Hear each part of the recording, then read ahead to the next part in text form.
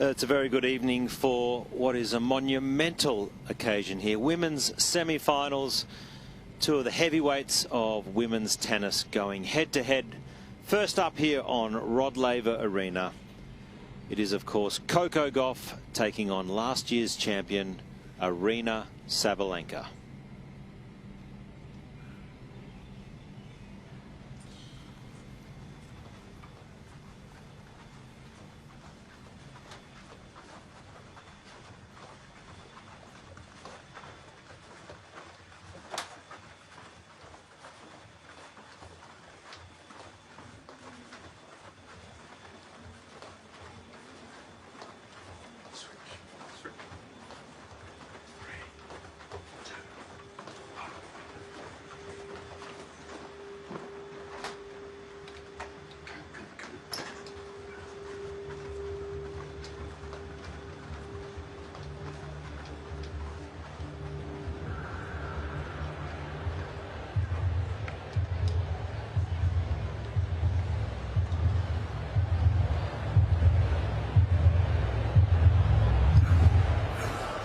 It's women's singles semi-finals on Rod Laver Arena. Please welcome Coco Gauff.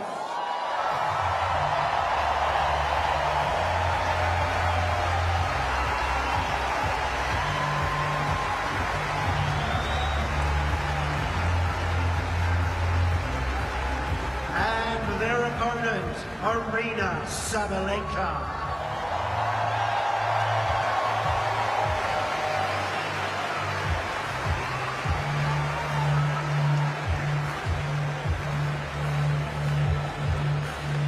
So last year's finalist, last year's champion, excuse me, Aryna Sabalenka taking on Coco Gauff in what promises to be a blockbuster. That's what everyone's been talking about all day here around Melbourne. Coco Gauff so famously won the US Open 4 months ago, where she did in fact defeat Aryna Sabalenka. And boy, this promises to be an absolute beauty. Alongside of me is Chanda Rubin. Chanda, a very good evening to you. And wow, can you believe this is a semi-final? This feels more like a final. These are the two players who met in the last major final at the US Open. And you can imagine that this is the clash we've all been waiting for. Ladies, welcome. A couple of reminders before we start. First of all, after the coin toss, can we please take a photo in that direction? Towel bins and shot clocks in the four corners. The red tape is for you. And the one with the blue tape inside is for you. Remember, friend-friendly policy. There will be a bit of movement, but I think you're used to it by now. Any questions? Madeleine told me she would like to ask you, Aryna. So, what do we have? AO it is, and go.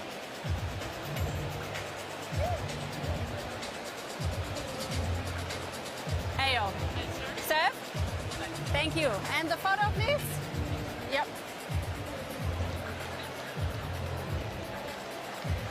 Fantastic, thank you. And this is yours, and if you can leave through there. Thank you. So Aryna Sabalenka winning the toss, and you don't see it that often, but she has elected to serve first, which is a sign of confidence, and she's been in brilliant form. And she has a terrific serve. That's a real weapon, Sabalenka does, as does Coco Gauff, and that's going to be the shot that may come into play more often in this matchup. Well, Coco Gauff, what a 6 months it's been. It was stunning from post-Wimbledon, the run she went on. Currently ranked number 4 in the world, just 19 years of age, and success on the US hard courts, Chanda, with that huge win at the Australian Open. It was an incredible summer for Coco Gauff, winning back-to-back titles, culminating with that US Open trophy, her first major. And for her, it felt like a long time coming. She talked about that, how all of the expectations, the desire, how motivated she was to win, it all came together at the US Open. This her road to this semifinal match, and she's had a few road bumps. A tough set in the second round against Caroline Dolehide, and then of course her quarterfinal match against Marta Kostyuk, where Coco Gauff was down 5-1 in the first set and managed to turn that match around and win it in 3 sets. Yeah, it was a battle, and just showed her mental strength in the end. Well, Aryna Sabalenka, great to have her back as the defending champion. Boy, oh boy, has she been in some sparkling form at this tournament. Just lost 16 games, and it was a strong year as well in 2023 for Aryna Sabalenka, winning 3 tournaments, one of those being the Australian Open, and her form has been irresistible this year so far. Finals of Brisbane and just dropping 16 games so far. Yeah, this is where it started for Aryna Sabalenka last season, and she in the final here had to turn around the match after losing the first set to Rybakina, and she's had a much easier road getting to this stage, of course, in that quarterfinal match, getting through the 9th seed Krejcikova.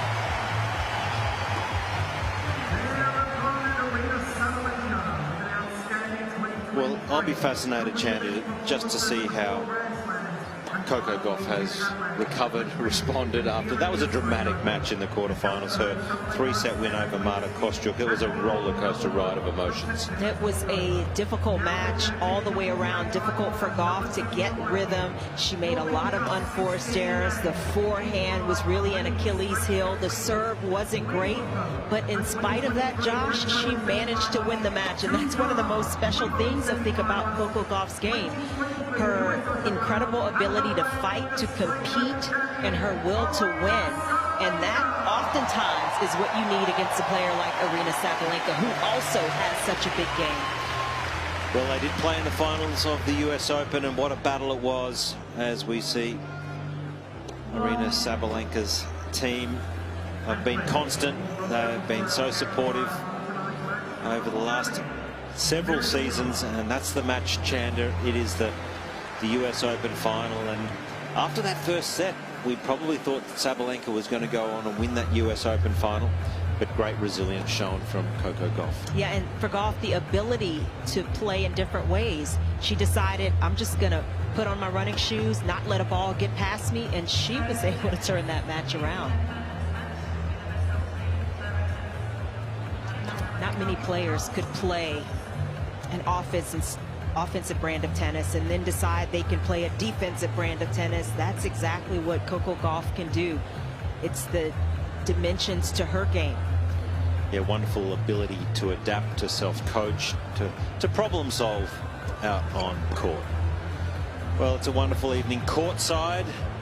And we might just check in with Laura Robson courtside. Laura, it's a big night tonight. I'm sure there's a lot of emotion courtside. Yeah, there is. I just love the energy when both players walked out, and so many people already in their seats well before the start time, because they know this is really the blockbuster of the 2 semi-finals. It's the one that we hoped for when the draw came out. So amazing to see these two make it to this stage of the tournament. All right, players just about set here. It's been a little wet today in Melbourne. First set. Also this afternoon, so the roof is closed and the players are set. It's women's semi-finals action, and Aryna Sabalenka to serve.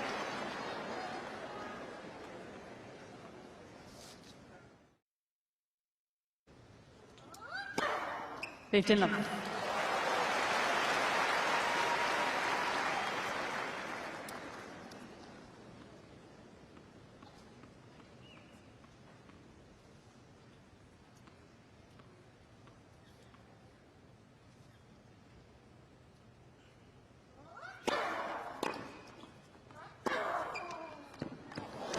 These 2 shots, the serve and the forehand, have been so impressive, haven't they? Yeah, Josh, I was just thinking, obviously the roof is closed, so it's not going to play quite as fast as it would on a hot, humid day, but at the same time, really nice for the conditions to be even for all 4 players tonight. No wind, no outside factors affecting the level of tennis.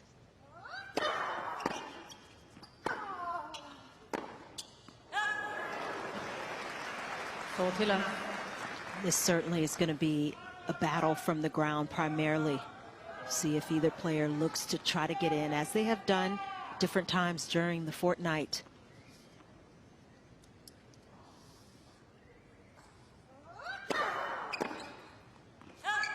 Game Sabalenka. So it's a clean start.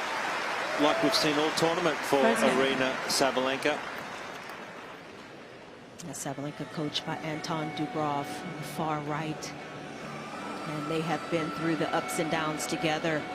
And Sabalenka absolutely believing in her team, taking on some of the responsibility as a player, especially when she went through those struggles with her serve. As we see the win predictor with Aryna Sabalenka as a 59% favorite. You happy with that? I think it might be a little more even, but this match for me is more of a toss-up. I think for Sabalenka, she's going to look to play it on the forehand side. Gauff is going to look to have the backhand dominate more often. We'll see what gives.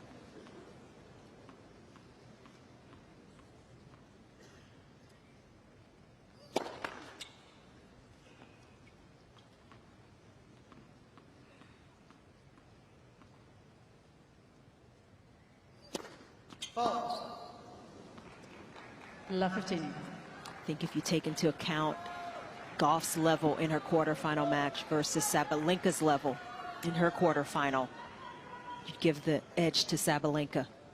But Gauff has got so many intangibles.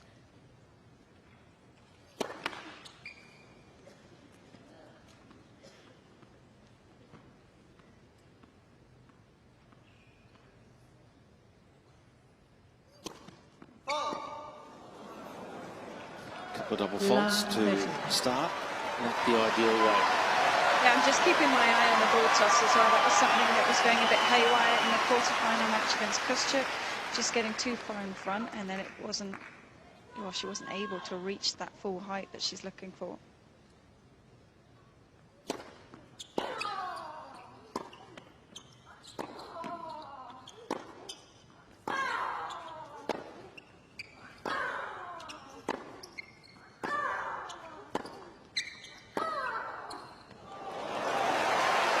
His forehand has been a weapon all tournament. Love 40. And quick out of the gates here. Love 40. And Sabalenka in that point not afraid to test the Gauff backhand.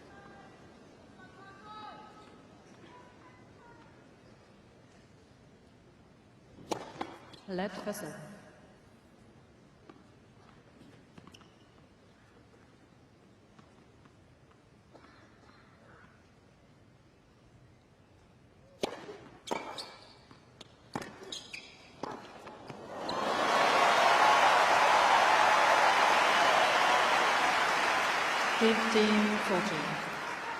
That's one of the moves that Sabalenka made throughout that U.S. Open final. She missed a number of those shots, but it's good to see her making that kind of move early in this match.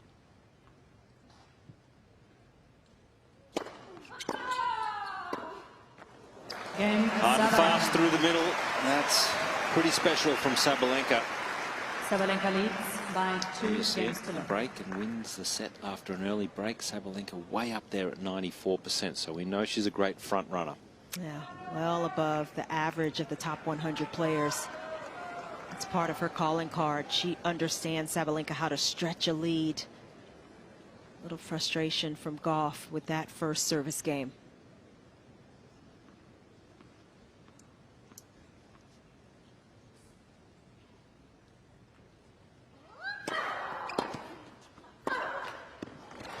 Chanda, what do you think Sabalenka has learnt the most of that? It was a heartbreaking loss for her in New York at the US Open final. You know, I think she played it well and just didn't execute up at the net, got a little nervous, started losing sight of her targets. That first foray into the net there, it's a good sign that she's willing to make those kinds of moves early here.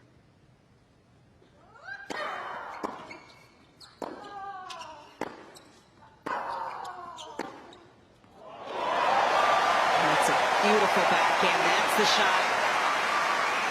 That is such a big one for Gauff. But Gauff moves so well, and even for a player who can hit winners like Sabalenka, you've got to be willing to take some of those balls out of the air, not have to hit 3, 4, or 5 winning shots per rally.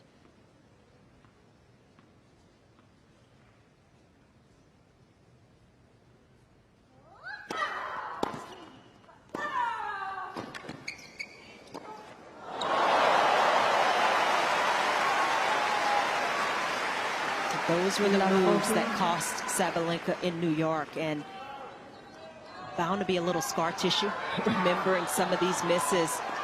And this one, again, just didn't quite get in position. And that high backhand volley is one of the toughest in tennis.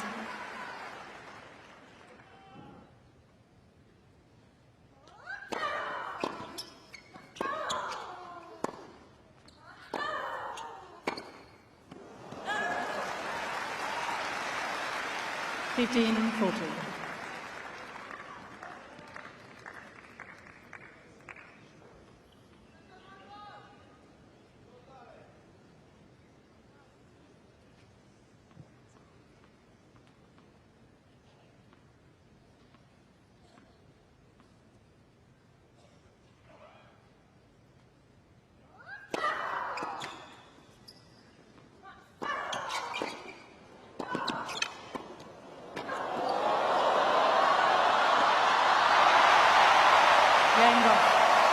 Incredible.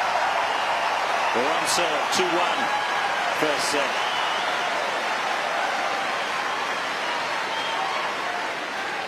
Sabalenka leads by 2 That games was to pretty impressive courtside. Blinding speed there from Coco Gauff. Wow, I mean, how she got up to that one and didn't touch the net, considering she had to go full pelt. And you saw her almost lean over. She's right in front of me courtside here, but the balance that these two players have when they're on the run is so impressive.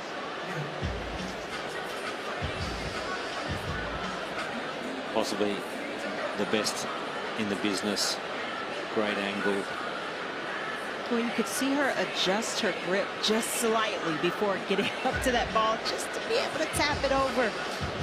That shot And had a little bit of everything. And she can reach over the net if the ball is coming back on her side, so that's legal.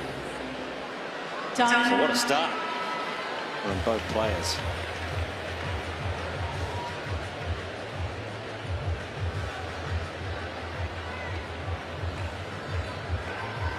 Elle Macpherson on the right there. Great to have one of Australia's icons here, front and centre, enjoying women's semi-finals evening.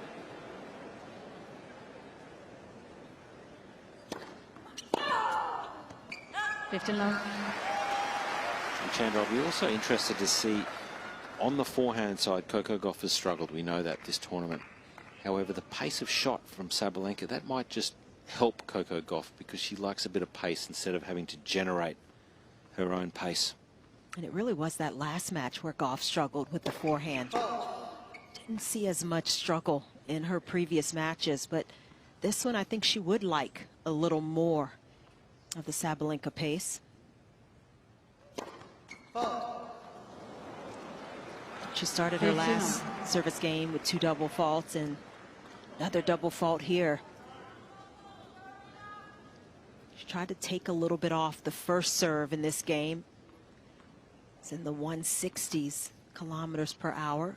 So that may be something we see a little more of initially. But not there. Back in the 190s. Perfectly placed. 15.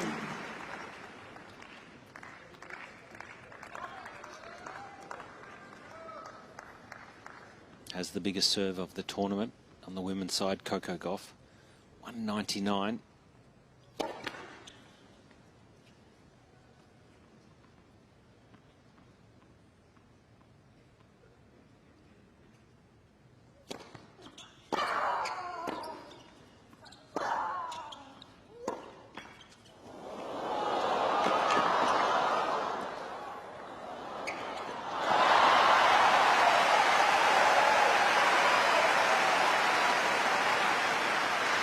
And let's not forget Coco's average serve speed has gone up to last year's US Open. She was 172 at US Open. This week, or the last 10 days rather, she's been 183 k's per hour.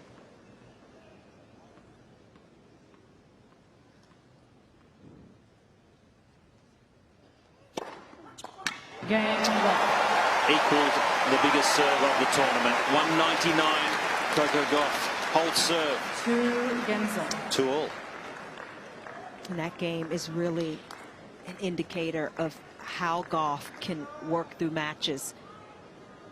Not a great start on serve. A lot of players would have really just collapsed mentally. They would have let it affect them for 2 or 3 games.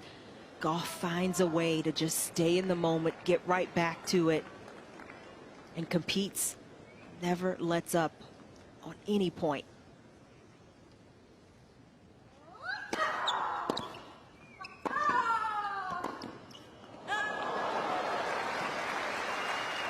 I think that's one of the things that is so smothering about playing her. You know, you look at the skill set and what she can do. Yes, you can go into the forehand. You can try to get some free points there. But she's going to be right back on you the next point and the next after that.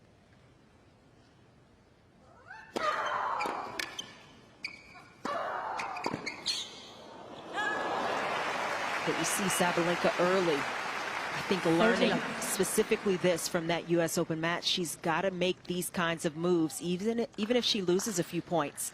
Gauff is that fast. Yeah, she's not comfortable coming forward. She doesn't want to come forward, but most of these shots against a lot of the draw are winners or clean winners. They're not going to be against Coco Gauff.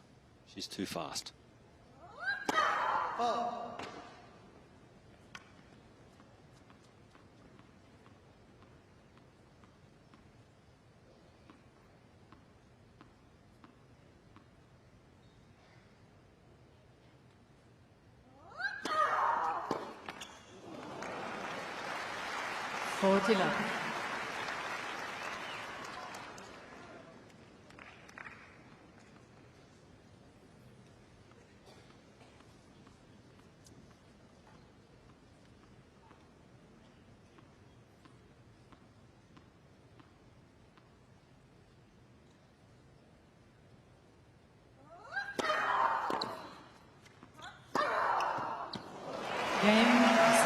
His forehand is simply stunning. 3-2 on serve, first set.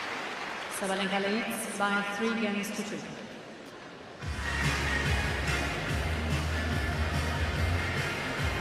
Well, it's been a good start from both players.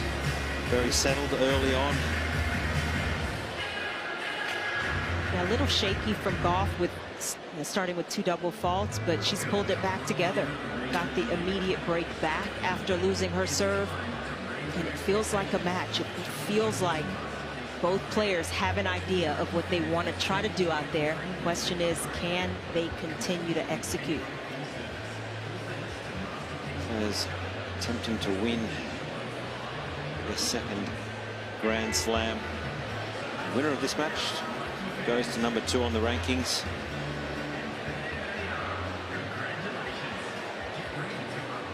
Time.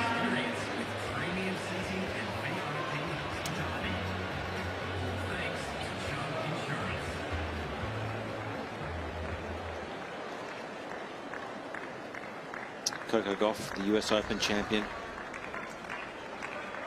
in combat right here against Aryna Sabalenka, the world number 2. 3-2 first set.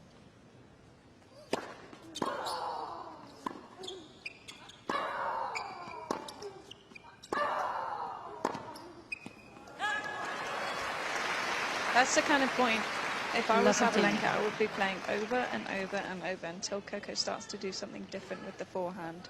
Because even if it's not an unforced error, this one, it was an unforced error, but even when it goes in, it's that, you know, not too pacey mid-court ball that she can really take advantage of.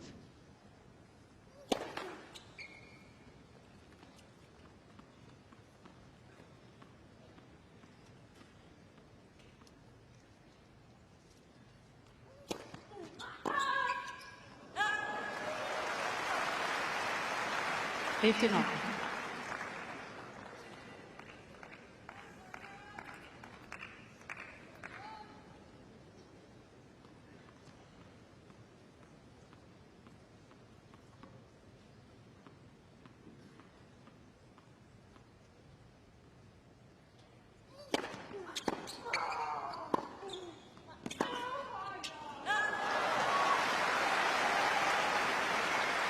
$13-15.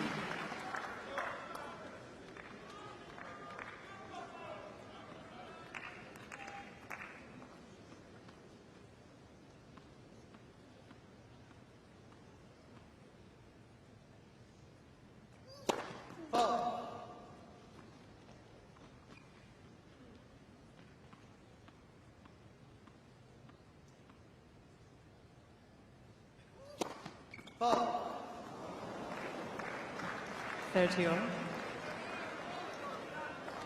Fourth double fault for Coco Gauff. Brad Gilbert, bottom right, joined the team prior to her US summer swing, and boy, has it been successful.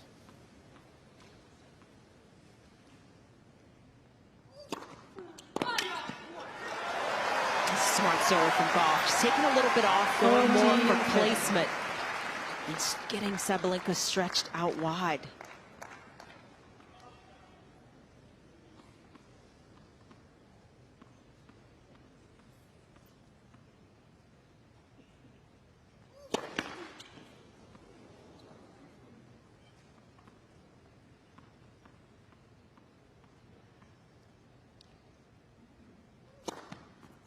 Yes.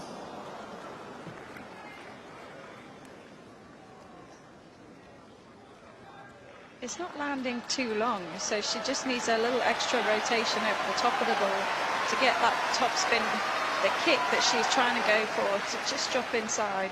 But it just feels like it's more of a lack of racket head speed at the moment.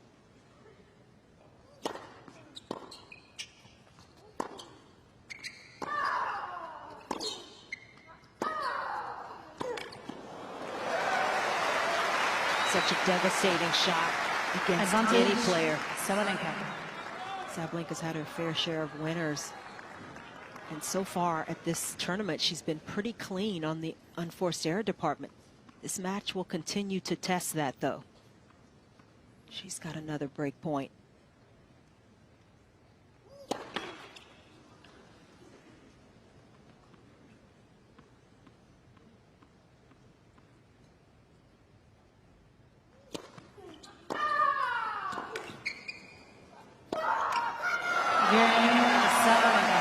Unrelenting attack into the forehand side of Coco Gauff, and that is a break for Sabalenka. 4-2.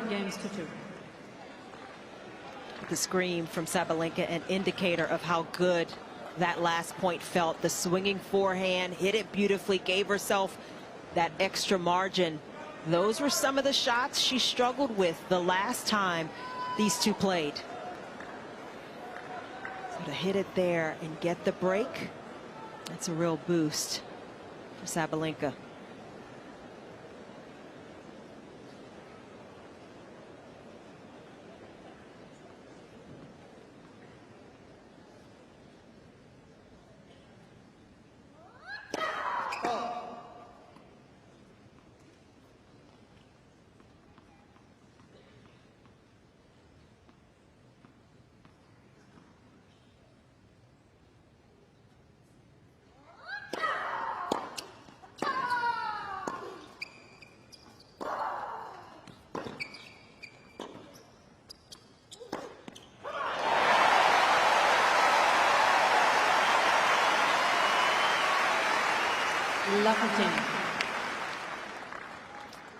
That last service game for Sabalenka was only the fourth time she's been broken this tournament. Gauff again trying to apply pressure on the Sabalenka serve.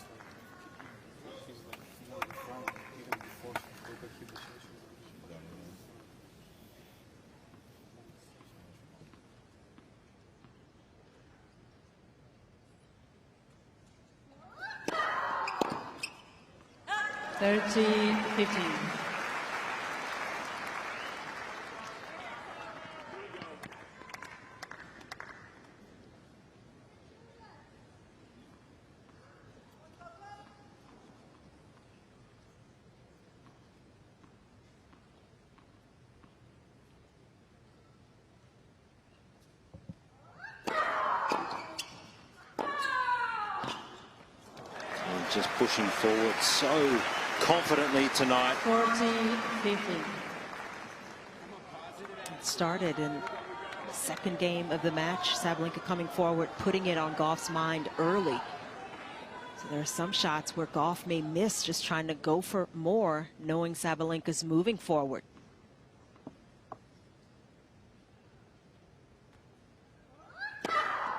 Game Sabalenka. Wow, what a performance. What a start from Aryna Sabalenka. Out to a 5-2 lead in this first Sabalenka set. leads by 5 games to 2.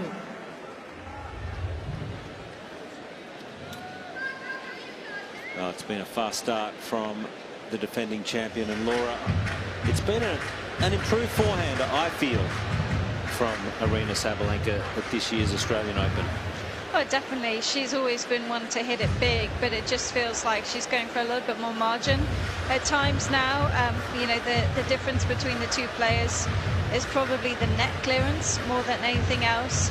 Coco just getting more height over the net. So if you compare that to Sabalenka's forehand, where she's coming down over the top of the ball, then as the retriever in that situation, you're then going to play up, and so she never relents on that aggressive position that she starts the point with. But yeah, it was something that as the match went on in Lyon, she started to struggle with and almost go for too much, but my goodness, she's playing well so far.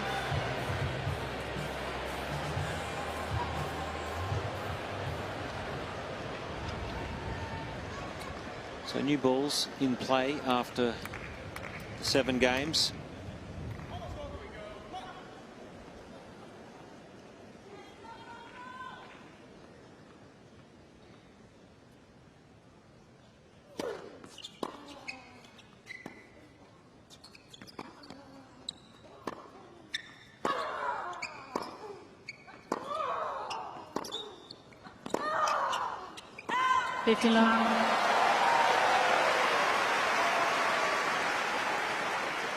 Points got to feel just a little bit better for Gauff. Held up, going forehand to forehand with Sabalenka, forced Sabalenka to change direction, caused the miss.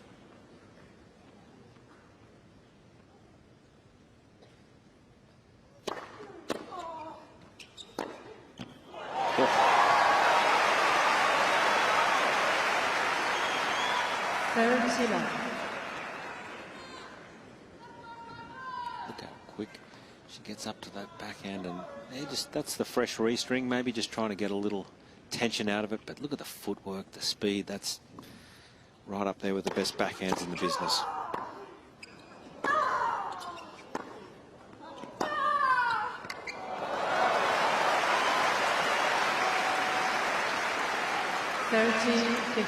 And you see Coco not really sure where to cover there, because Sabalenka could just as easily have gone line. She disguises it. She can hit any angle from this position, chooses to go short cross court, but it's almost impossible to know where this one's going to go.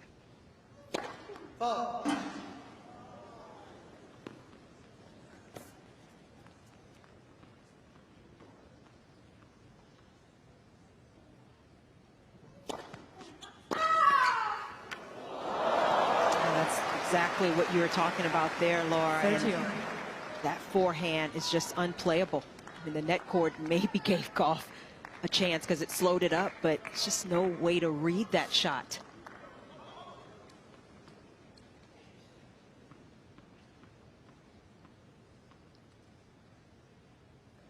So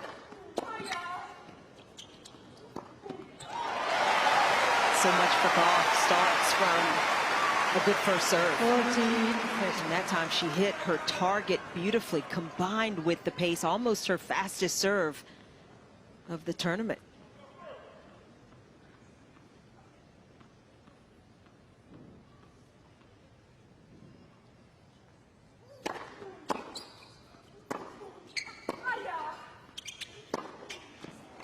A positive game here from the 19-year-old Coco Gauff. And we just asked the question here of Sabalenka. Forehand heaviness way above the top 100 average. Sabalenka leading the way at 7.6, and Coco Gauff not that far behind. And it seems like Sabalenka is having to hit it, looking to hit it a little bigger tonight than what she's even done in her previous matches.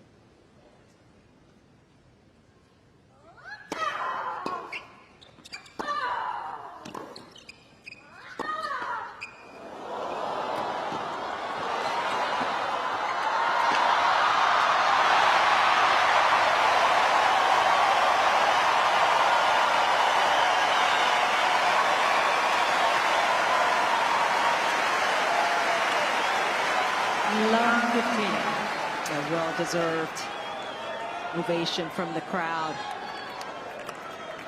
The poise, the balance up at the net from Gauff, just holding the previous shot long enough. It's worth a smile.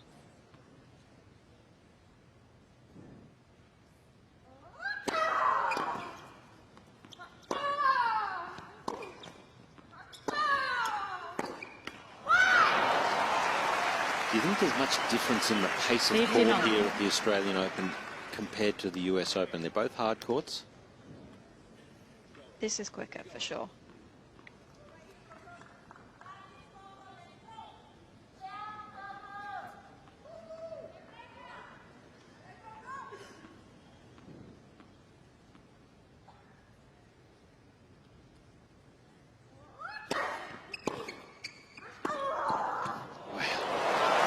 Just the aggression and the confidence from Sabalenka. It's been stunning.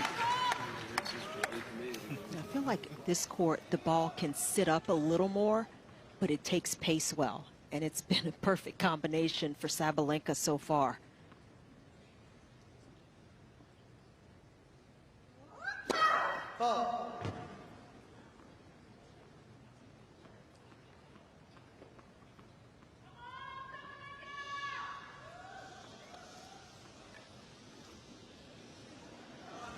Thank you.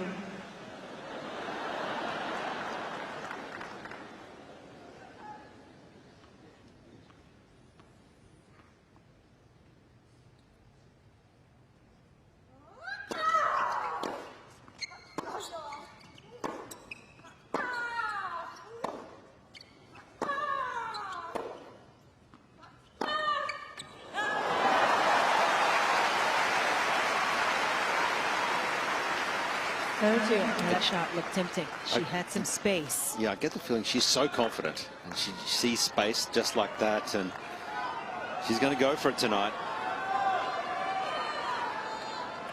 Shot still has to be pretty good though, because she's got her whole forehand open. So it's a fine balance, this aggression that Sabalenka's bringing.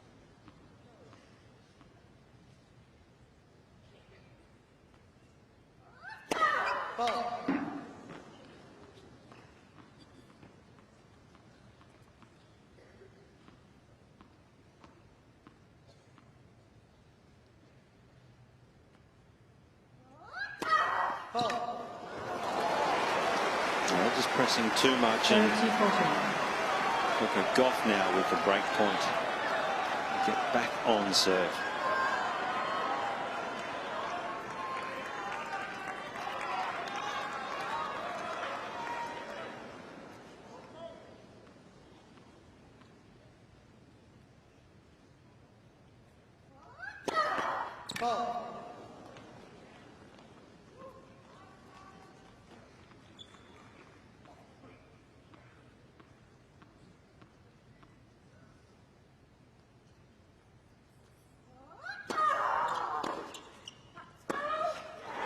Fight back again from the 19-year-old Coco Gauff, getting it back on serve. It's 5-4 first set.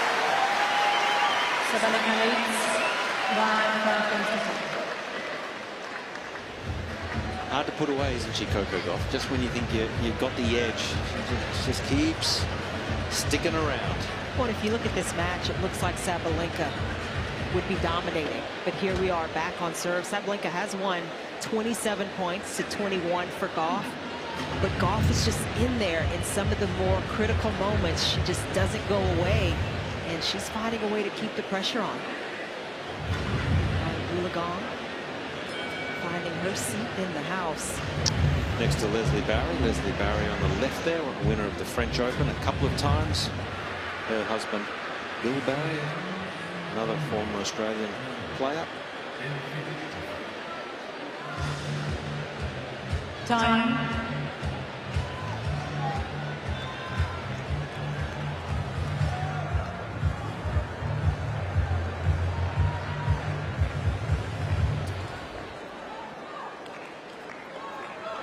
Shot of Robert Irwin there on the right. Steve Irwin's son from up on the Sunshine Coast, Australia Zoo. Thank you, ladies and gentlemen. Thank you. Players are ready. I love him. Well, I need to go find him after the match. good luck.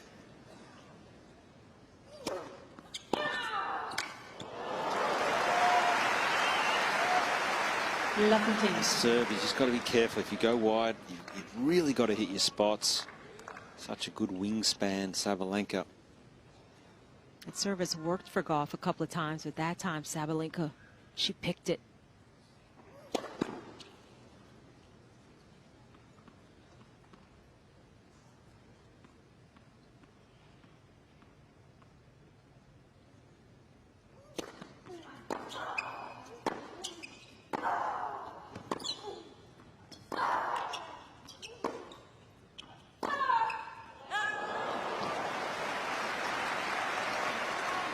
On.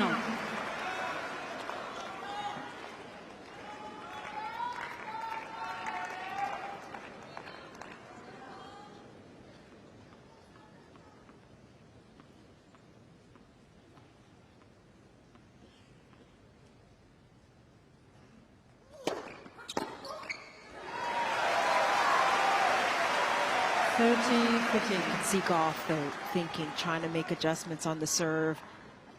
Out wide on the last one, that time changing it up down the tee. Trying to keep Sabalenka guessing here.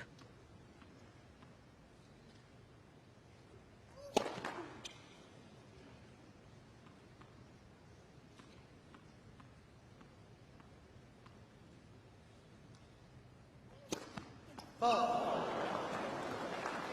30 on. That's a sixth double fault for Gauff. All of them missed the same way too. Most of them, well, almost all of them going along, and you just feel like she needs to correct herself with the wrist over the top of the ball. She's almost hitting up underneath it at the moment on some of these second serves.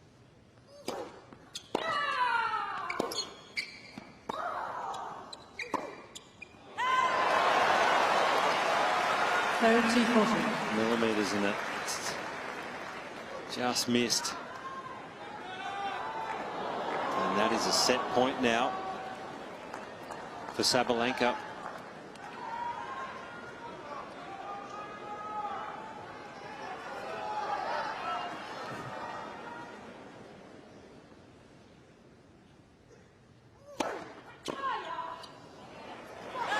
That's a big serve right into the body.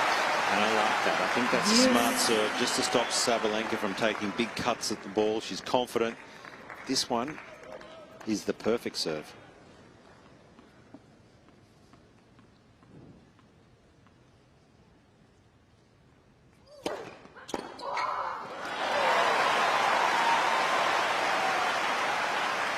Advantage. Gauff.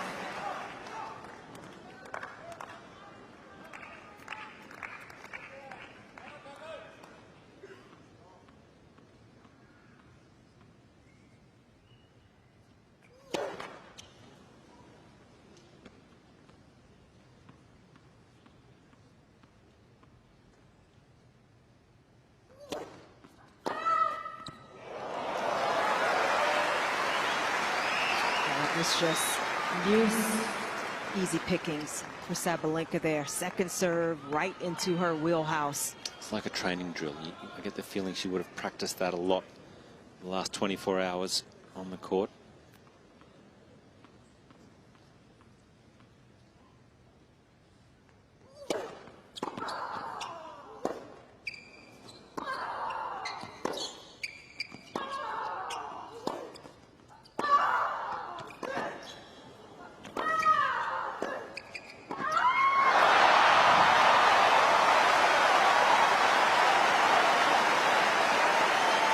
Again, Coco Gauff making Sabalenka feel uncomfortable.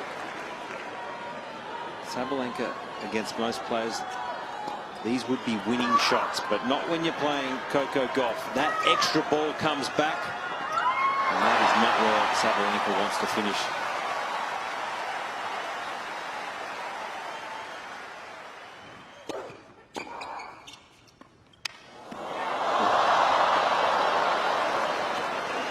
It's so hard to slow that ball down enough to play a drop shot. Sabalenka's ripped the return straight through the middle of the court, and then you're trying to balance enough to even make the +1 shot in the first base, but to dip into the slice drop shot, incredibly difficult shot selection.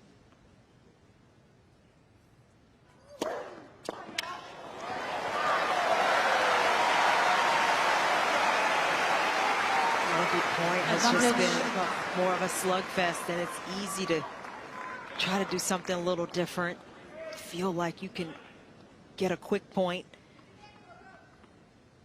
Gauff again with a game point to try to get this first set back even.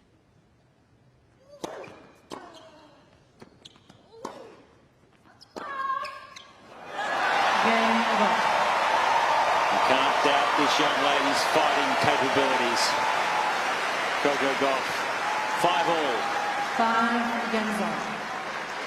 From down here, it seems like Coco, even with the double faults and a couple of awkward forehands, she seems much calmer between the points. Sabalenka, there's a lot of looking towards the box. There's a lot of, you know, grimacing almost, especially after that missed forehand volley. You get the sense that she's slightly stressed. She hasn't been tested this much this whole tournament.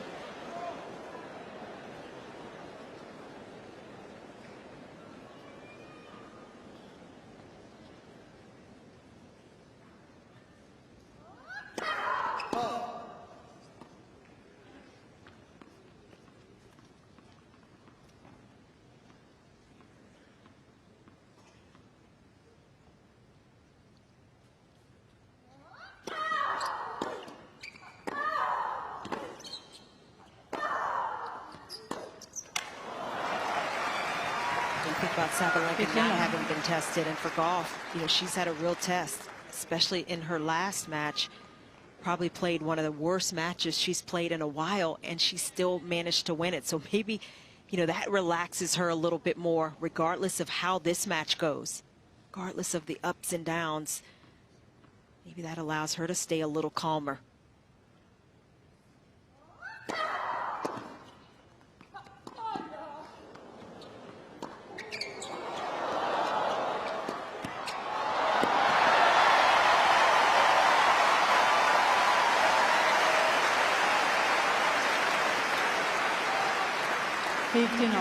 Billie Jean King next to Yvonne Goolagong-Collie. She's got to be liking that move from Gauff. Yeah. Up at the net.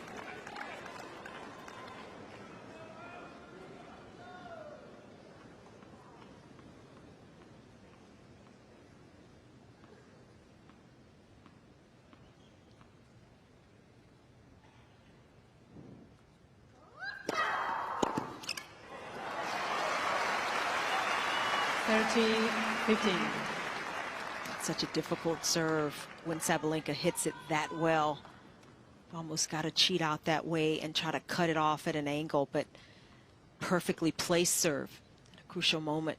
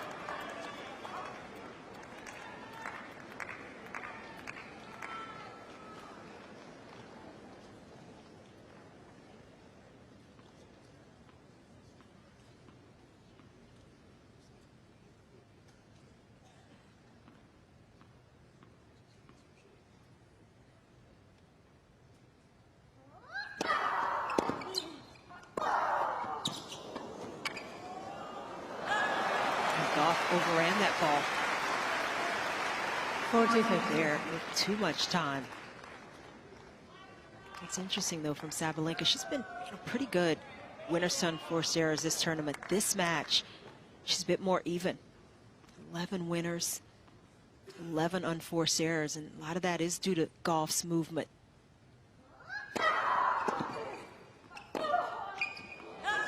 Sabalenka feeling that extra pressure, and she's missing more tonight.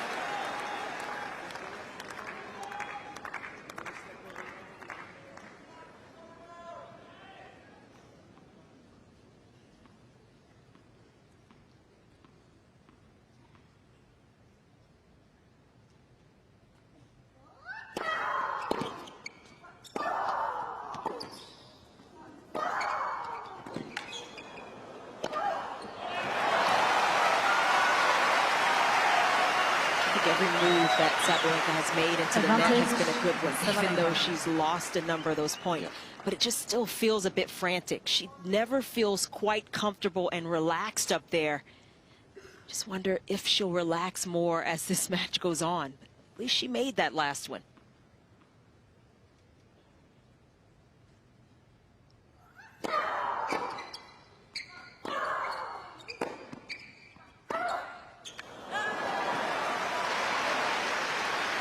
Well, you can feel the pressure because game point, she's deciding to serve over to Coco's backhand side. I feel like that's a no-brainer as this match goes on. Hit as many serves as possible to Coco's forehand so that you just get yourself in the point. Don't look for just the 3 points off the first serve.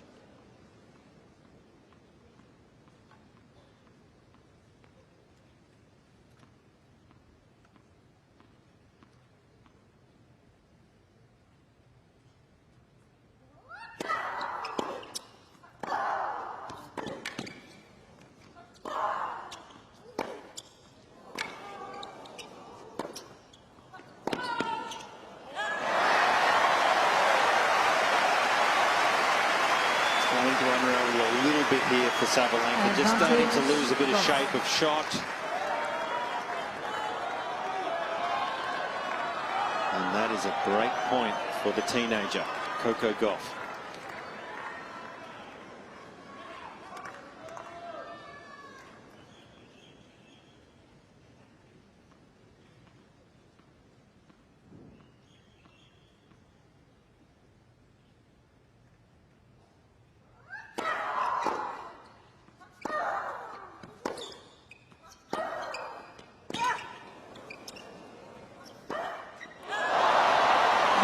Can you believe it?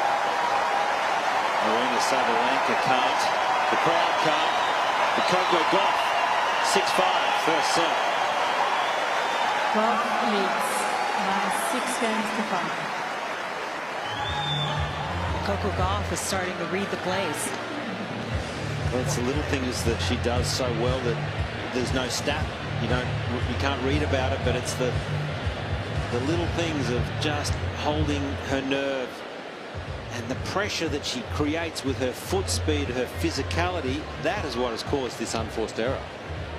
Yeah, I mean, most cases you go into the open court, but because Sabalenka has to respect the speed of Gauff, she's second guessing these shots, and maybe at the last moment she saw Gauff stayed and then tried to make that shot better.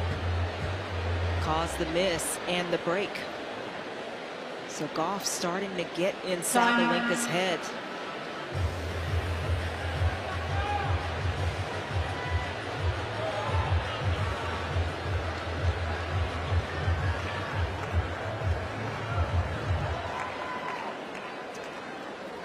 Well, it's really been a dominant Sabalenka, but for the large part of this first set, but just hasn't been able to get that on the scoreboard. And now all of a sudden Coco Gauff serving for the first set.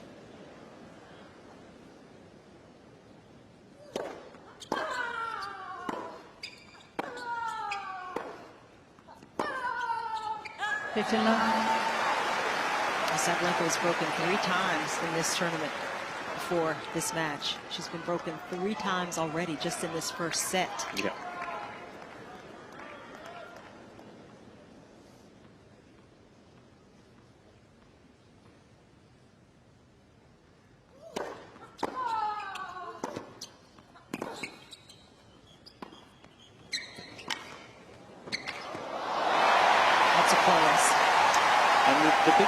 from each, Andrew, is just how comfortable Coco feels at the net, finishing at the net as opposed to Sabalenka.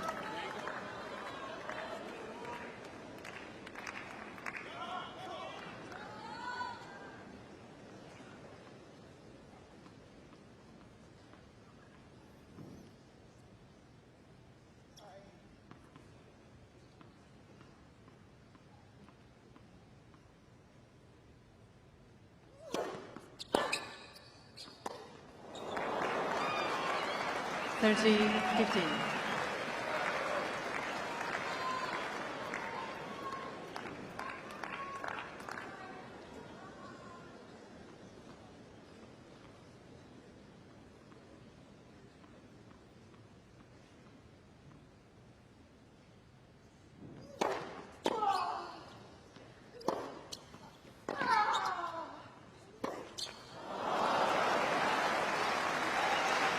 I always feel like that is this type of shot she can take as a backhand. She usually does through the middle of the court there.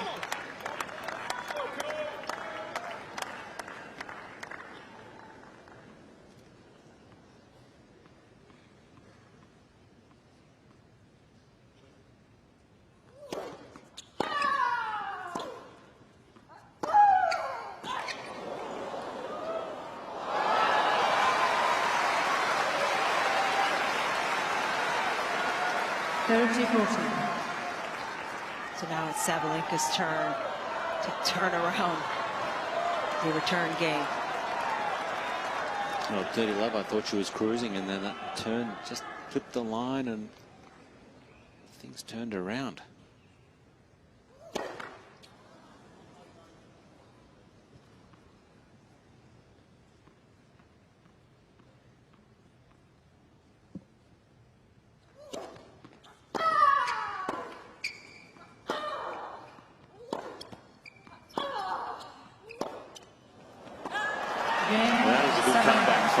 Sabalenka. But she was down now in that game. And this first set will be decided by a tiebreak. Yeah, Sabalenka stopped the run. It was 4 games on the trot for Gauff. Looking like she might have this first set in hand. And Sabalenka also a terrific competitor. Is being tested fully here right now.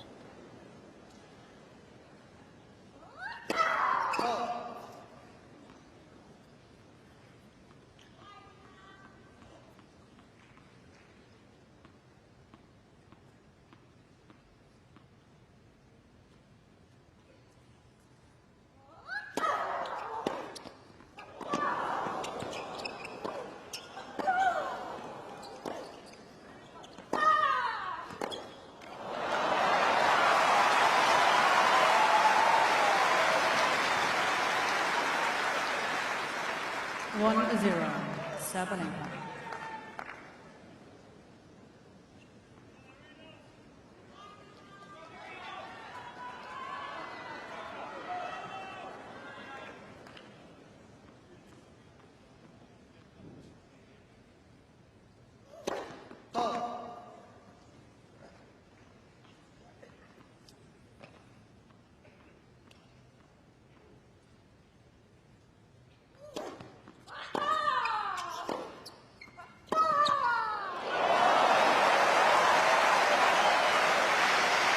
Very good. You can see Coco straight away running into the forehand side. She's protecting that cross-court forehand. And again, Sabalenka able to hit any corner possible from that position.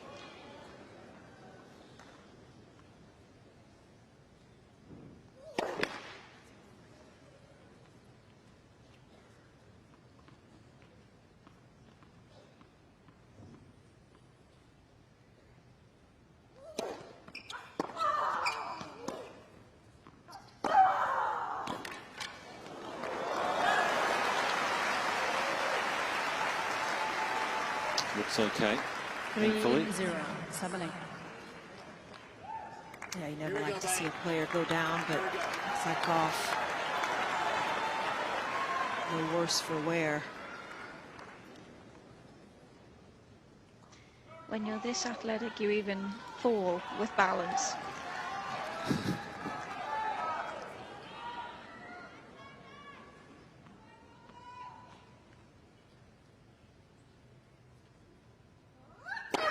Left for serve.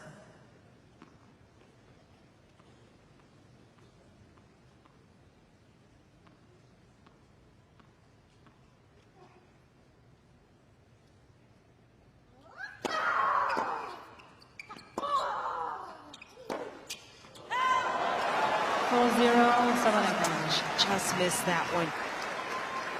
But this start of the tiebreak has been terrific from Sabalenka. She's made some adjustments, a little more margin on her shots, getting the returns back in play, not overhitting.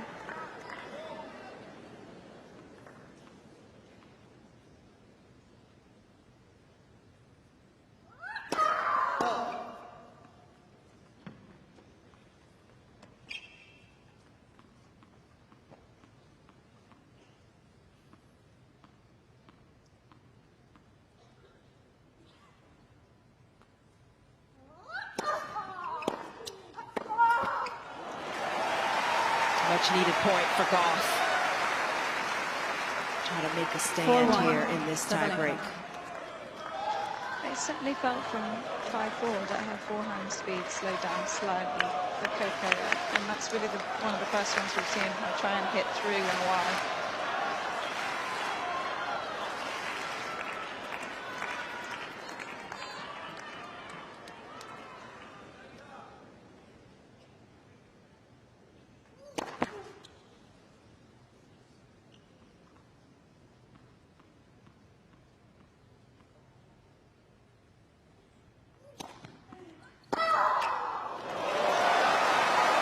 That's just nasty.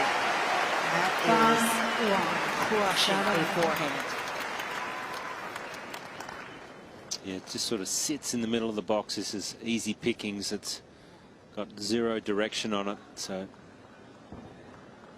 well dispatched of here from Sabalenka. And against most players, Gauff would have still had a chance to run and get to that and scramble. Could not even make a move. How big that shot was.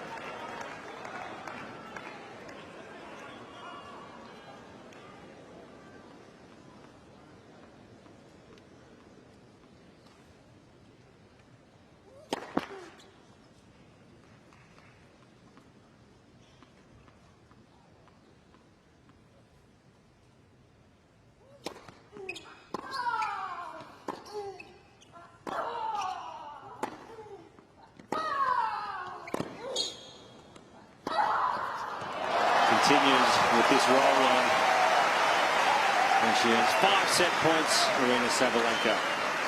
6-1. Sabalenka. And that forehand especially just looked a lot calmer. She got set up, she held it just long enough. It's important against a quick player like Gauff.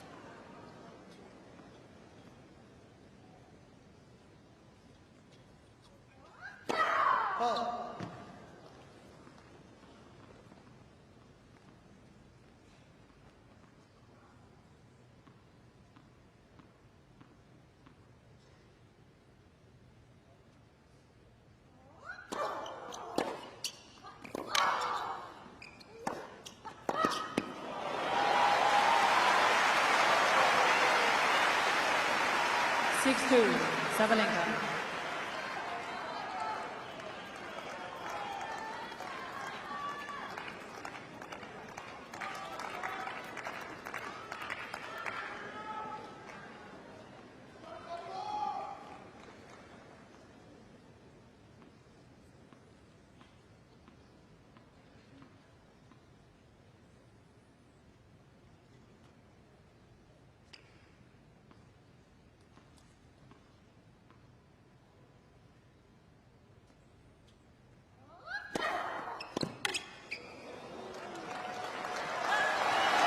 It took an hour.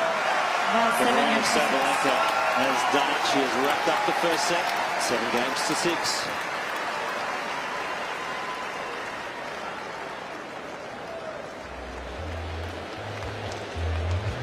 I'm sure you guys are going to get into the numbers here, but just a really great set from court side from both players. The fact that Coco was able to get herself back into it, even though her forehand speed did drop 6Ks from the 5-4 game. Really a fantastic 57-minute set, guys. Yeah, it looked like it was going to be pretty one-sided when Sabalenka got up 5-2, but Gauff fighting back. And for Sabalenka, the serve was the key down the stretch, especially in the tiebreak. Won a nice percentage behind her first serve and the winner. She was the player more aggressive as often as possible. It produced a few more unforced errors, but in the tiebreak, she locked down even more. And that's where Sabalenka was able to really put herself out in front at the start. Nice highlights from this first set where both players had their fair share of winners. So Sabalenka looked to move forward, but Gauff still showing her athleticism, her speed, and really forced Sabalenka to come up with some of her best stuff at the very end.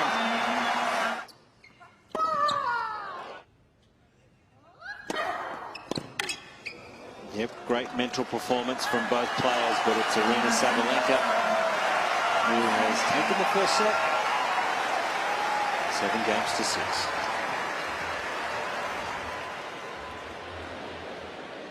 Second set, Gauff to serve.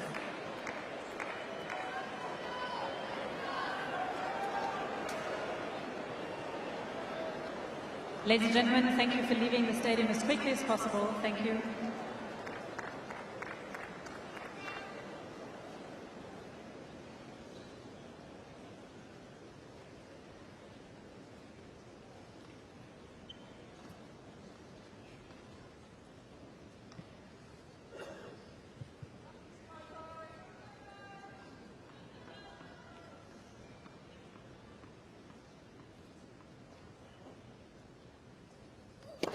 Let for serve.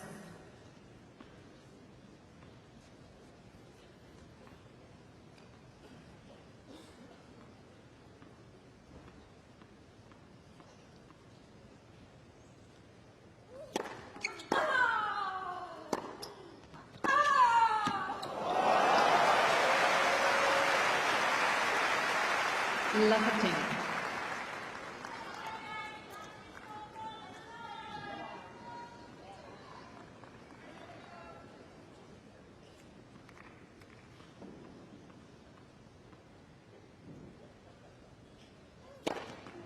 15-all.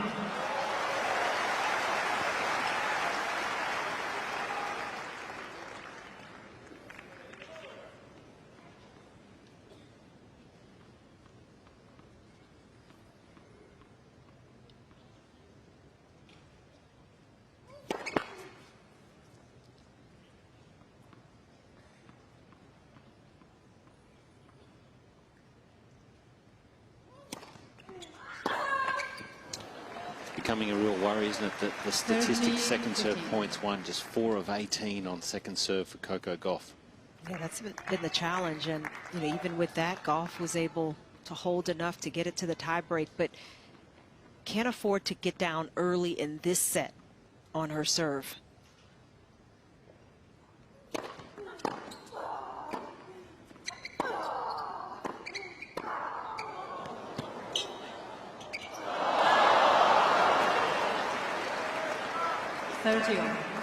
Sabalenka, she tried to hit it, but it ended up being out.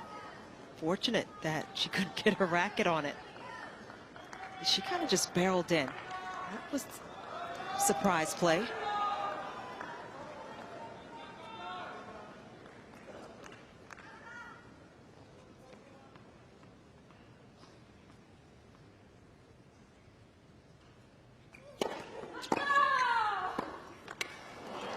It's interesting when we talk about Sabalenka not looking as comfortable up at the net. She's been a terrific doubles player, got to 2 in the world.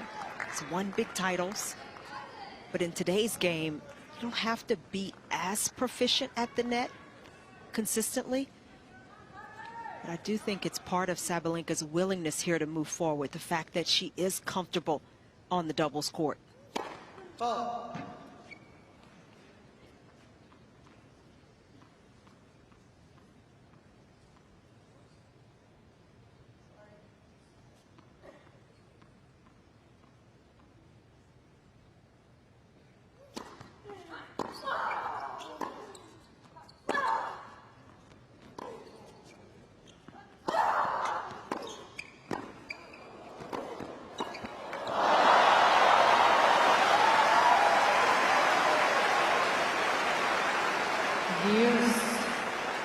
there are some volleys that Sabalenka is finding a way to miss. I mean, it's interesting.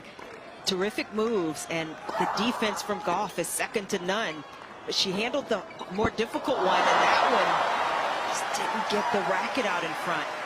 Almost the whole court to play it into.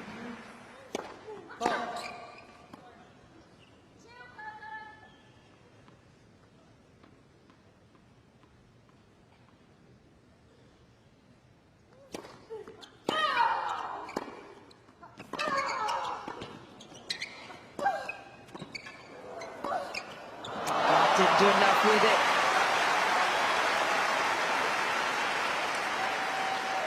Advantage, Sabalenka. Sabalenka just reading the play, not overhitting, kind of playing for that second ball on her passing shot. Done that better in the last 6 to 12 months. Just that extra shape and softness to her skill set. It's very noticeable.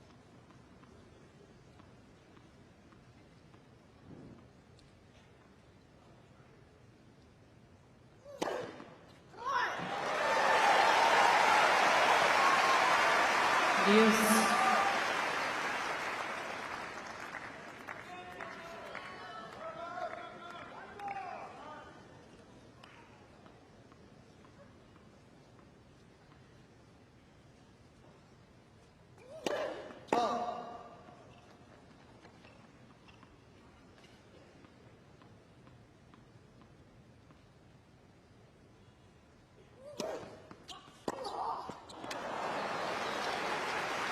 Advantage, Gauff just trying to hang on here, hang on to her serve. Start this second set in the positive.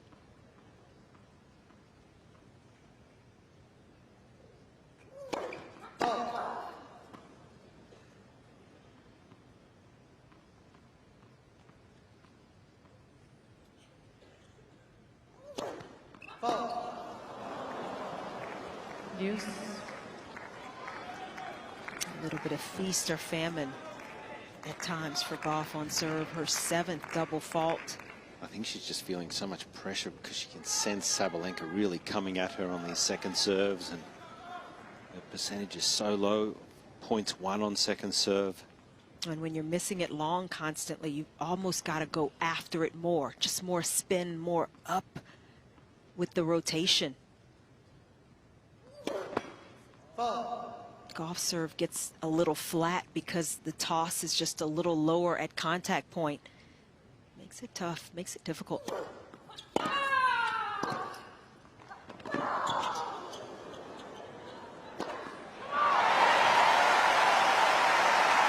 a good adjustment. Advantage, Gauff. Another extended game for Gauff on her serve. This one over 6 minutes. She gets another game point.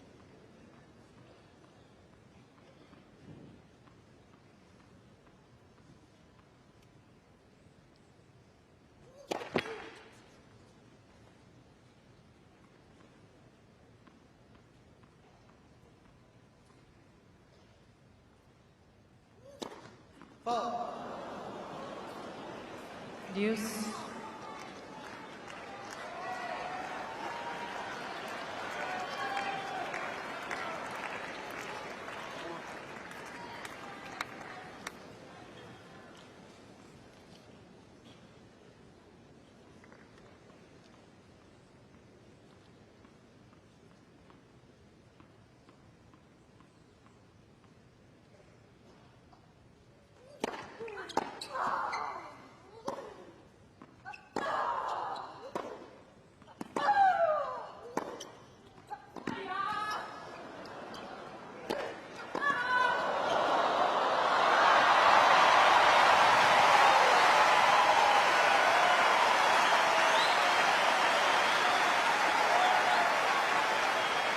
That's one of the best volleys that Gauff has hit. Below the net, dropping quickly. Started with the overhead, but she just feathers it nicely, softens the hands up just enough.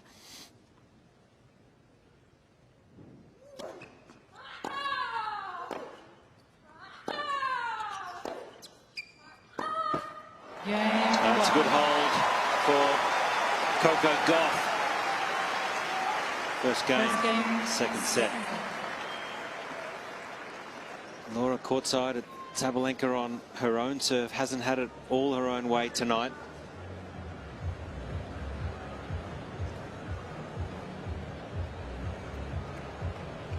May have lost a little bit of sound down below, but it's been a struggle for Sabalenka, and a lot of it has to do with the returns that Gauff is getting back into play. Sabalenka's had a lot of unreturned first serves throughout the tournament, but it's dropped way down today. Just 20% of her serves, first serves, unreturned. So she's having to play points a lot more completely, and it's been under more pressure.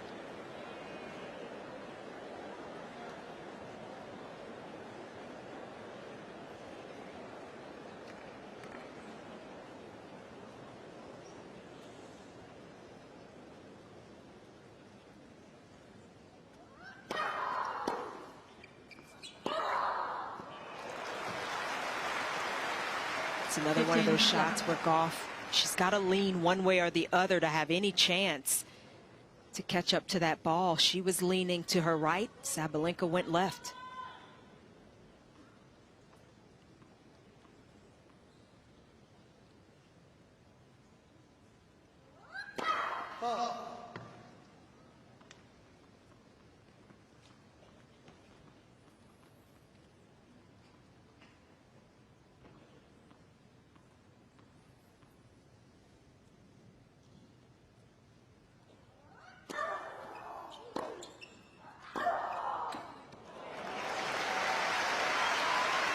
I feel like I'm good again. Yep, you're back. Yes, Great to have you back. Thank you. Yeah, you guys mentioned the unreturned serves, but one thing that sticks out to me is that Sabalenka, especially on the ad side, is going more with her first serve to Coco's backhand, which tells me just that she's trying to go for her favourite serve rather than the one that's going to get her more of those unreturned numbers.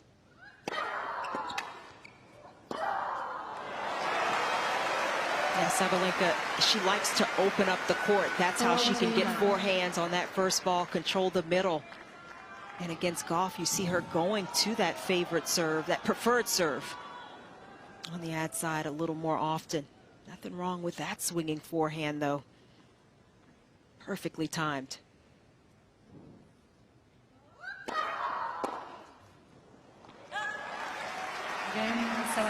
Let's big a quick service game. A love hold for Sabalenka. And Gauff has got to feel like she's been serving most of this match with some of the longer games she's had. That last one over 7 minutes or so long, and now she's right back to having to serve again.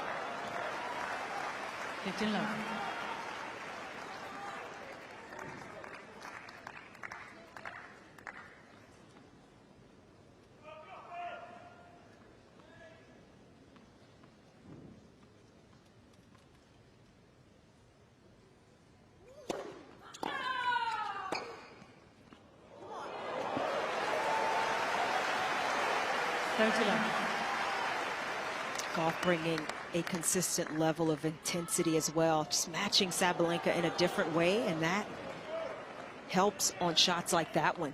Just doing what she can to fend it off, and it's an outright winner.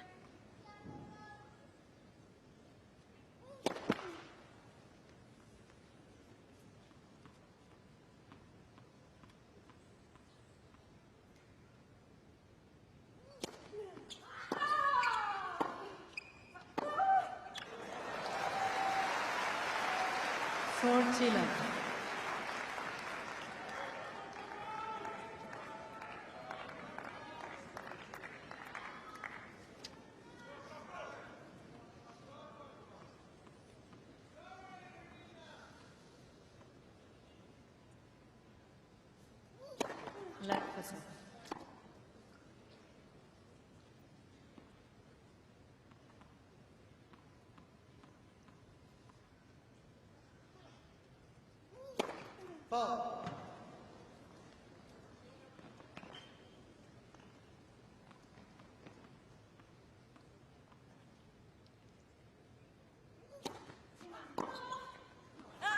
Couple of quick service games for both players. So it's Coco Gauff, 2-1 second set, first set, Sabalenka.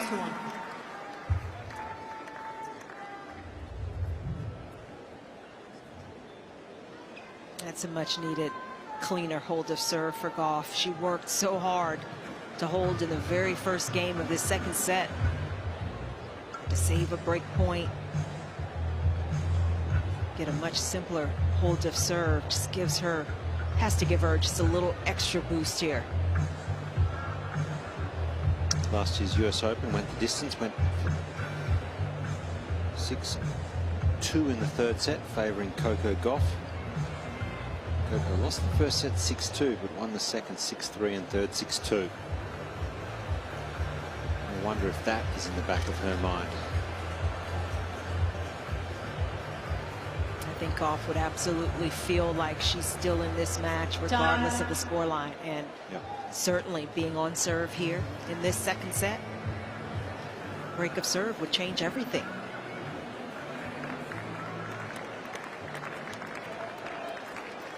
New balls, so fresh rackets for both players.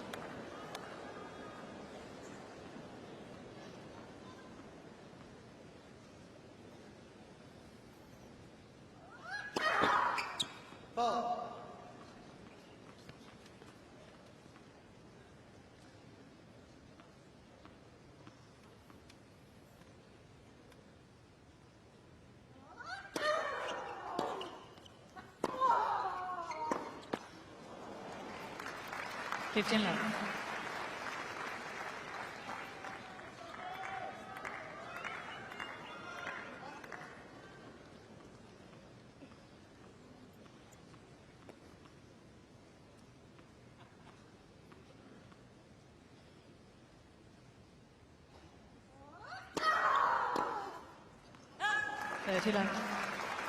There's so much on the line in this match. Obviously a spot in a major final.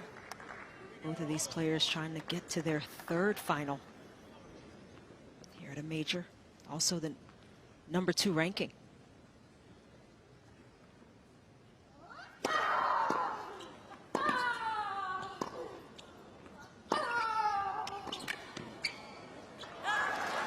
Sabalenka currently sitting at 2 in the world, but the winner of this match will either hold on to that spot or take over #2 ranking.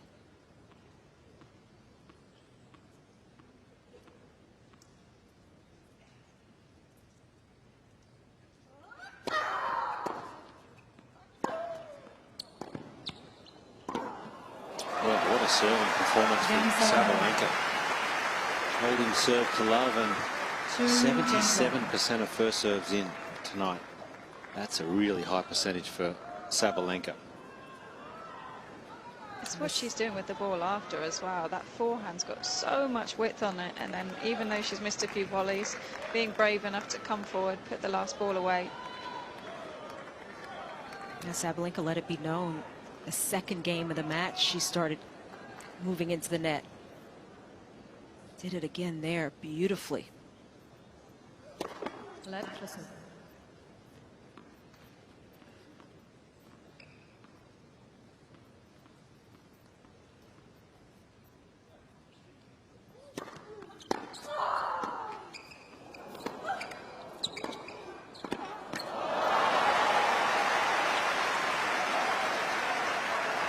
Love.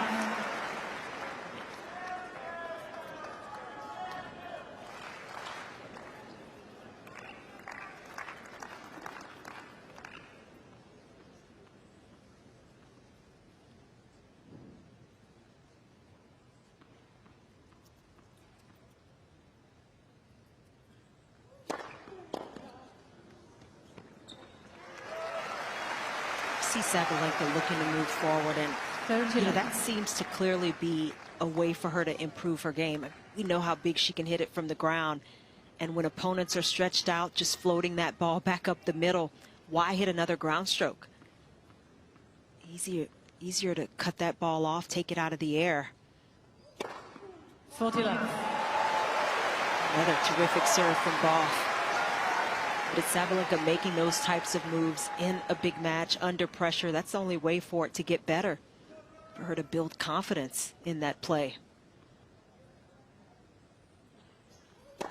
Well,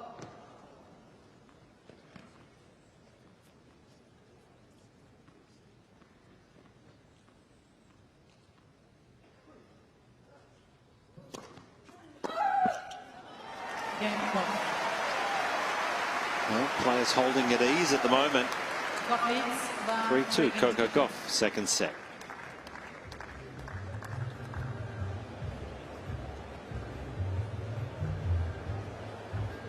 This is just hanging in here, Coco.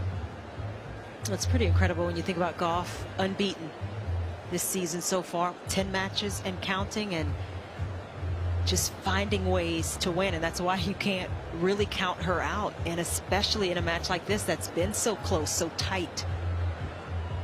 They won the title in Auckland to start the year. A little nervous first round, I felt, Coco, here in her opening match. Won at 6-3, 6-love. Against Schmiedlova.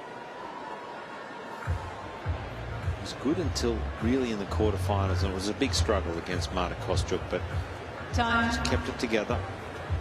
Got the win in the end.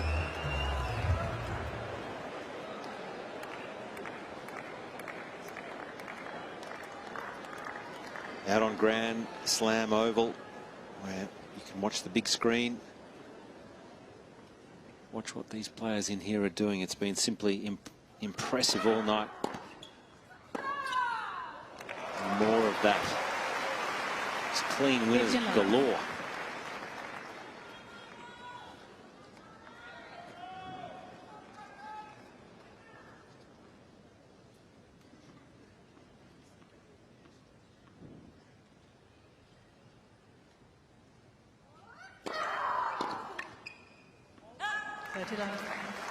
That's what Sabalenka hasn't had as much of in this match, but she's still doing an excellent job on serve, just not panicking, even if the ball does come back.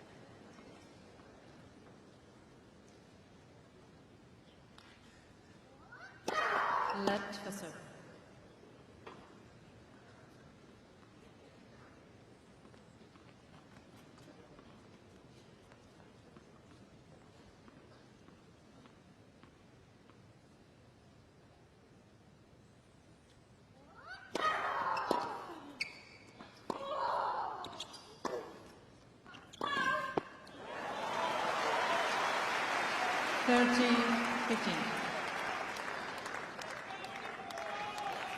I like the higher one from Coco there. Maybe didn't mean for it to jump off the court quite as much as it did in the end, but just a bit of extra topspin, because Sabalenka's playing so one pace at the moment that if you can try and disrupt that rhythm, it's only going to be a positive.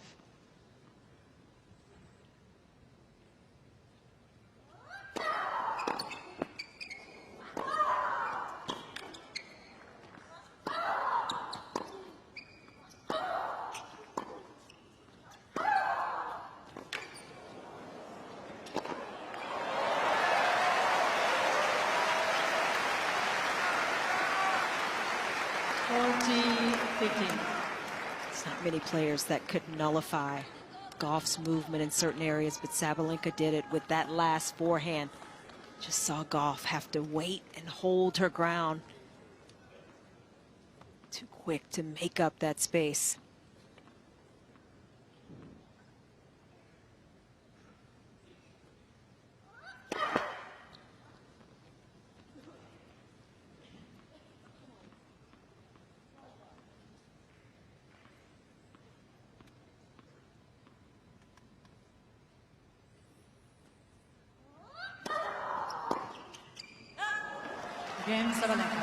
Another hold for Sabalenka, and It's been a while since I can remember seeing a match where Sabalenka has come in to the net 19 times.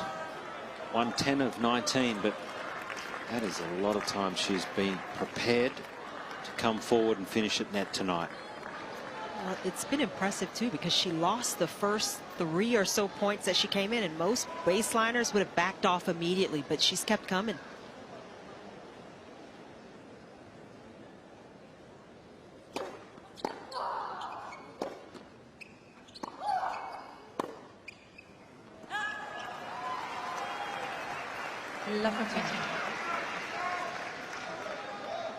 It's quite funny watching Billie Jean King between the points at the moment, because she's like leaning forward, she's twitching, she's so nervous watching this from the front row.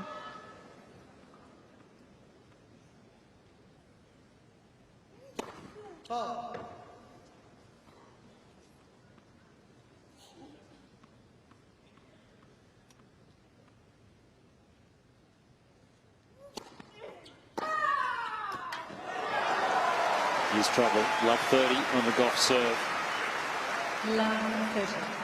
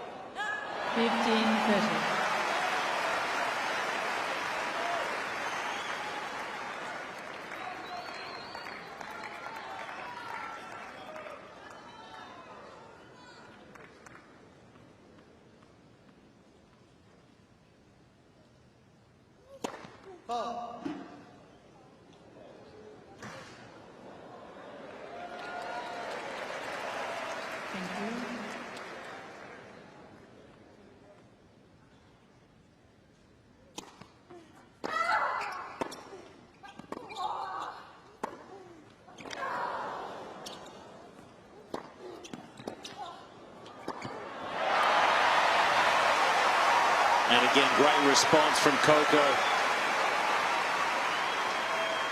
30. She's just getting out and competing, finding a way to win a point. It's a little different from trying. Gauff doing it beautifully there.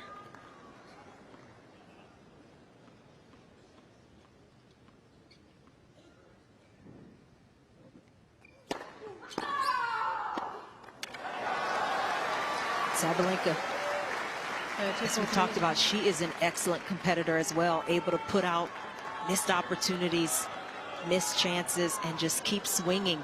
And she generates another break point.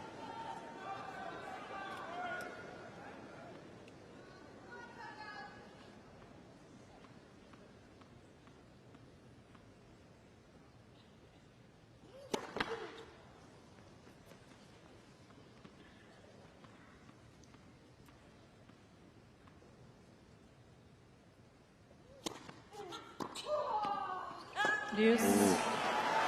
Smart serve this time. Straight at the body backhand.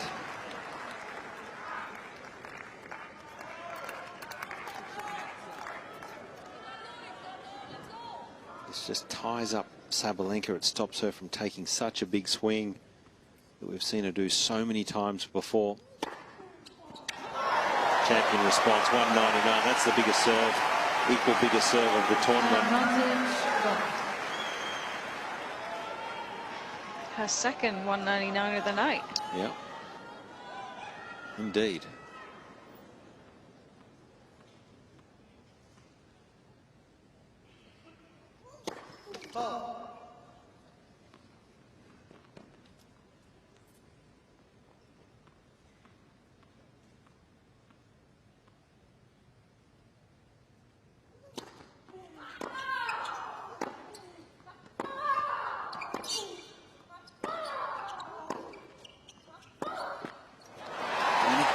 Coco Gauff just seems to find the way to hold on. And moves ahead. 4-3, second set.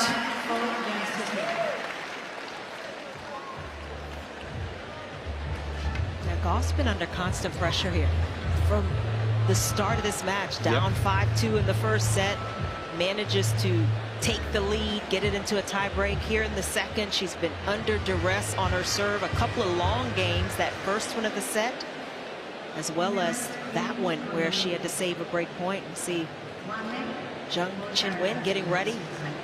She has been electric in this Australian Open, especially in her quarterfinal match. Takes on Dayana Yastremska, the qualifier, in the second semi-final after this one's completed. The sensation Qinwen has been. Time.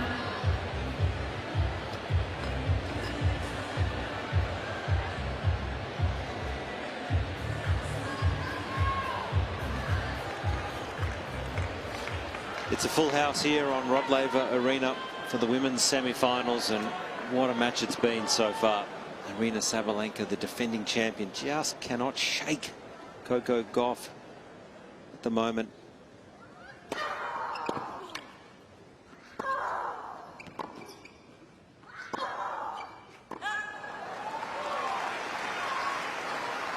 When you've had chances as a player, you know you have to capitalize at some stage, and it can be really frustrating. Let's see how Sabalenka handles this game.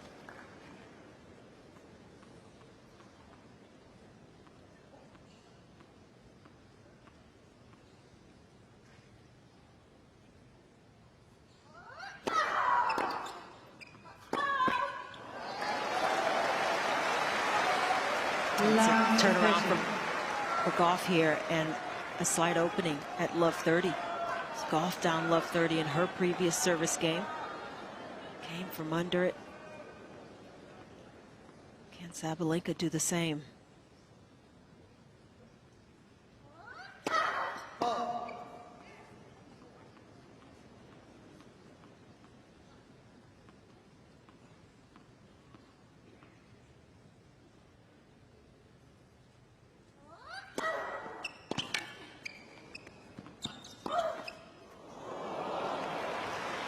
Brave second serve. 15-30. Gets the sideline. And went slower with it as well. Was looking for the extra slice, the extra width to get Coco dropping into the slice forehand return.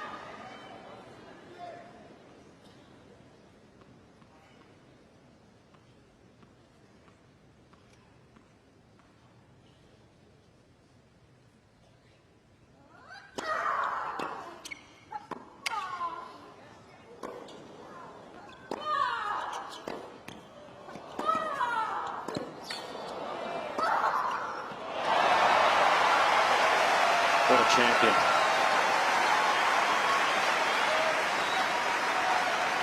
Not so sure 12 months ago this Sabalenka would have been able to respond like she is at the moment. Playing with such confidence.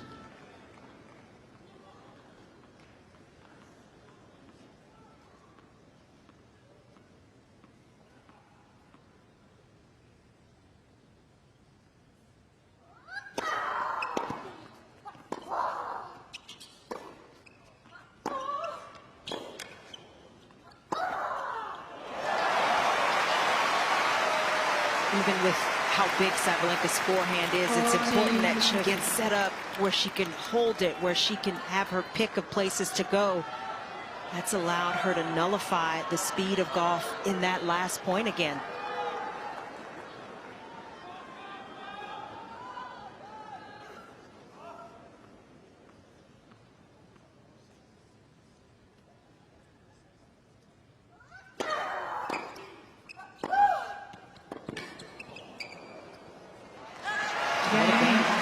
How's your 3 points in a row from 15-30?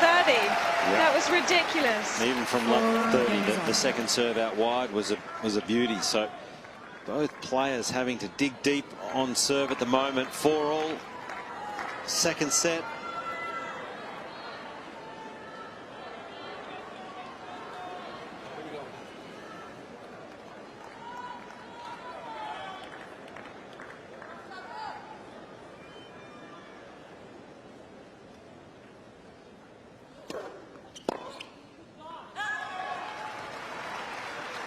Still love.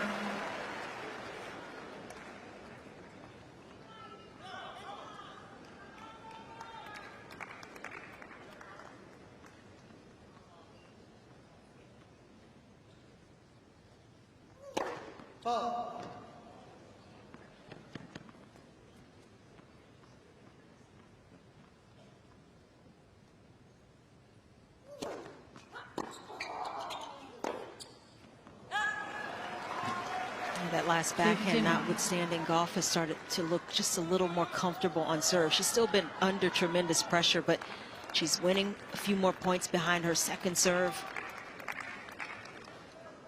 First serve effectiveness has been really good in important moments. But the pressure keeps building here for her. It's another second.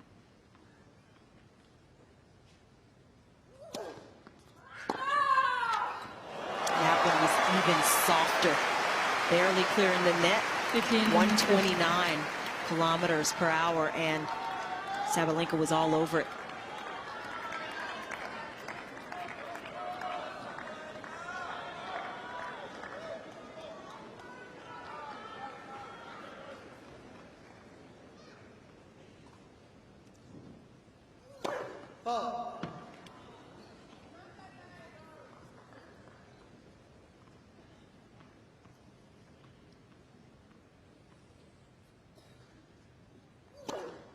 Oh.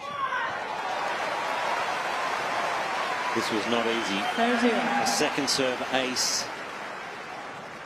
Could almost tell by the toss, though, that she was going to go with that serve. What a brave serve at a crucial moment.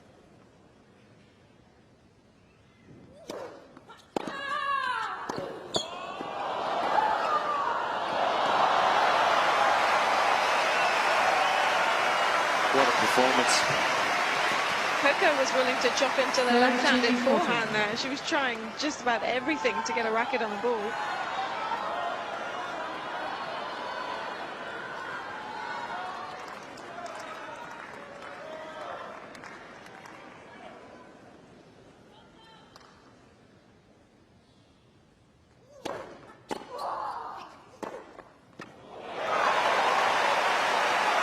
Body serve from Gauff has paid some dividends. Yes.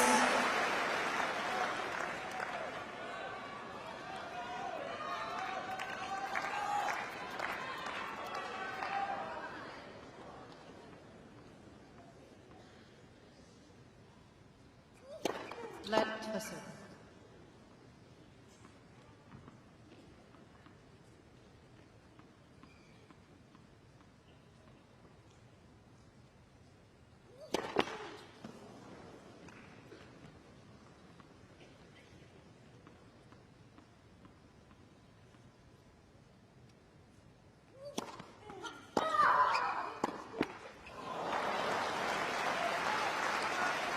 Pressure, it's just been so constant. Sabalenka, she's standing up close on that baseline. She's intimidating with her returns.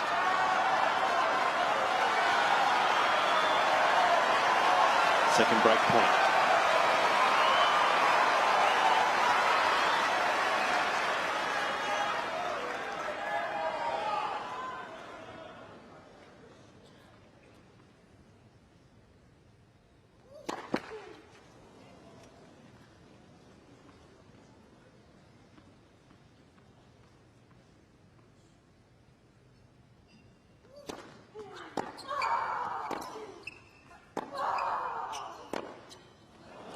It's a wild backhand from Coco Gauff, and Aryna Sabalenka with a chance to serve for the match.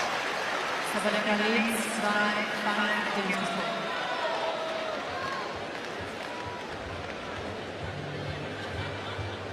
4. It's really been constant pressure on Gauff's serve, and she's been impressive the way she was able to handle it. Hold when she needed to, break to get herself back even. She did break to keep herself in that first set. She's going to have to try to do it again here in the second. No, she's just been under so much pressure. The first serve percentage of 57% is not bad, a little low. Of course, you want it above 60%, but it's the second serve. This young lady just has been under so much pressure. Sabalenka just stepping up and just crunching everything tonight. Played with such brilliance and confidence. And in that last game, that was the difference. Second serves and Sabalenka on it.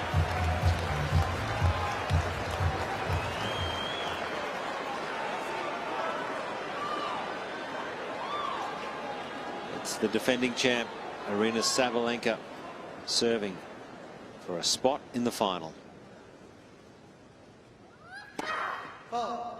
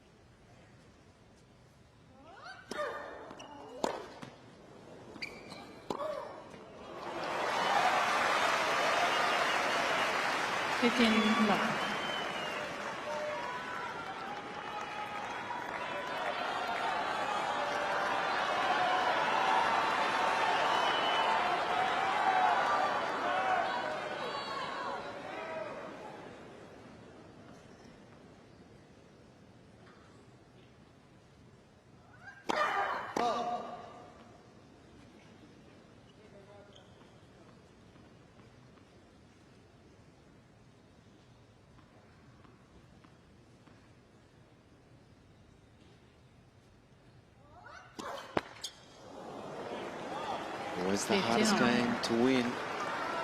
That's only the second double fault for Sabalenka. But what a time for it. Just a total deceleration. Just the arm would have felt heavy. It just stopped swinging. Just got a really over-exaggerated almost.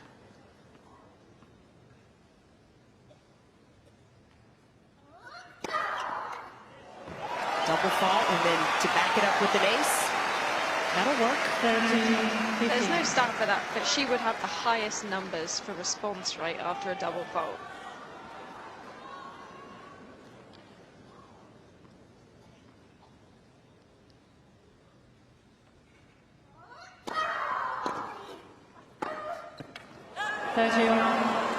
Not done just yet. 30 all.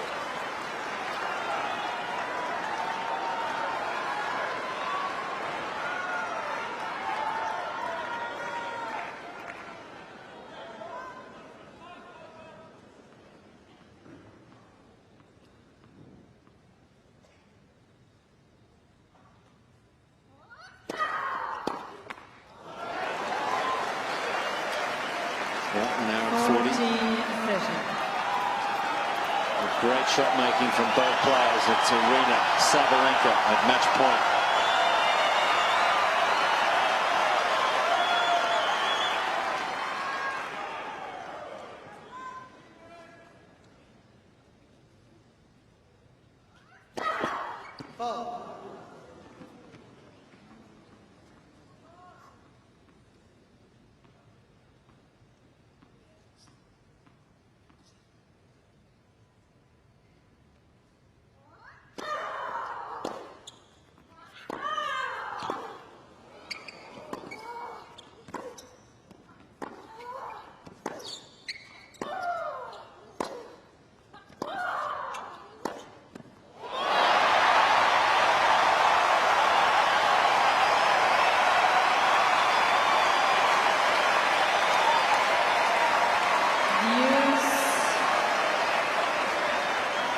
She only knows one way, Coco Gauff.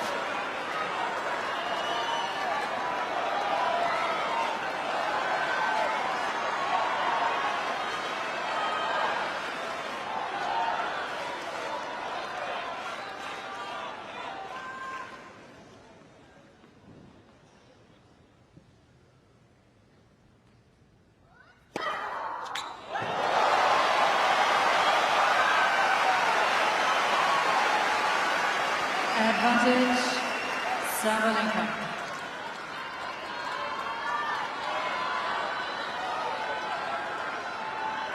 Match point number 2.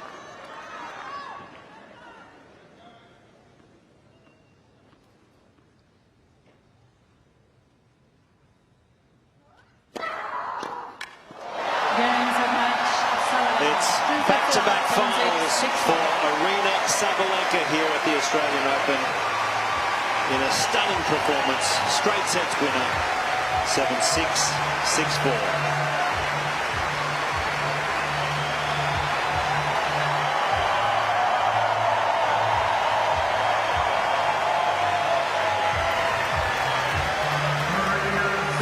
Between these two, we want a lot more of it.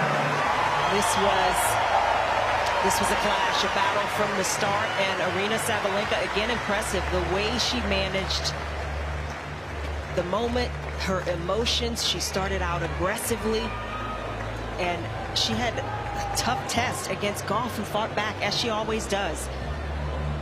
Disappointment for the American not having been able to turn things around, have to turn things around that first set, maybe not getting it, but Sabalenka, she was so good in the tiebreak. 19 years of age, Coco Gauff. We will see so much more of her. What a champion. So lucky to have her at the top of the sport. Coco Gauff got close tonight. Deep in that first set was the difference. Well, after winning her first major at the US Open, getting to the semifinals of the Australian Open, there's a lot to look forward to in Coco Gauff. But it's Aryna Sabalenka who once again reaches the Australian Open final, consecutive years.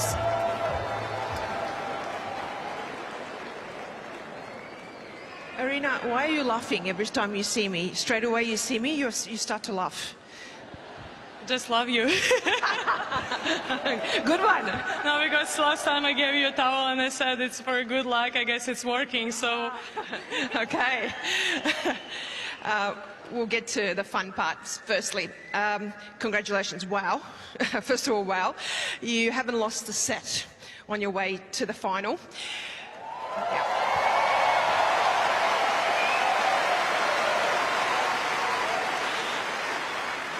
What do you feel like was the key tonight to you beating Coco? Well, I think I was able to focus on myself, and kind of like I was prepared that she's going to move really good, and she's going to put all balls back to me, and I just have to be ready to play an extra shot, and I was just ready for anything tonight, and I think that was the key, and definitely your support, guys. Last time I played her, I didn't have, I would say, almost any support, and today, guys, thank you, thank you. It definitely feels like home, guys. Thank you so much. I really appreciate for all the support, for the atmosphere. You make this place really special for me. Thank you.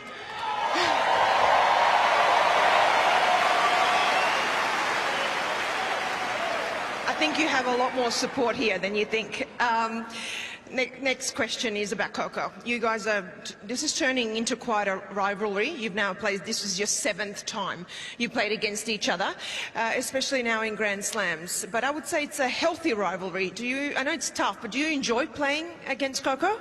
Yeah, I really do. It's, as I said before, it's always great fight. She's an incredible player. I really enjoy playing her. Like, win or lose, it's anyway, it's great matches, and she's a great player. And I really hope that I really hope that in the future we're gonna play many more finals. And I mean, hopefully I'm gonna win all of them, but still, yeah, I really enjoy playing her. Now we are playing in front of. You are playing in front of so many legends here tonight. Billie Jean King is here.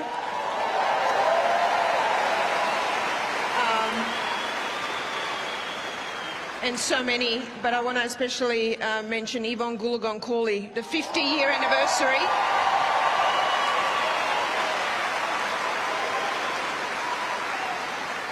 The 50-year anniversary of you winning the Australian Open. Amazing to see you. Congratulations. But can you tell me what it's like to play in front of these amazing legends here?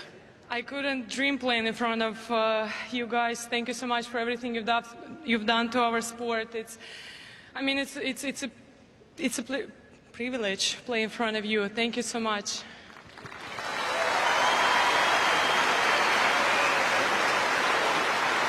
Now, last question. I don't think you would usually see this question coming. After you won your last match, I asked you, no, where are you going? Where are you going? Oh, you want to give me another one? Well, I'll ask you this first. You gave me a towel. They are precious. Everyone wants one. And I said, you're winning so much. You probably have about 20 in your hotel room. So you can give me one, which you were so kind enough to give me. I'll take another one, by the way. But what I want to get you to do, if you're okay with it, can you sign it? Because then we will auction it off for kids and women affected by domestic violence. Is that okay?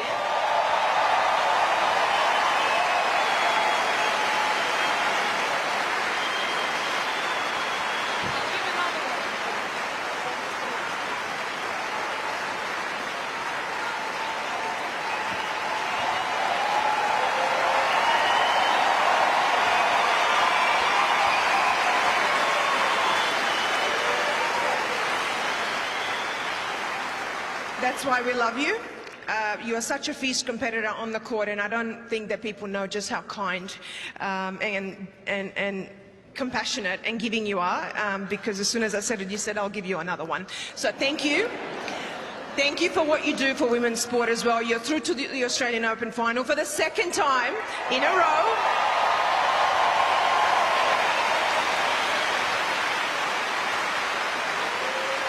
And also, thank you for your interviews and how much time you give into that and spend time, because that's hard to do when you're playing a lot of tennis. So thank you for the effort. Ladies and gentlemen, Aryna Sabalenka.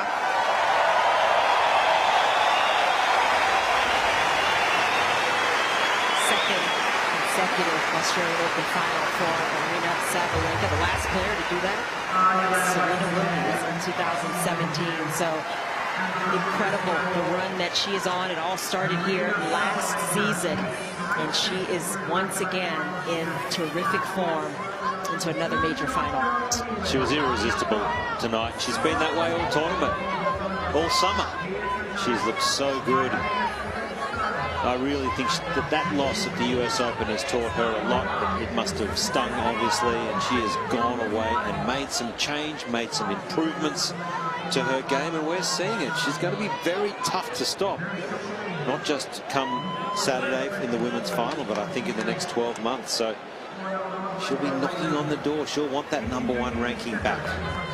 Yeah, the rest of the season for Sabalenka promises to be a good one, but she is not done yet here at the AO, as she has booked her spot in the final, and the numbers really tell a lot of the story, because Sabalenka was so aggressive. The winners, 33 winners. It's more than she has had in any of her matches this season, and she had to be that good against Gauff, who is maybe the best athletic mover around the court. And you look at the sprints that Gauff did. You're pointing to that, Josh, 32 that she did over the course of the match.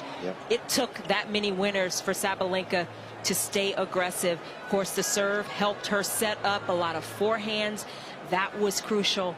And in the end, just a good mental performance from Sabalenka as well. Yeah, well put. Absolutely. It was. It was a mature performance from the defending champ, Aryna Sabalenka. Well, she's into the final. She will be pretty thrilled with that performance. A straight sets winner tonight, Aryna Sabalenka. Too good for the teenager Coco Gauff, and it is Aryna Sabalenka into the final of the 2024 Australian Open final.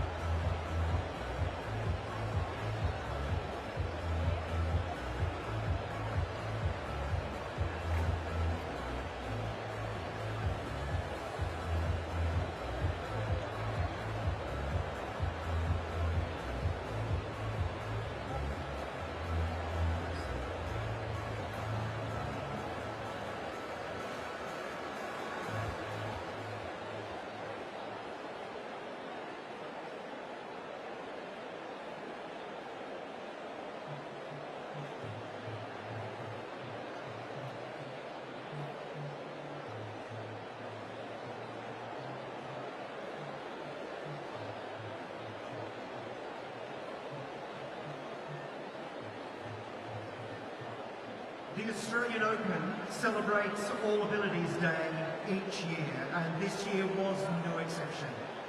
Emmanuel Kelly was here to perform on that day, but unfortunately, due to some late matches, we were unable to make that happen. However, Emmanuel has graciously agreed to come back and is here tonight to perform the world premiere of their new single, My Sky. Please join me in making him welcome here tonight to Rod Laver Arena, Emmanuel Kelly.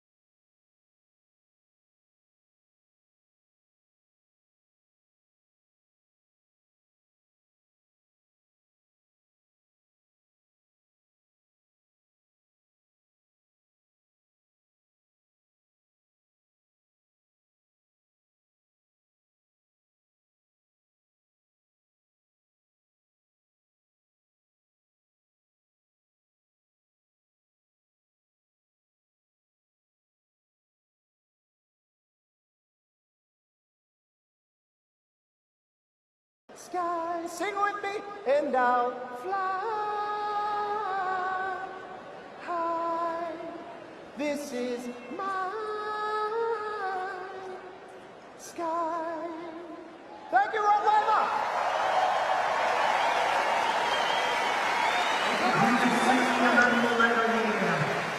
from the Australia and New Zealand League of the Tour. For tickets, go to EmmanuelKelly.com. That's EmmanuelKelly.com. Please, once again, thank Emmanuel for joining us here tonight.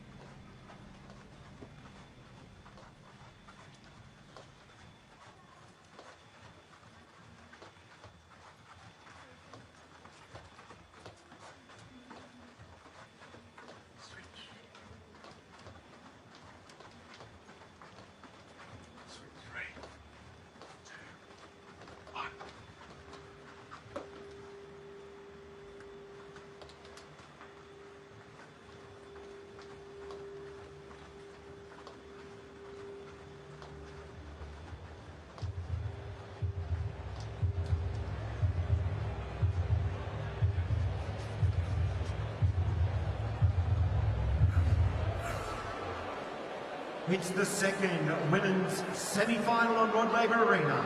Please welcome Dayana Yastremska.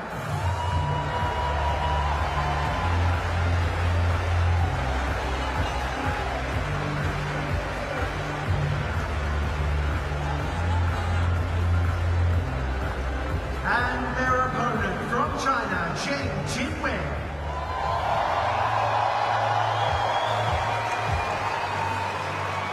A very good evening and welcome back inside the Rod Laver Arena for the second of the semi-finals in the ladies' singles. And a lady who will crack the world's top 10 for the very first time in shot against the Ukrainian, whose journey here started almost 3 weeks ago. Whoever wins, it will be some story going into Sunday's final. My name is Nick Lester. Delighted to say Andrea Petkovic is alongside me. Petko, how are you doing?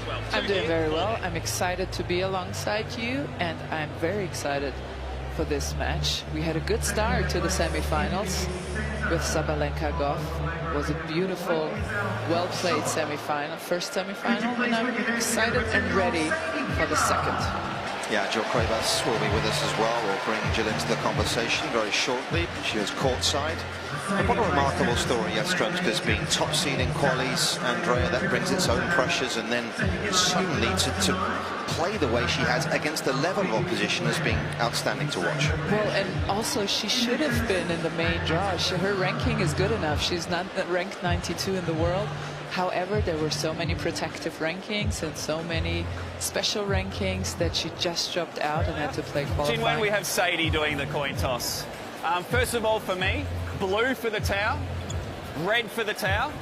Any questions? No? Sadie, who would you like to ask? Asking Dayana.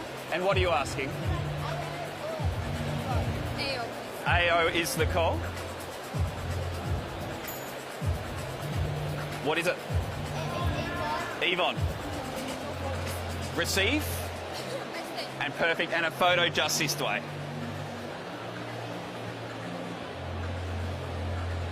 First meeting between these two players, and it could hardly have a bigger prize on offer, could it? A major semi-final of one of the grandest stages there is in this wonderful sport.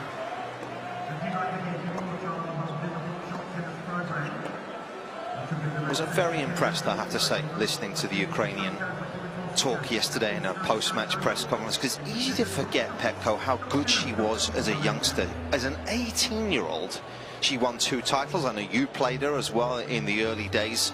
So what has changed, do you think? Because there's so much went on. She was away from the sport. There was the ban. Clearly, there's been so many personal problems. But what has clicked for her this week, do you think?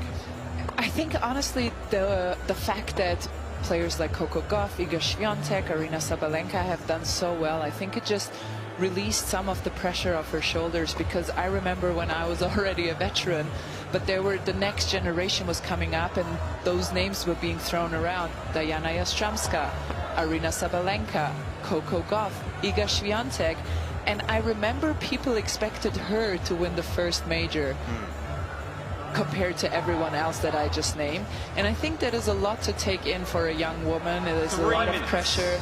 You think that was a burden on her shoulders? I think a little bit. I think it was a little bit of a burden. She has, we will see it today, she has a very high-risk game.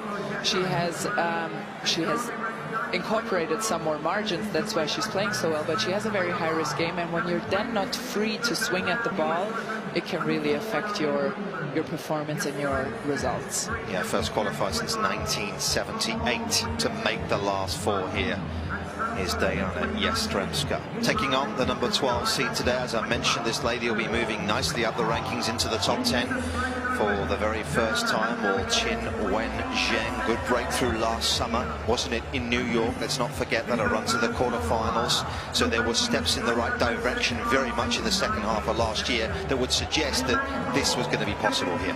Absolutely, and I think it's almost, talking about burdens and pressures, it was almost interesting, it was very interesting to see that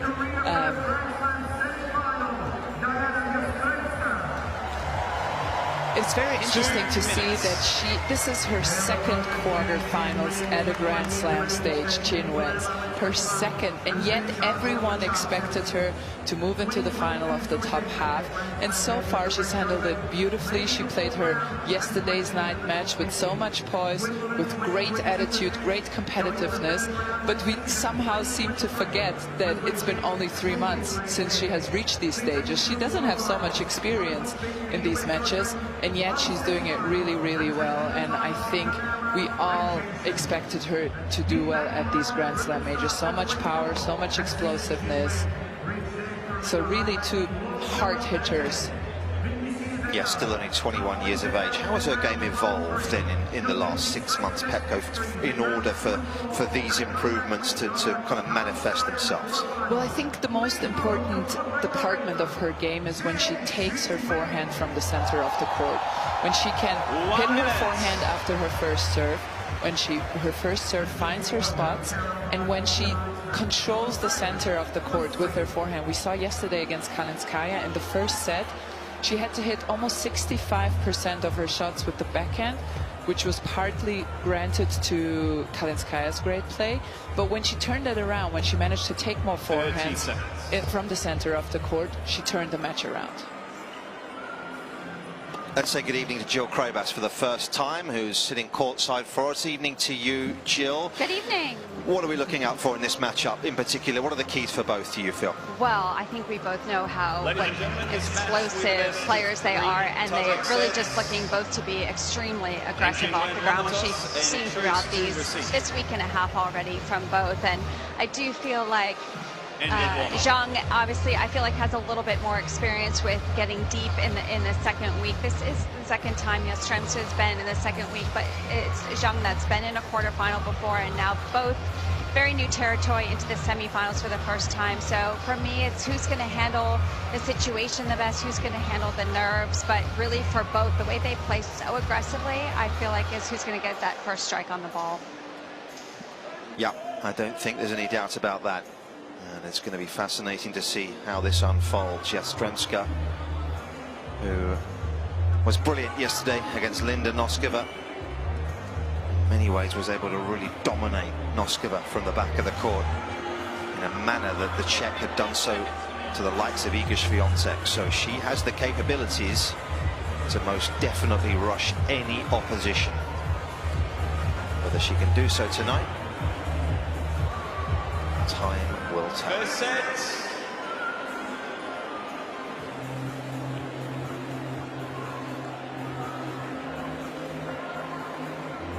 Dayana Yastremska to serve. Playing in the country's colours as well. For added measure, it will be Yastremska to get the second of the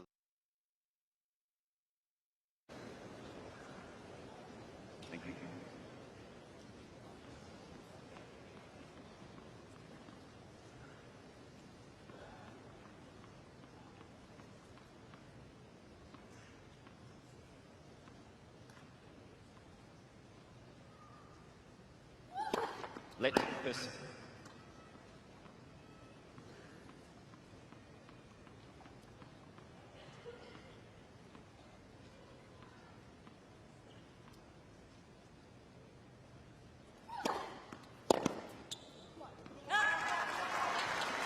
Yeah, lovely question yesterday in the press conference. They said to Yastremska, what were your tactics against Noskova? And she said, I didn't really have any.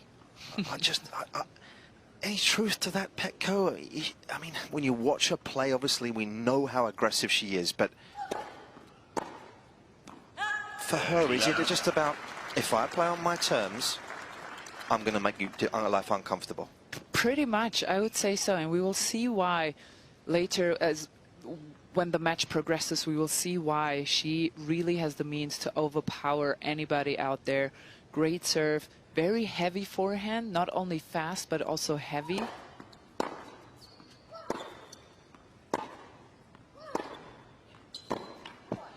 And we could see right here why likes to take the ball down the line very early. So if she can do that, she obviously dictates play and she doesn't really need a game plan. So yes, when she says that, I actually believe her. Mm-hmm. If I said that, don't believe me ever.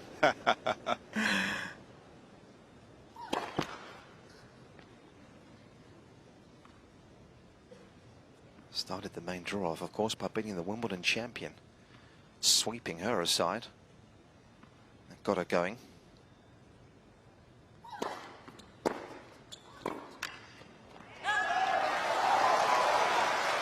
And in the early stages, you can see already what Jill talked about. The first strike tennis, who can get in the first full swing at the ball will very likely dictate the rallies from there on. Ball.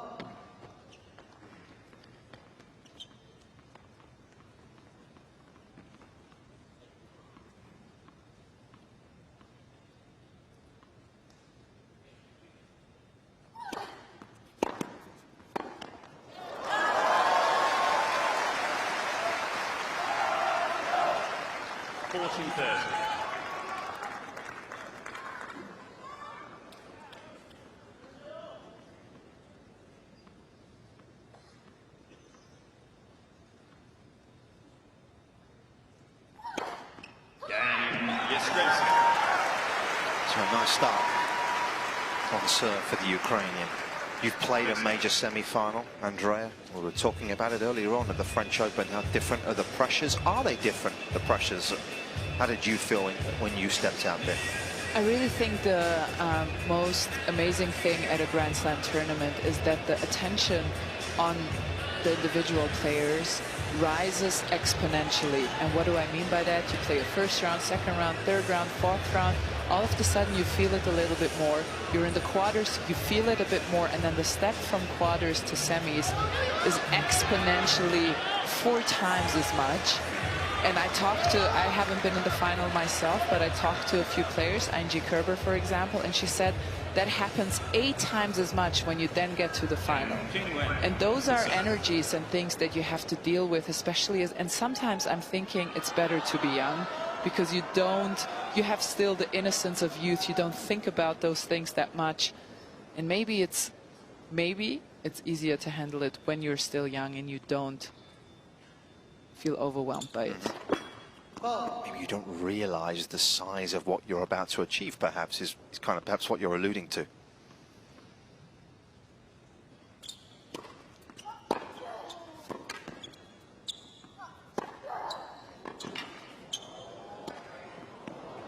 Well, that wasn't quite the finish she intended, but couldn't have worked out any better. There was a drive, volley, topspin, drop shot. I don't think we have a statistic line for that, Petko. Not the last time I checked, anyway. That's some good body control, though. Yeah.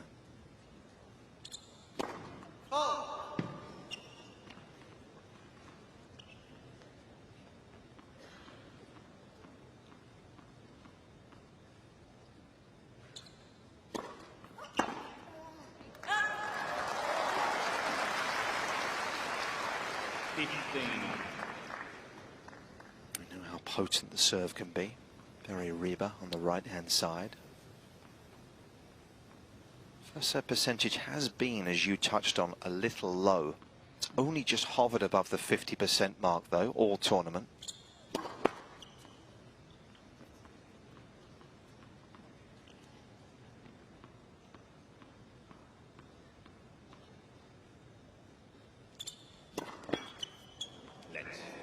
Second serve.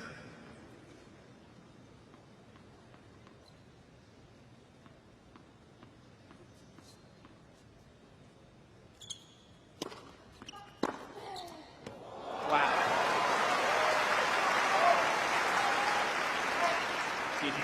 And actually both players, Yastremska and Zheng, among the lowest in first percentage quota among the 8 quarter-finalists. And you can see why they take so much risk. They go so big. When they make it, it's so good, but they take a lot of risk and it can go awry.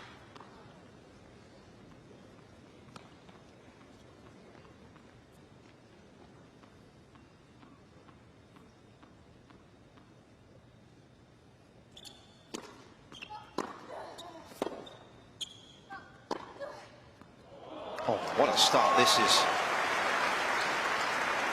15-4. And there's that, I guess, high-risk strategy that you talked about in how frequently and how early she goes line in a rally. It's not always the most obvious shot.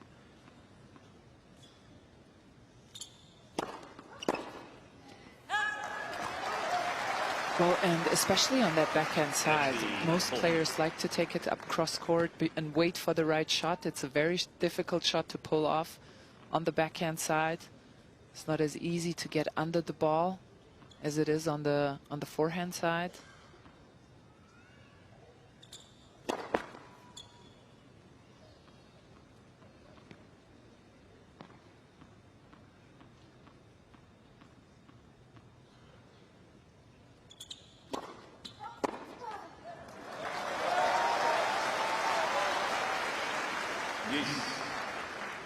And you can see the adjustment that Zheng made here right away. Her second serve, 147, the one before, also around 145. Her average is normally 138, 137. So she has put up a bit on pace because she knows her opponent takes a full swing at the second, especially at the second serve.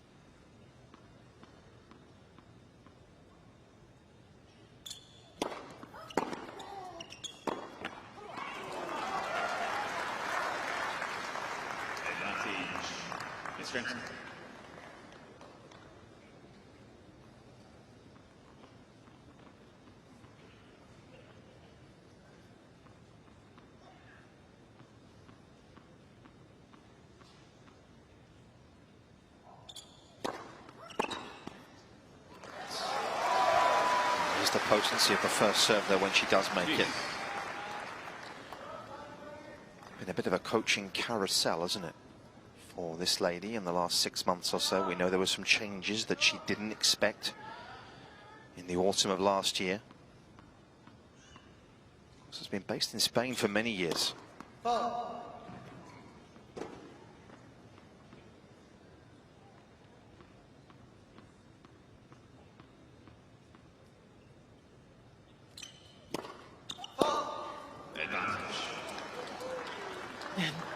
The bit of a higher risk is paying dividends already. Again, 147 Ks. And it has to be said, she has to do it. Dayana Yastremska, among the quarterfinalists, is the woman with the quickest return on first and especially on second serve. Her numbers are outstanding on second serve, but also on first serves.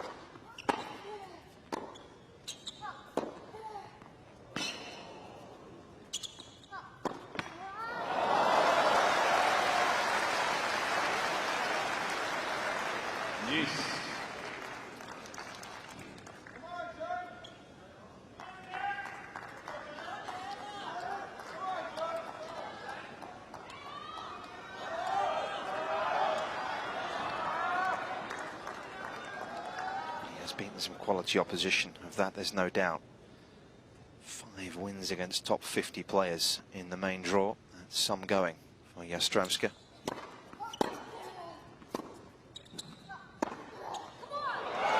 It's this sort of tennis that's got those victories. Advantage Yastremska. It's suffocating, isn't it? Just how early she is able to put the pressure on.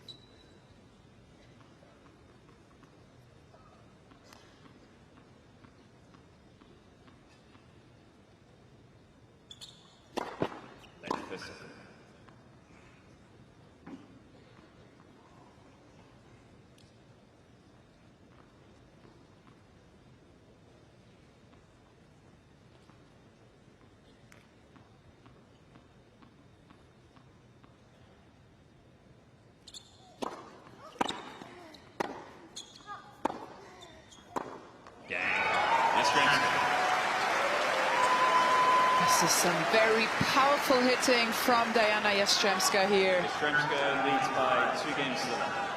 Jill, it's one thing to get the power, but it would seem from here she's got some pretty decent length on the ball early stages here already. That's exactly right. It's the depth that's causing such great success for her right now. And Zheng has had to really hit the ball on the rise almost on some of these returns. But what's impressed me is how Yastremska looks as well. I mean, I know she's been playing great tennis and a lot of confidence right now, but first semi-final for both of them, and Yastremska right now just seeming so fearless. Thank you, ladies and gentlemen. Yeah, that was a long game, so a few people that were just waiting outside are heading back towards their seats.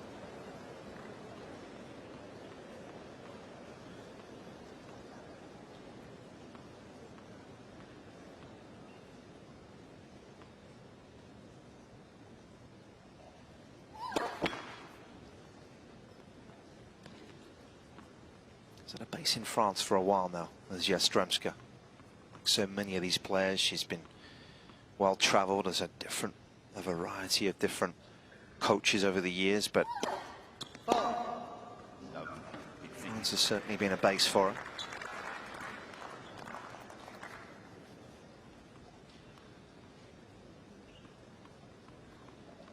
Spent some time last year actually travelling without her mum, which she said she didn't enjoy at all. Was 6 months without mum, but it didn't work out. Likes to have her family close to her. And she is out competing.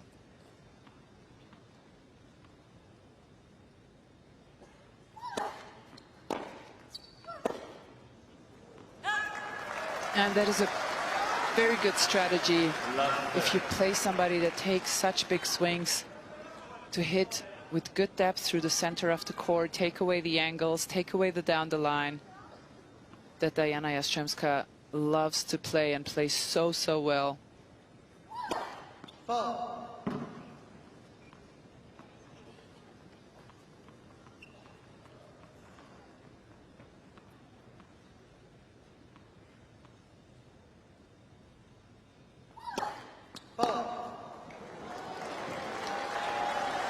Those serves used to be an area of real weakness for Dayana Yastremska before her injuries. When it was important, she would double fault, take too much risk.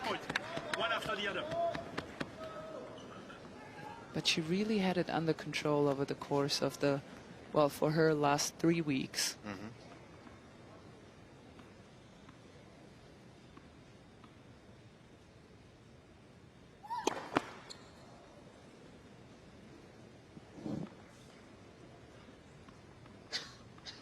To win a point behind her second serve.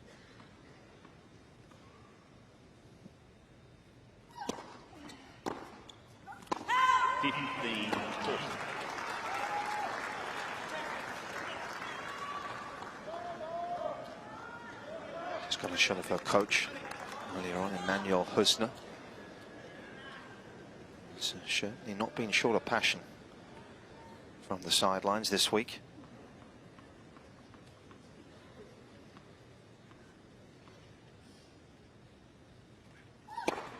There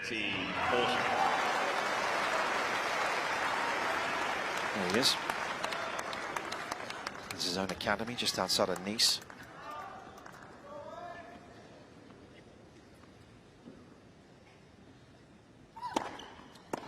Wow. Big serving here.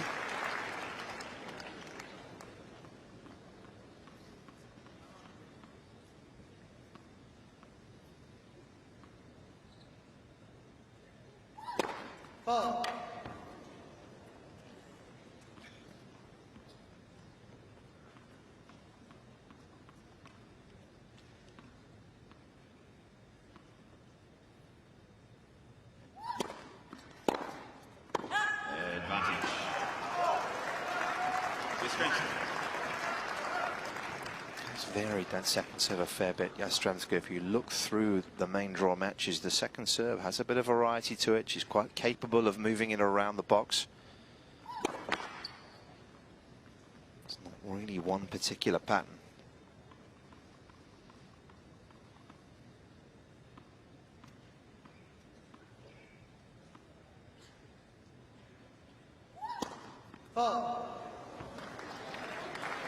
Yes.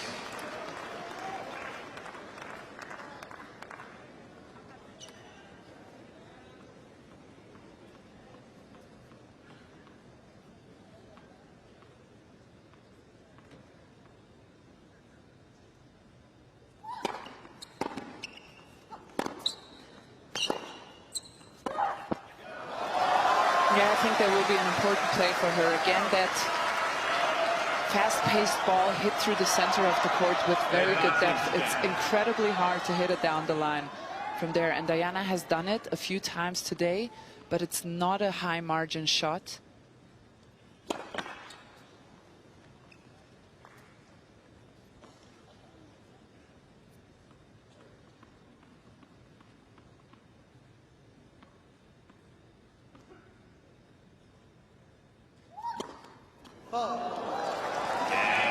Well, having phrased her second serve, she rather shoots herself in the foot. 4 doubles, in fact, already. And we have had back-to-back breaks. Yastremska up 2-1.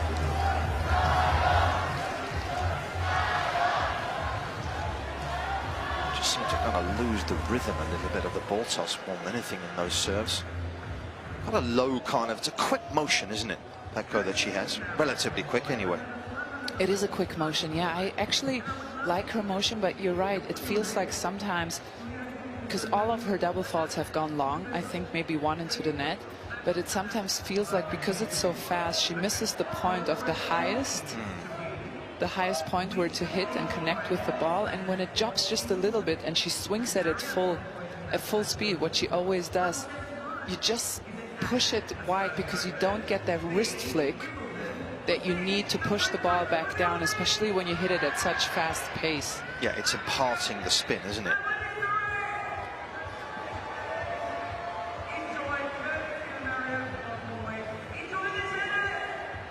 Time.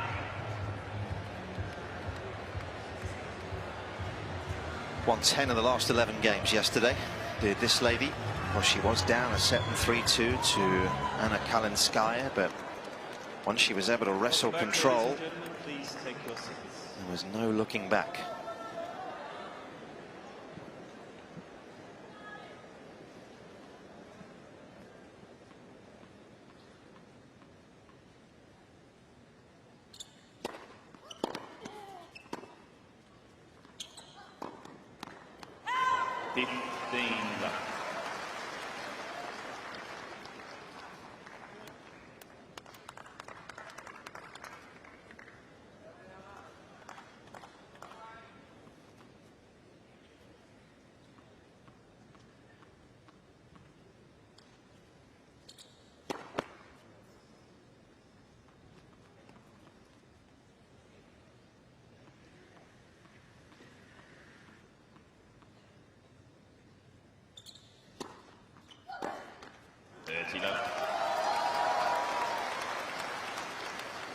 Just got a little bit cramped on the ball for once. Of course, as we know, it's the 10-year anniversary this year from Linar's success here in Melbourne. She's been here this week playing in the Legends event.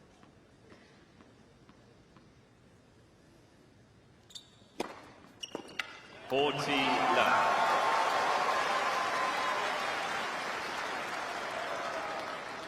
And Qinwen too has a fairly quick motion.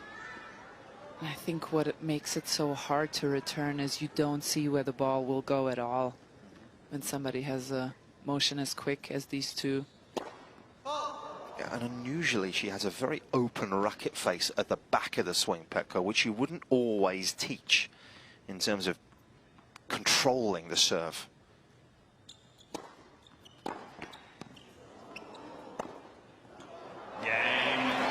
Yeah, she made it. Yeah, we were talking about this in her previous match about her serve, and once she gets into the trophy position, when she gets out of that open face, it's really an almost perfect serve. But I do think that with a bit of a jerk and the ball toss and the open racket face, when she gets a bit tight, a bit tense, that's what goes off first, is that first serve. 15 love.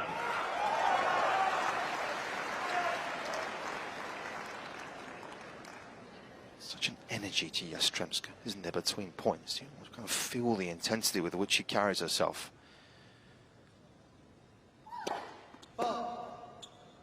It's almost in keeping with the actual her style of play on court, isn't it? It's just kind of right there, in your face, the whole time.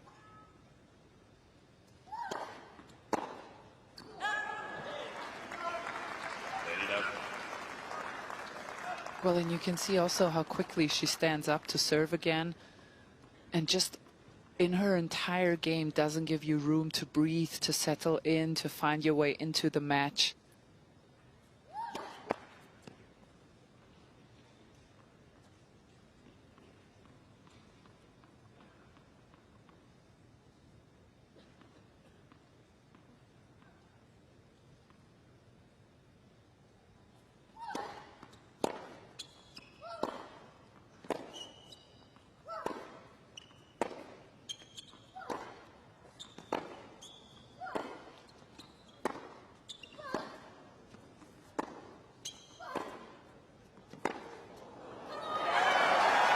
The first rally of any kind of length. And Yastremska emerges from it. 40 love.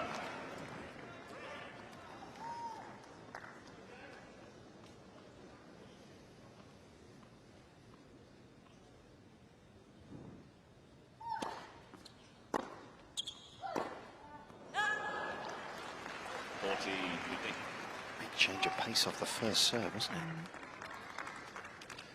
Yeah, maybe we can ask Jill in the change of ends what she sees in that serve, whether she sees anything courtside.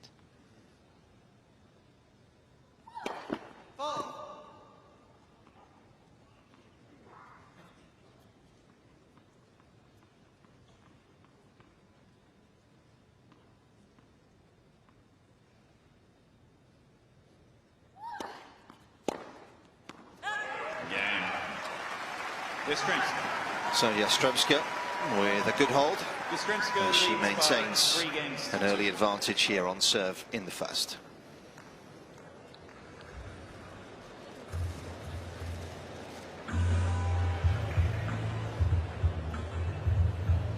And Jill, have you seen anything on Yastremska's serve? Because she had these 4 double faults that came out of nowhere in the second game in the second game, yes. Yeah, it's unusual because I feel like it had more to do with maybe some nerves coming in all of a sudden. I mean, she got a quick start going up to love, and then all of a sudden just sort of almost looked to me like going up to the serve, she didn't finish it and finish into the court, all of a sudden falling backwards, almost expecting a big return from Zheng to come on her side of the court. And I feel like if she just continues to keep her momentum going forward and then recovery, that's where the serve is a little bit stronger.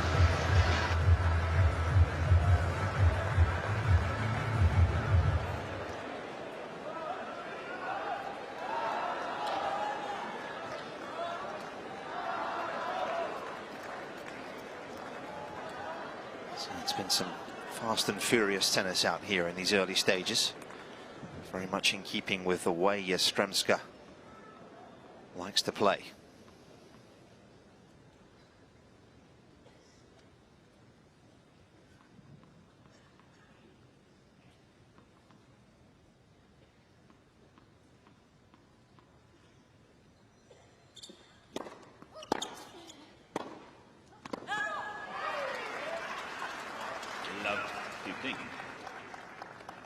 Is it important to give Yastremska different paces off the serve, Petko, because she is such an all-out offensive returner? She is someone that looks to get on the front foot off the serve. So how do you try and disrupt that? Is it being more unpredictable, or?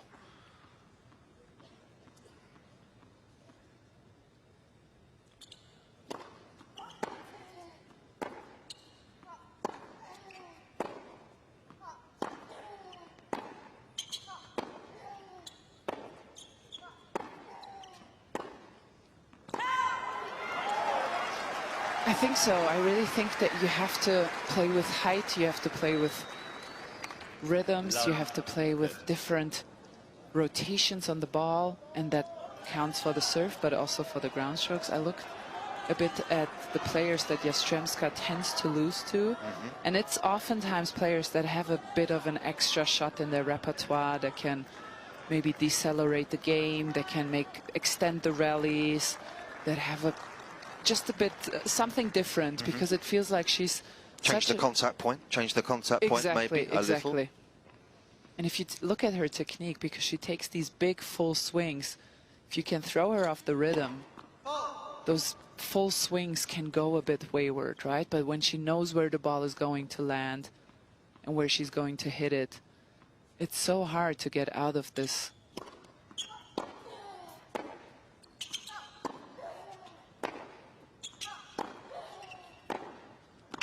Oh, what a counter that is, though. That was a very nice infliction of pace.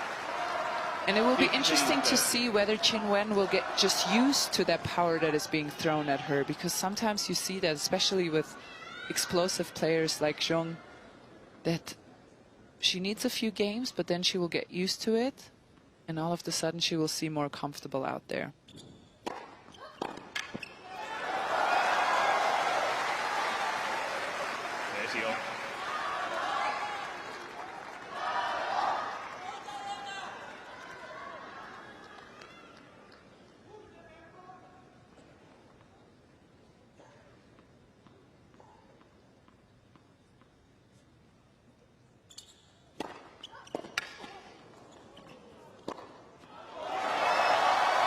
Interestingly, that serve has actually profited the most of any serve so far this week. That one up the tee, she's won more points with that serve than any other one through to this stage of the competition.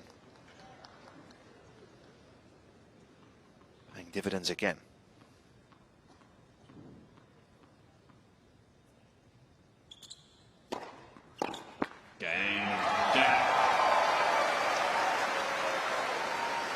Nicely done. And Andrea, Nick, to your point, that's exactly what Zheng has been doing, is trying to get a little bit more topspin overall on her ground strokes in these rallies. And it's Yastremska, the one that's, the clearance of the net is very low. So I feel like the longer the rally goes, it'll be interesting to see if Yastremska can keep up that consistency, because Zheng is trying to get a lot more rotation overall on both her forehand and backhand.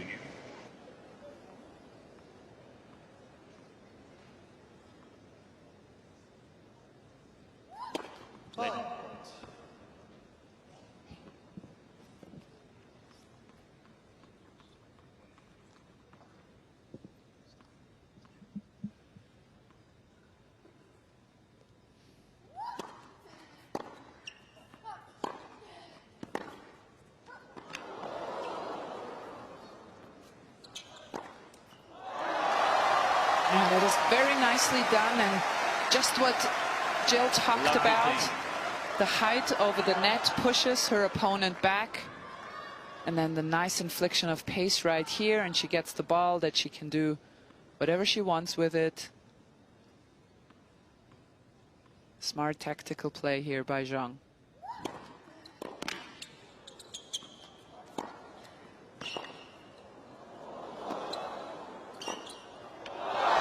So good. Remarkable defense from the Chinese. Love 30.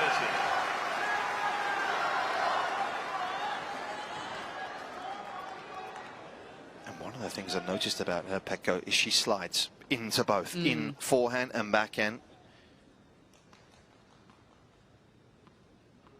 And that's from playing in Spain a little more or not, I don't know, but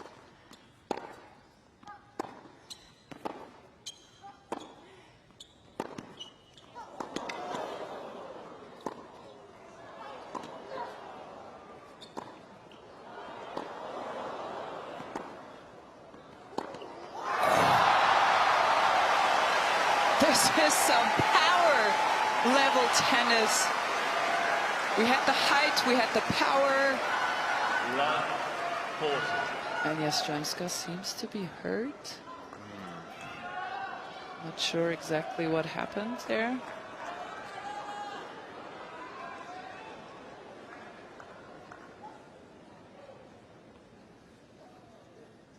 they liked it, and no wonder.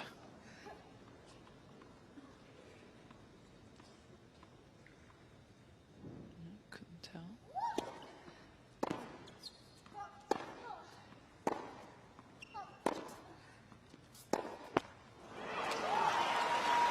The serve did look a little undercooked there, didn't it, if that's the right word? Yeah, 142 k's an hour. That is very slow for her standards. I just couldn't quite tell what it looks like. High hip or high groin, maybe. Maybe abdominal. That would be very bad news if it's the abdominal. But then she wouldn't be able to serve 173 k's per hour. So we'll keep an eye on it.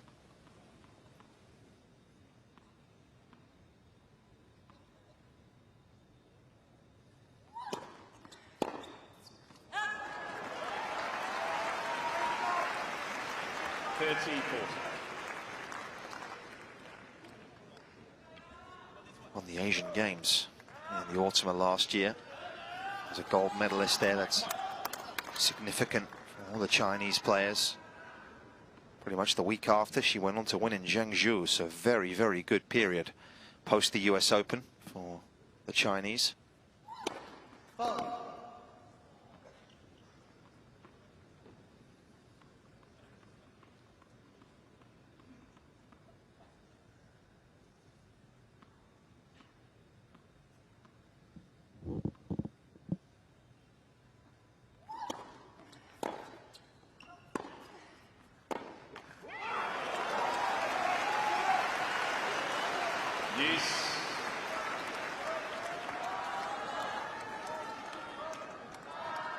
This man, of course, was in the corner of Coco Gauff for a period last summer. Perry Reba. I actually remember having a conversation with you, Pecco, at the US Open, and you were talking to me about an excellent coach you thought he was.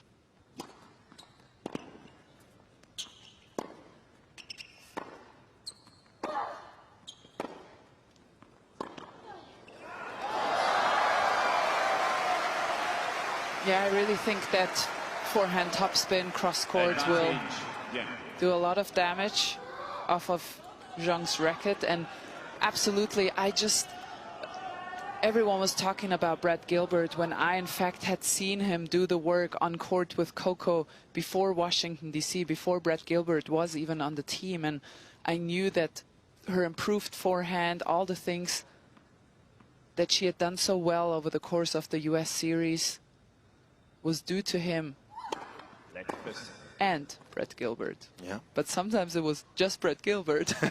And that's what I didn't like, because it was definitely a team effort. Absolutely.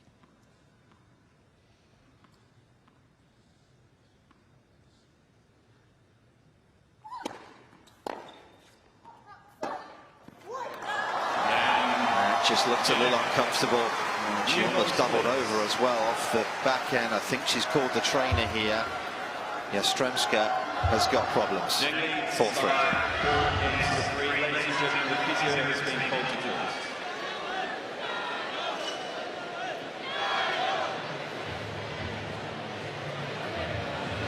Okay, so what's going on here?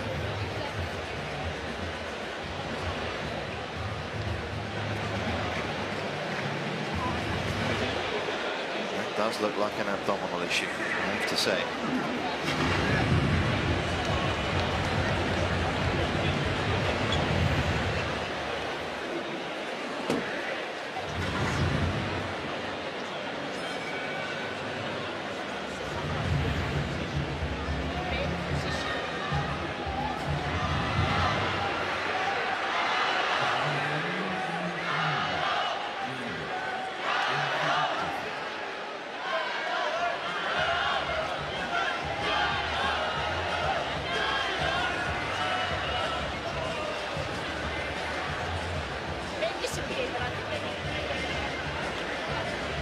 So some treatment, or some assessment should I say, right now for Yastremska. That is where perhaps she felt it most aggressively in that last game, or more acutely. A little unfortunate in that she's come in here having had one fewer day, of course, not than her opponent, but having played her quarterfinal yesterday. That's just the nature of things. And it looks as though she is going to go off court here and receive a medical timeout.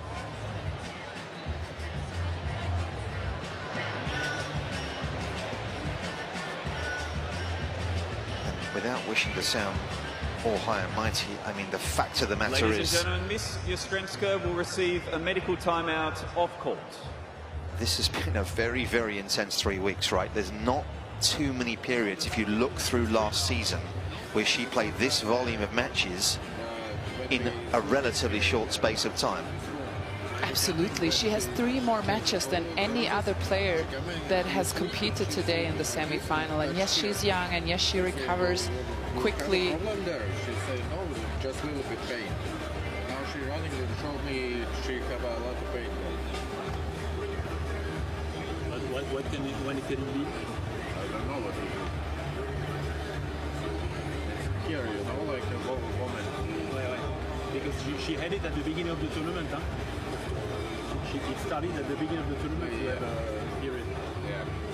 I don't know. Well, whatever, we'll certainly have to hope that she is able to find her way to recover out here. Just looking at the total matches she played last year, Yastremska had a fair few, in truth. Just 68 matches over the course of the entire season, particularly at the end of the year, when she looked to try and get her ranking inside the world's top 100 for obvious reasons.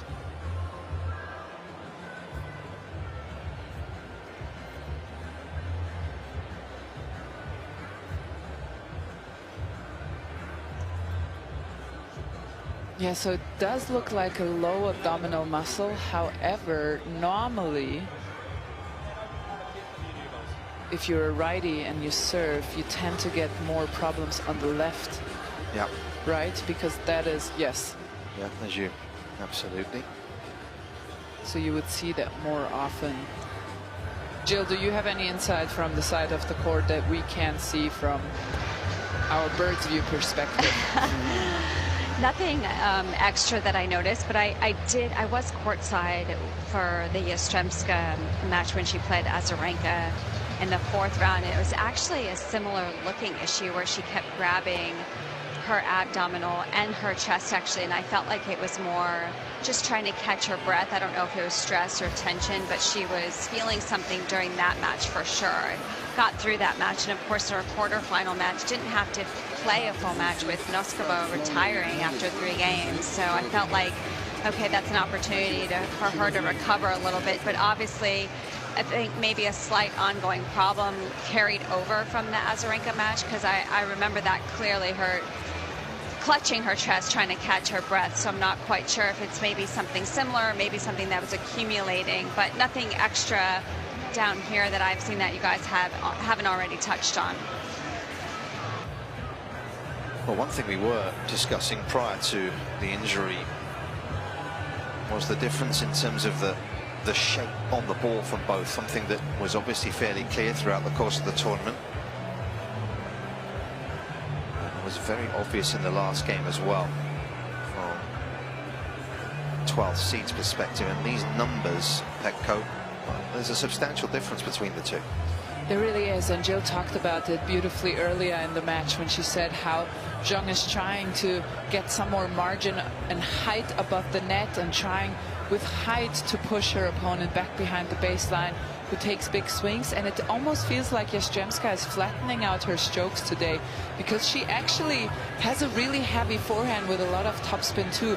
Her and Zheng are the two players in the all the quarterfinalists who have the most margin and the most heaviness on their topspin forehand shots. So she seems like she's trying. Maybe she will say she didn't have a game plan, but to me it does look like her game plan is to get a bit flatter shots into Zheng's forehand, who has an extreme grip, who needs a bit of time to get under the ball.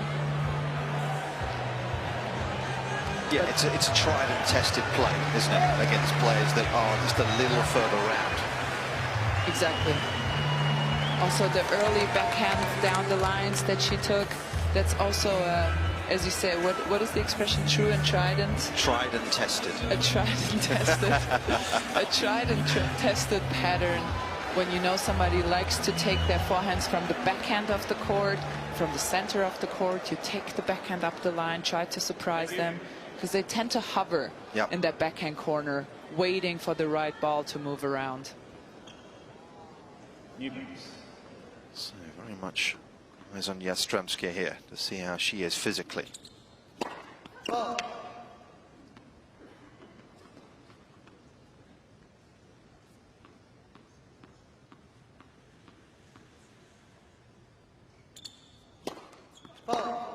Love.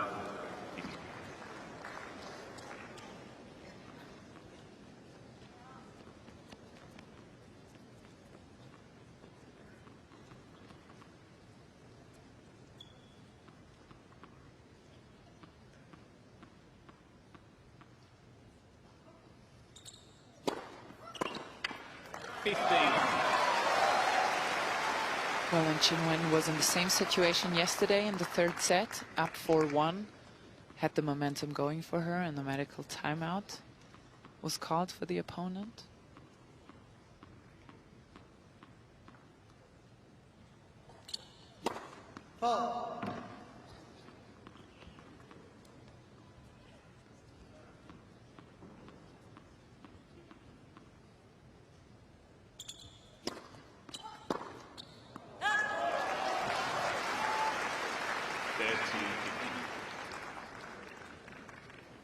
As you so rightly say, abdominals is almost the worst area, isn't it? Because it's virtually the engine room of a tennis player. Every aspect of every shot involves your stomach muscles.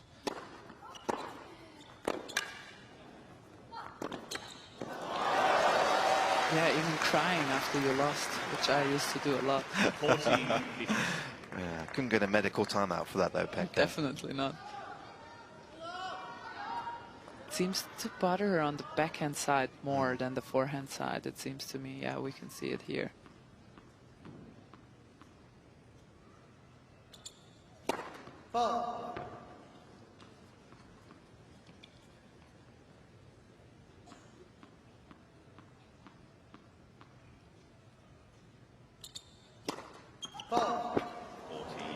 It's amazing, that second serve, because it's just a slower version of the first, isn't it? There's no, as you say, there's no real spin on the ball. It's the contact of the second is almost identical to the first.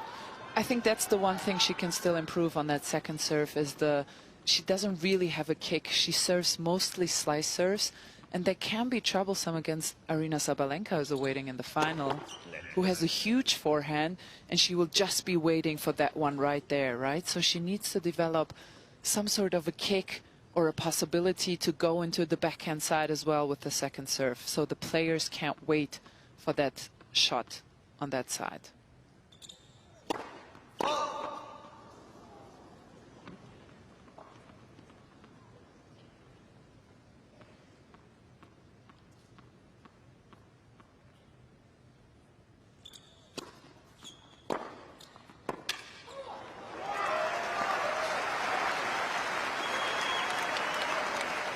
That actually almost felt like an overcompensation, didn't it? Because that actually did have a little bit, but it was so slow Yeah, you can see 117 Ks per hour. We talked about it. She's normally average. She normally averages around 137, 138. Has picked up the pace a bit today because she's playing of one of the best returners. That still remains in the tournament.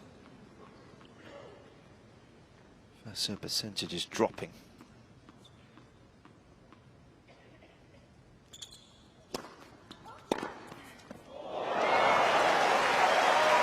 Is smoked by the Chinese. What a return. And that is kind of exhibit A, right? There was a great second serve, but Dayana knew it was coming. She was already moving there. But that is a very, very good shot right there.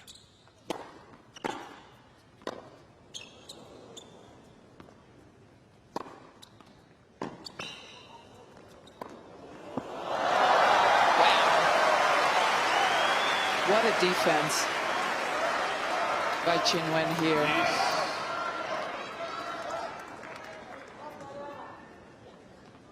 That was almost like Fabrice Santoro. Yes. He was a one-off, wasn't he? What a player. And Miss Yastremska is requesting a replay of the ball. Let's service it.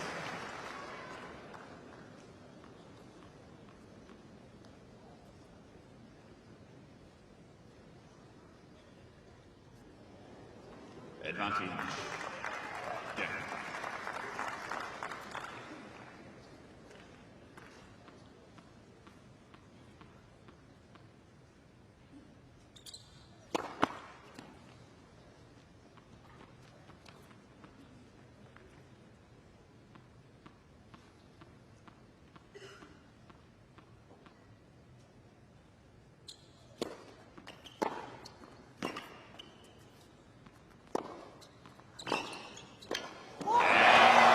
Once again, exceptional court coverage. Getting out of the corner so impressively.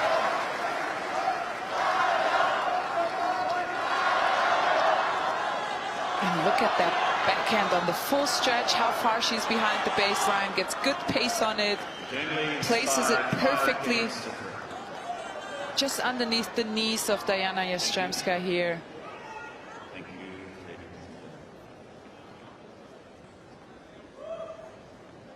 And I would think twice in approaching Qinwen over the backhand side.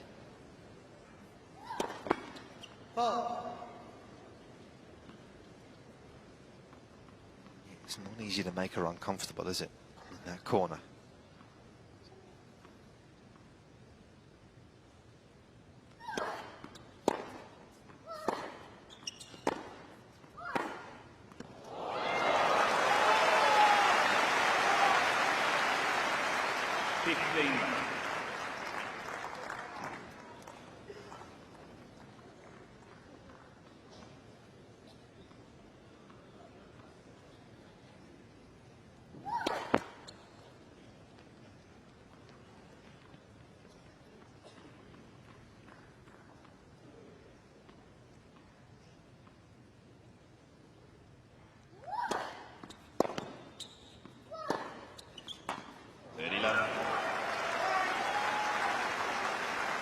That is brutal depth. Not only are these shots powerful, they have so much depth. Rarely ever do you see Zheng being so rushed by ground strokes. 14. Playing at such a rapid rate, Yastremska, even by her standards tonight.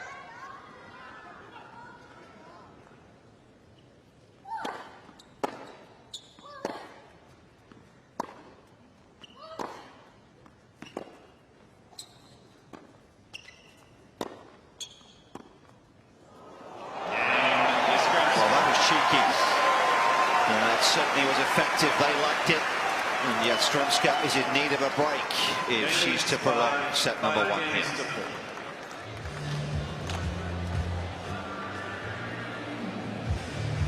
Well, that was a positive game.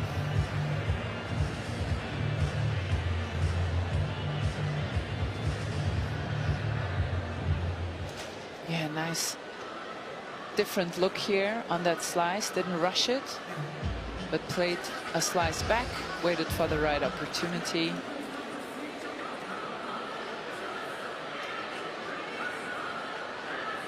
A nice feel to accompany it all.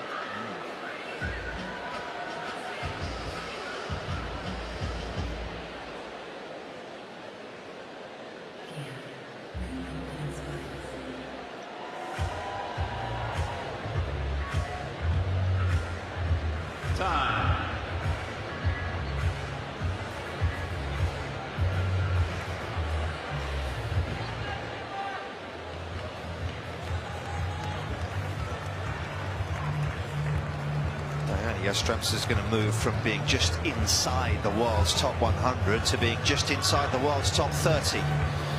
What a significant jump that is at the start of a season. Lots to look forward to. Not that many points to defend as well going forwards for her, regardless of the outcome today. So this has been a great platform.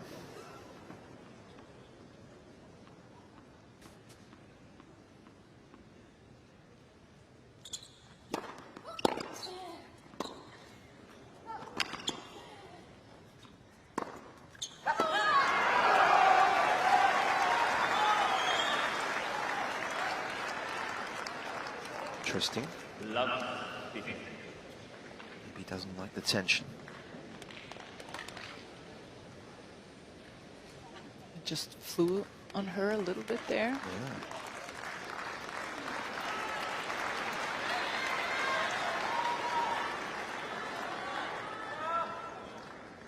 But that was also a phenomenal return on that really good first serve.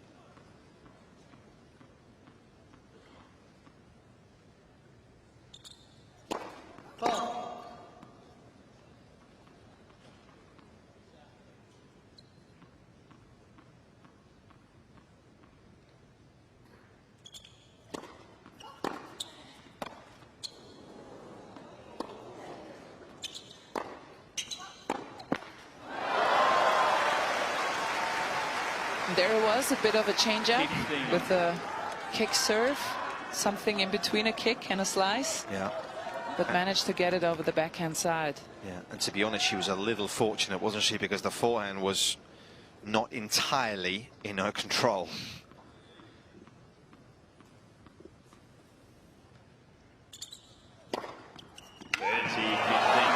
That serve is so accurate. I think that's why she wins so many points. It's almost always right next to the line. And because she has a good slider, I guess, Pekka, you are want probably... to take, yes. You're leaning a bit, aren't you? Maybe leaving a little bit of room sometimes.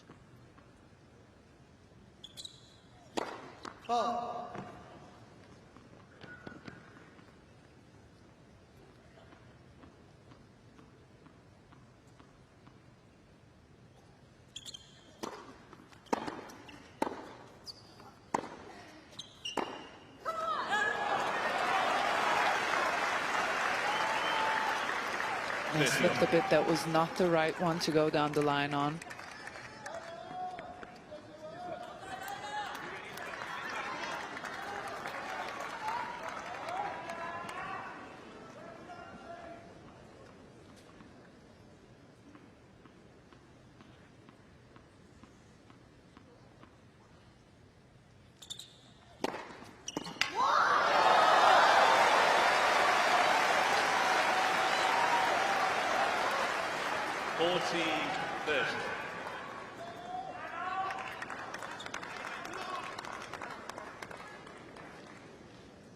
So 5 minutes shy of an hour.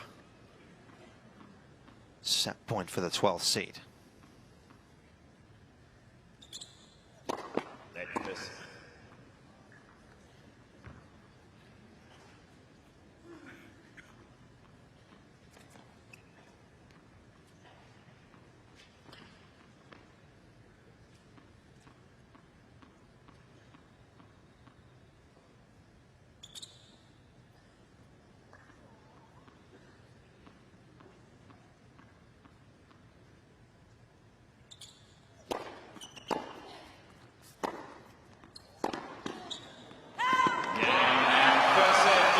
21-year-old Qinwen Zheng is one set away from a maiden major final here in Melbourne.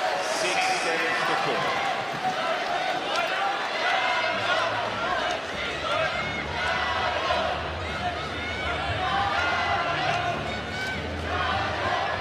There was a fair bit going on. There was a fair bit to digest in that opening set. We'll take a look at some numbers to see what exactly they tell us. What made the difference from your perspective, Petko, overall? And while Dayana goes off the court one more time, you know what? I think there is very, very little separating them. I do think Qinwen's ability to change the pace and the rhythm at times really helps her. And I do think on both sides, the first serve percentage is really important. Qinwen just above 50%. Dayana Yastremska just under 48%. And I do think that this is in a game that is played on first strike basis is so important, especially if you look at those second serve points won, first serve points won, and Qinwen is so solid after she gets her first serve in. I do think that's one part to look at. And Qinwen needs to continue to change up the paces, get some height over the net, mix in those spin balls that she possesses on the forehand side.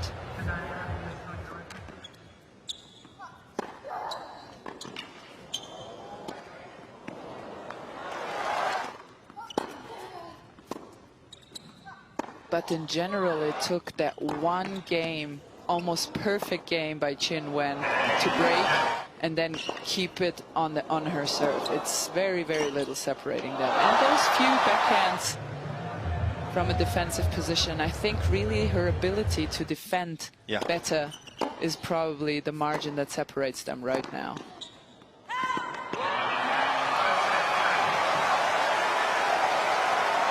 Because not a lot of players will get those powerful shots off of Yastremska's racket back into the court, so she has to hit that one extra ball.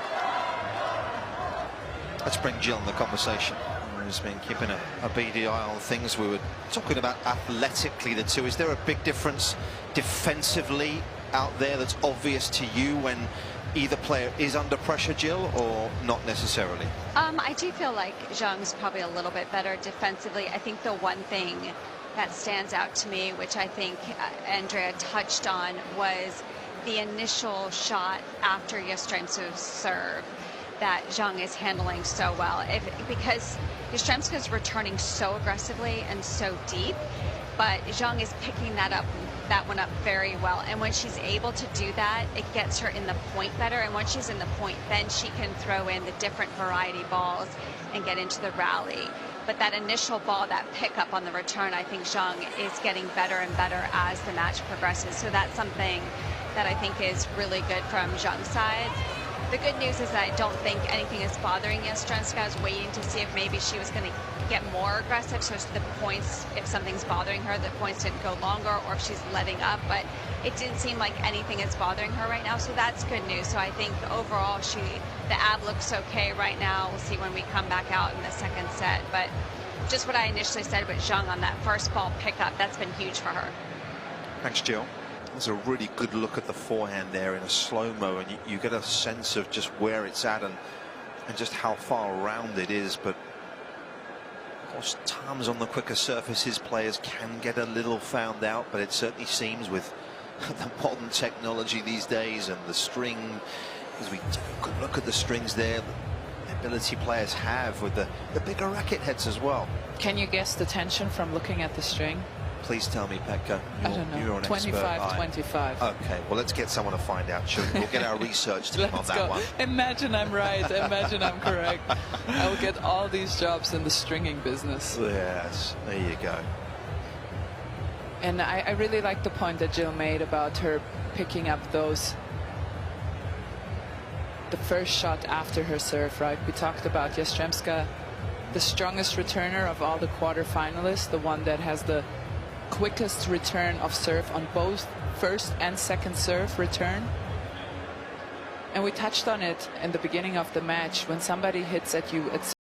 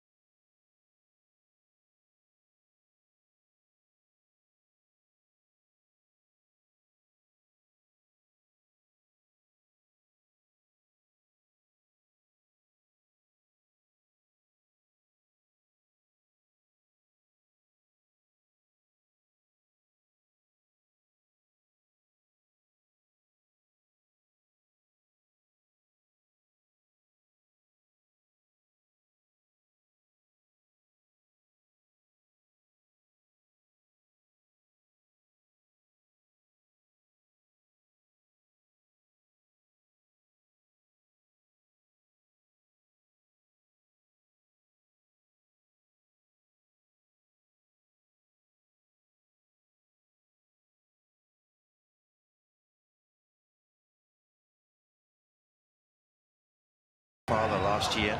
Second set. Certainly been some significant emotional challenges that she's had to overcome in recent times.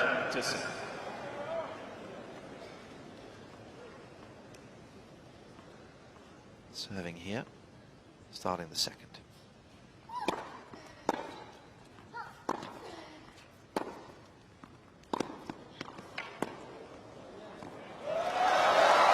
Yeah, and that's been a really helpful shot for Qinwen. That forehand drive cross court that opens the entire court, and you can see why Yastremska doesn't stop. She runs through the ball, which opens the entire court. And you will never see Qinwen do that. She always stops and tries to cover the court back.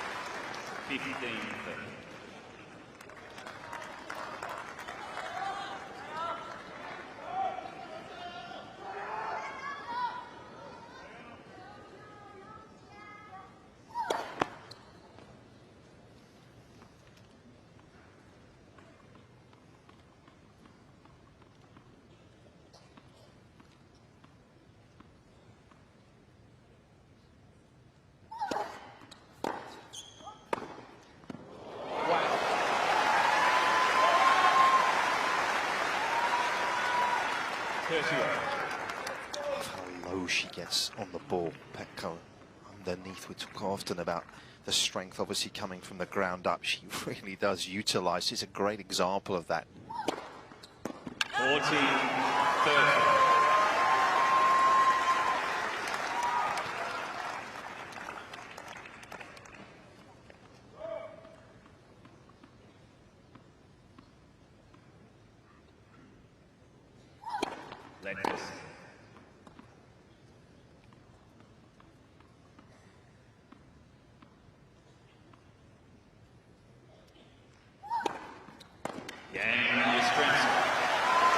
It's almost scary to think how much more Dayana can improve, and she's playing already so well. I do think that her defensive game is still developable. You know what? It's still to be developed. I do think she runs through some shots that open the angle. She goes for too much sometimes, goes for the down the line. Just imagine when she gets a bit more margin on her defensive game as well. I mean, she has a Grand Slam tournament in her. I really think so. Strictly tennis speaking, of course, there are other parts to the game. The mental aspect, the health. Can she remain healthy? Already struggled with a lot of injuries in the past. But purely ball striking, serving, athletically, why not, right? Yeah.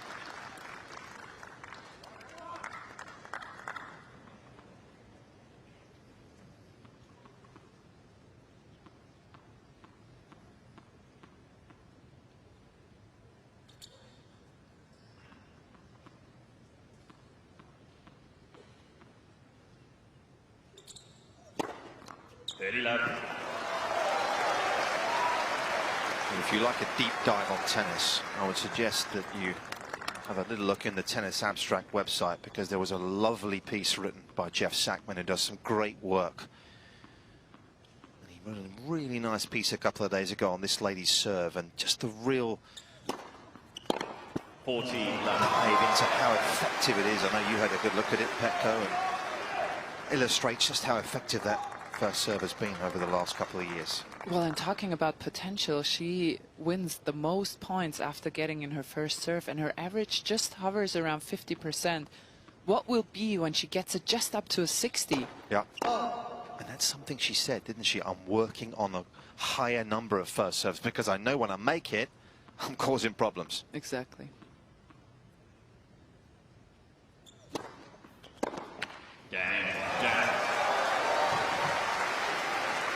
We're such nerds, Nick. We kind of are. But at least we accept it, Petco. Here it is again. We've dissected it a few times. Yeah, you saw the little jerk on that toss up. She holds it, pointing the ball towards the ground for quite a long time before she turns it back up.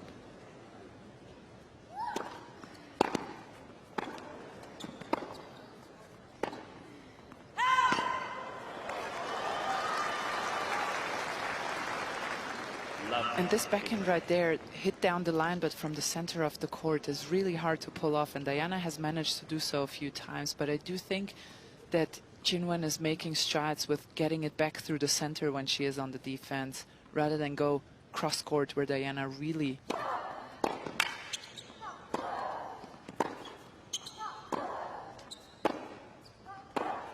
Yeah, it's the same. It's exactly the same again.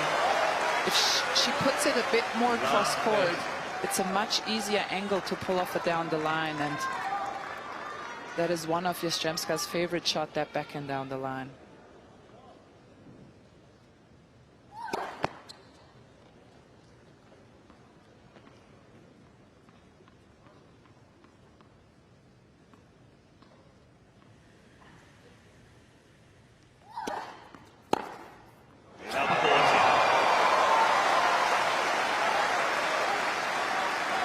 What a clean hit that was. Yastremska left stranded.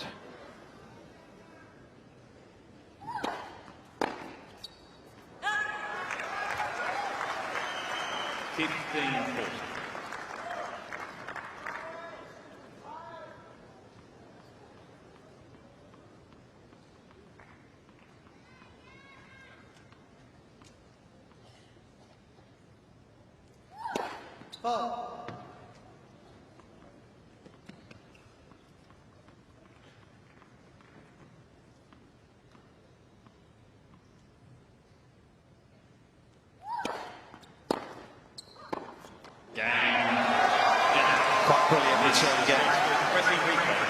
And we'll get another look, and the outcome is not in doubt. It's a set and a break. Zheng leads by 2 games to 1.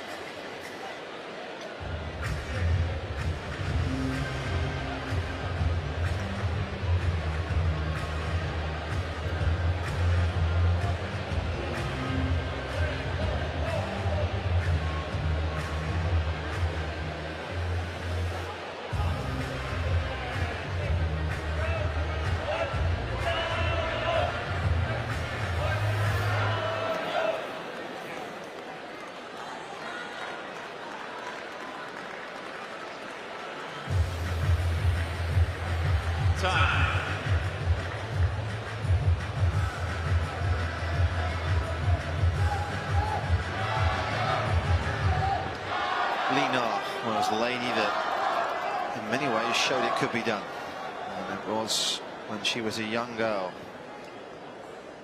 And she looked up and watched that final. Qinwen Zheng gave her some hope that it was possible.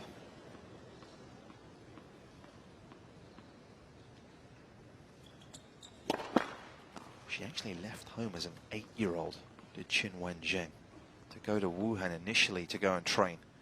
Some sacrifice at that age.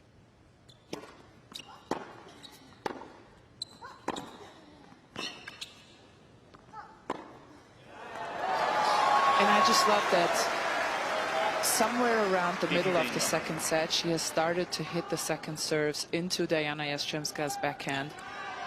That is very good, but with the forehand, she can really do damage, and just shows you that she's not only power and athleticism, but she understands the game, she feels the game.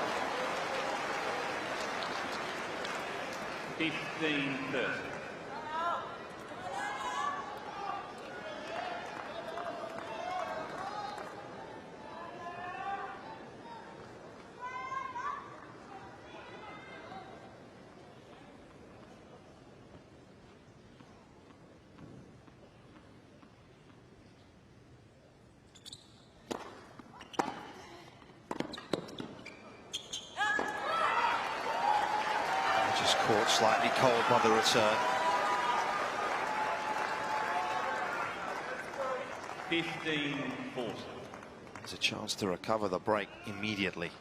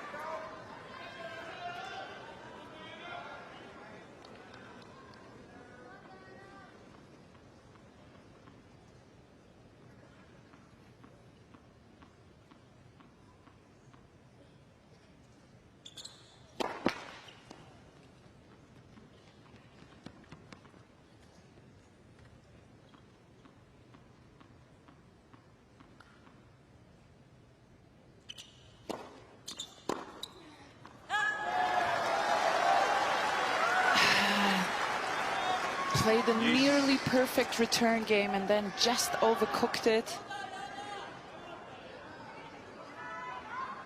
Maybe the change of directions of the second serve kept her guessing, kept her... And it's hard to sit here and say, yes, that's a bad return, because as you say, that's what's got her here. That sort of... that type of return has won her a lot of matches in the last couple of weeks.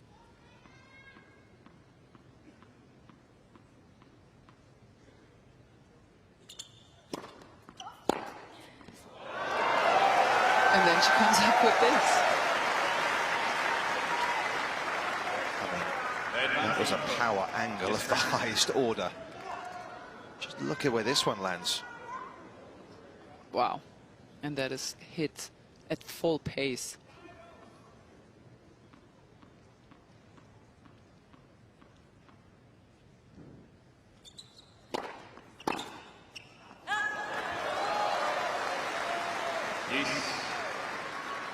Well, and that is the task of Qinwen here, is to give her new looks over and over again so she doesn't find her rhythm. So she maybe makes one but sprays two, makes one but sprays three. That's the task that Qinwen is faced with here. Keep giving different types of looks of returns. Average rally length in this match, 2.7 right now. I mean, that is exceptionally low.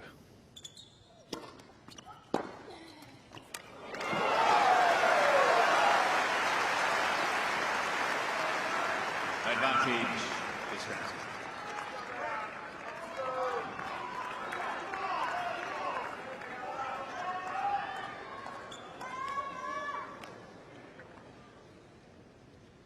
Even her defense wasn't up to rescuing that one.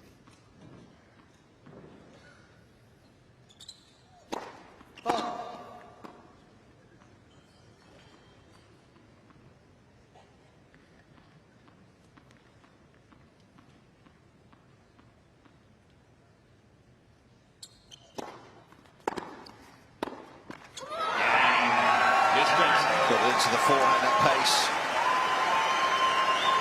Got the result she wanted.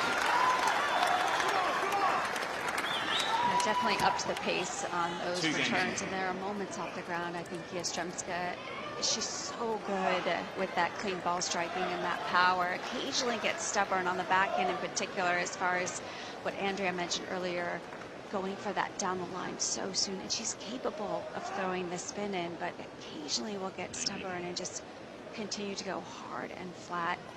Sometimes it pays off, like you said, just like those last few returns. Injury look okay, Jill? I think so right now. I haven't noticed her clutch at it or grab her stomach out also. That's good news.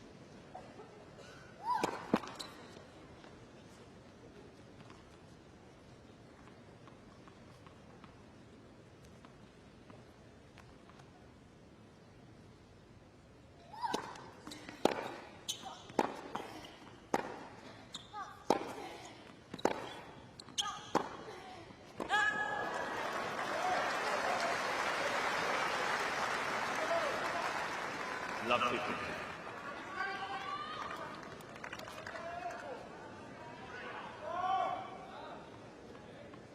Here's the rally breakdown. We touched on the average rally length and talking about how low it is. 3 rallies over 9 in an hour and 20 minutes. Love 30. See that very often.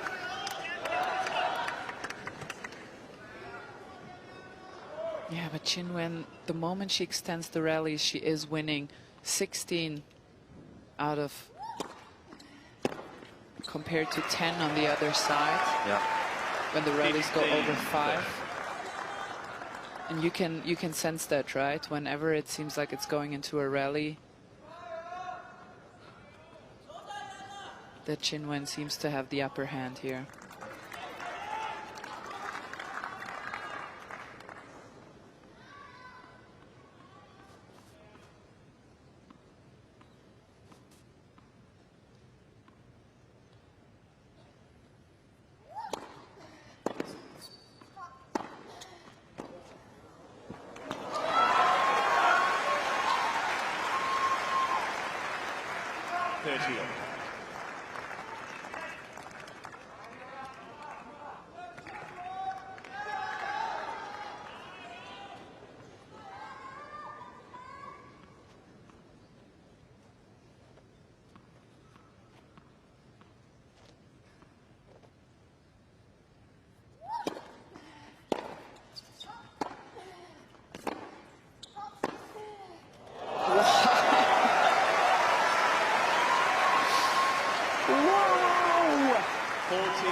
Oh, wow.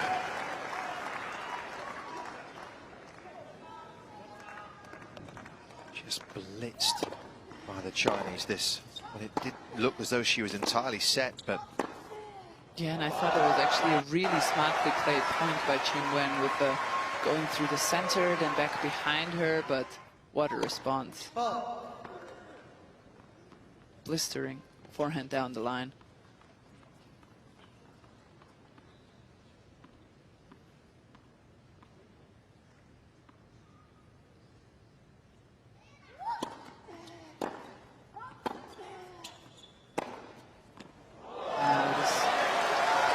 Very good tennis here by Zheng. Yes. Just shows you how strong she is when she can control the center of the court with her forehand side. Just opens different kind of angles compared to other players.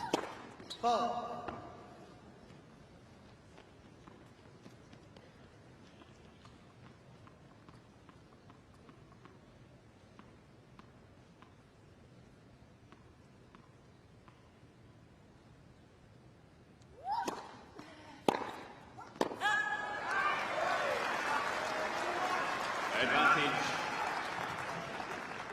Yastremska. Ukrainian, for once, just taking a little more time between points here, recognizing the moment, maybe. Certainly wants to keep herself in front.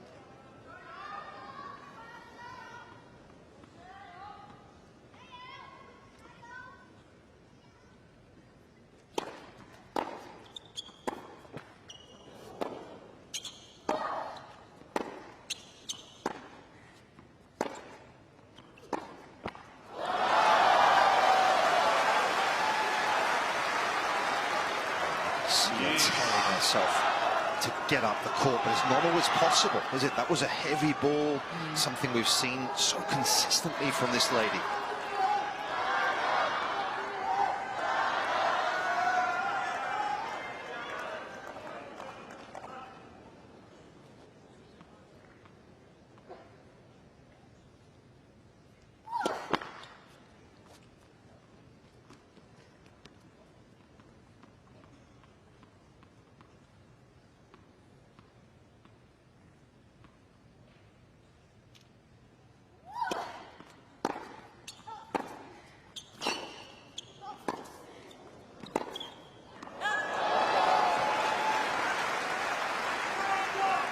Advantage, Yastremska.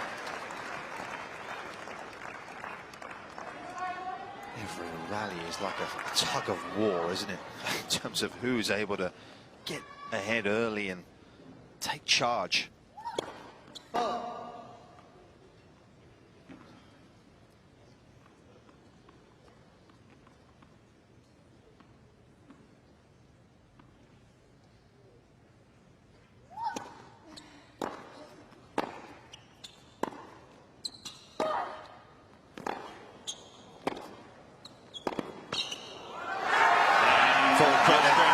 To the qualifier. Yastremska is far from done on the evidence of that game. She's up 3-2 in the second.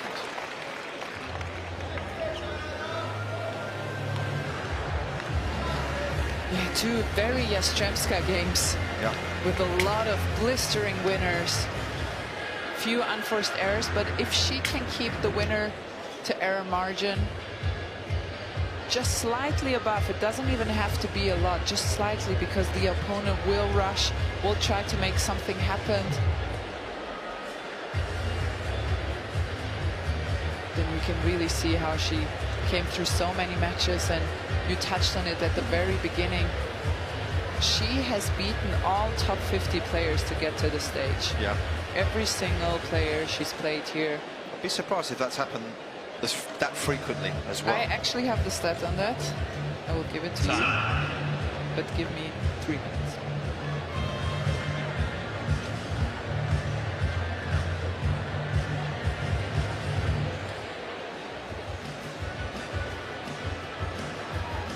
First semi-final offered a lot, didn't it? And Aryna Sabalenka will get a shot at defending her title on Saturday evening inside the Rod Laver Arena. Who she faces remains to be seen out here. Yastremska digging deep to keep this competitive.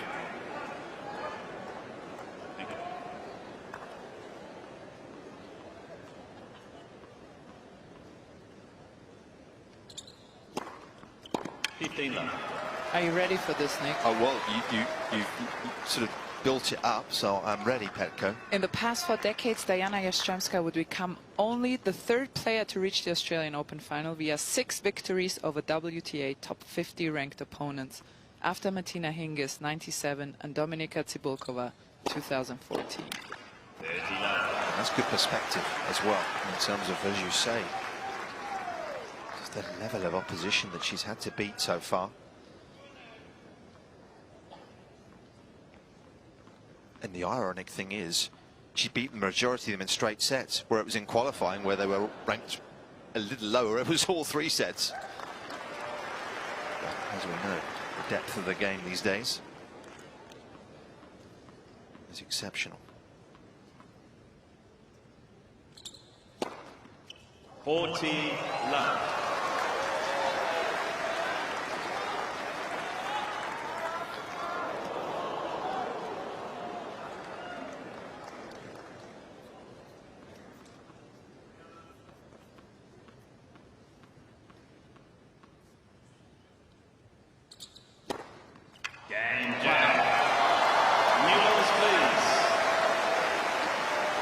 response.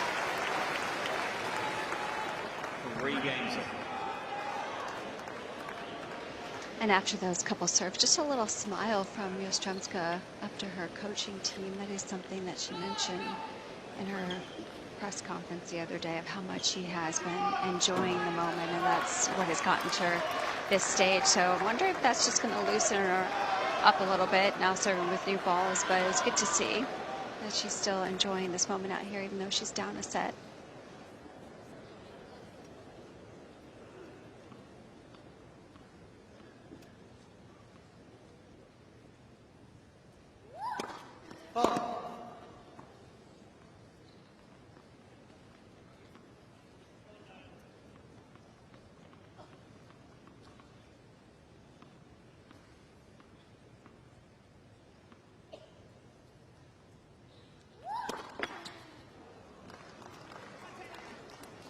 Lovely.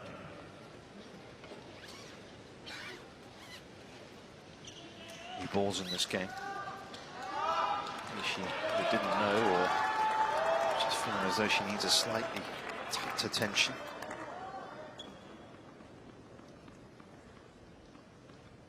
Roof has been closed largely all afternoon into the evening. A bit of rain in Melbourne today.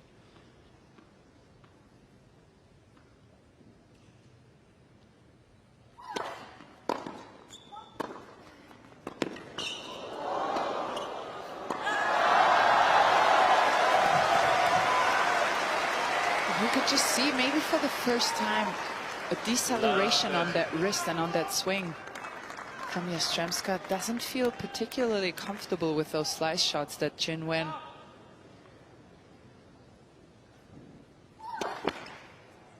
gets out of these corners, short into the court. Yeah.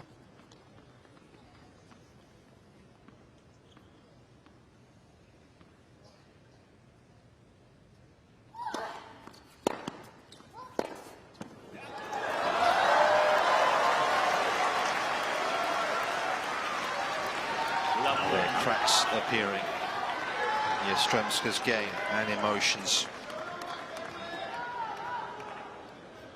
A couple of wild ones. Break points.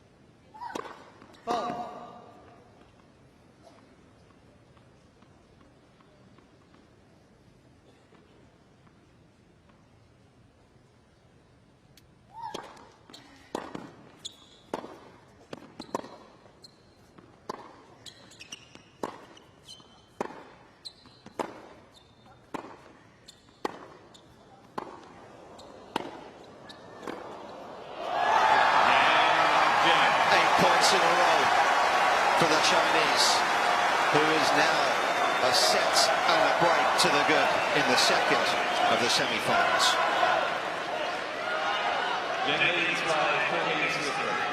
That last point was absolutely stunning. Jill, can you let us in how it looked from the sidelines? It was ridiculous.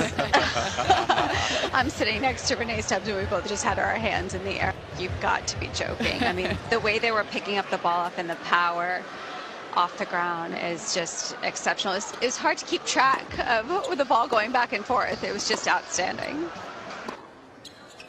Yeah, they were gripping and ripping the ball over the course of that exchange, weren't they? Neither player was backing down a whole lot either. The depth that Yastremska kept as well. Full credit to Qinwen Zheng for actually being able to hang on there.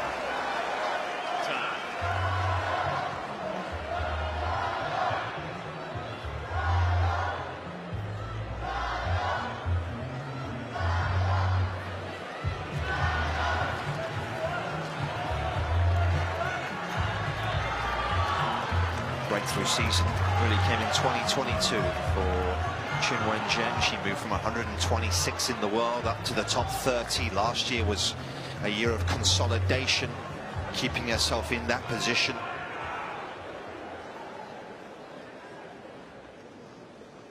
Already this year, been some substantial strides.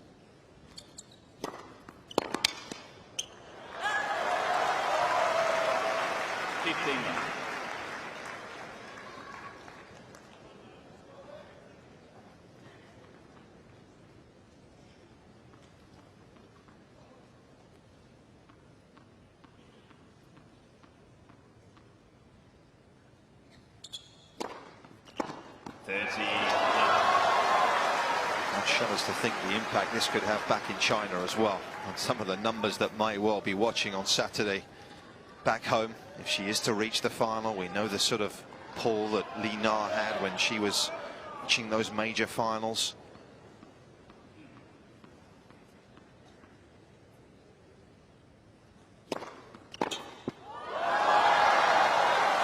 I think it's probably fair to say the game has grown in China in the intervening decade, Petko. Absolutely. Absolutely, Li Na. So many great Chinese players. Zhang Shuai.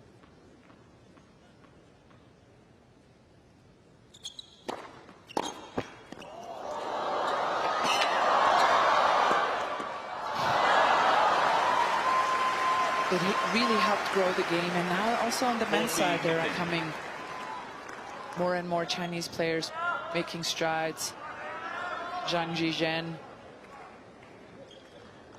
Yeah, Wu Yibing, of course. Of course. Had some injury problems of late, but was a champion last year on the ATP Tour.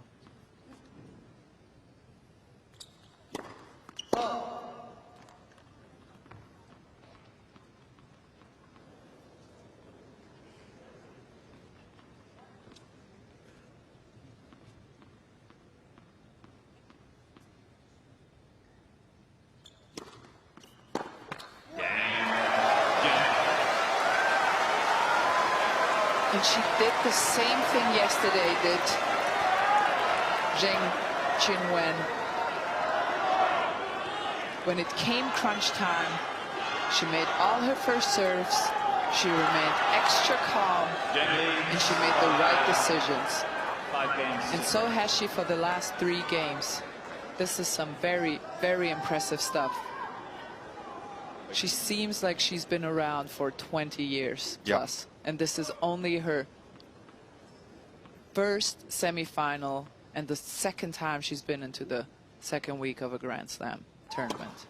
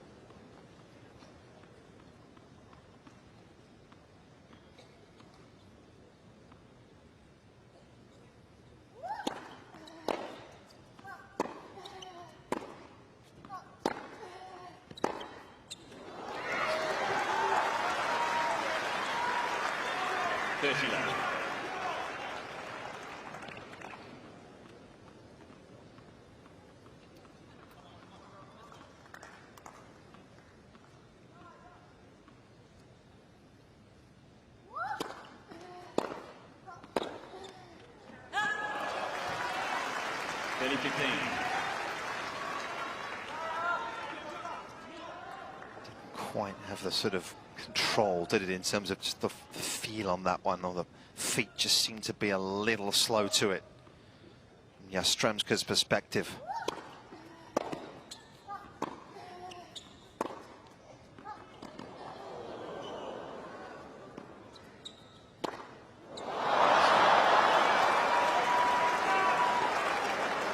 Yesterday she did miss that one once, made all of these really tough overheads. Not today.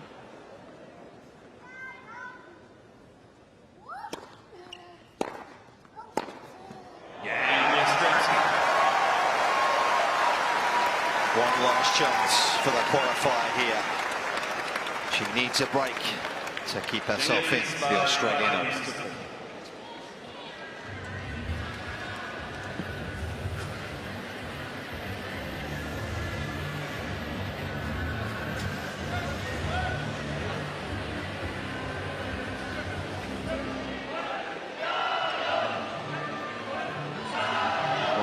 It's been some tournament for Yastremska. It really has. And hopefully for her it will be a springboard for the rest of the season, if this is to be the end of the road.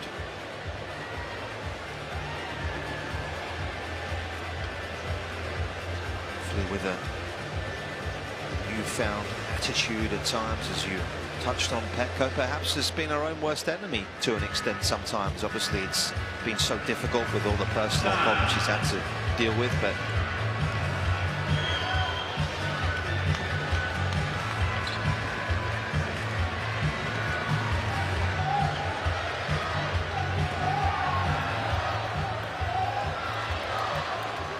what a moment for the world number 15.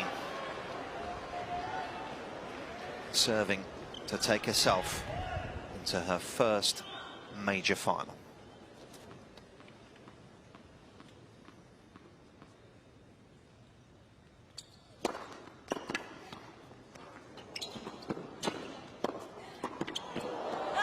Love 15.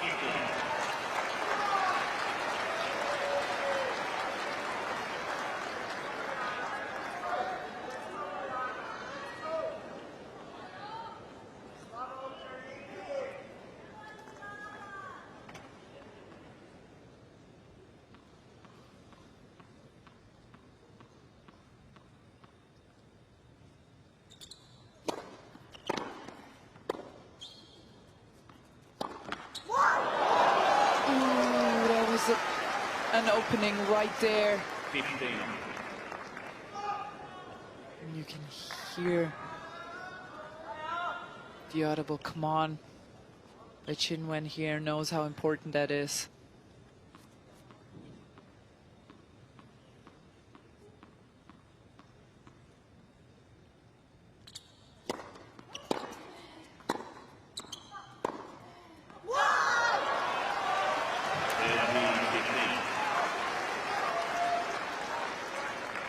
The ball she wanted. Beautiful pickup by Qinwen there. That was a great return, hit with tremendous depth. Just nice hands to neutralize it.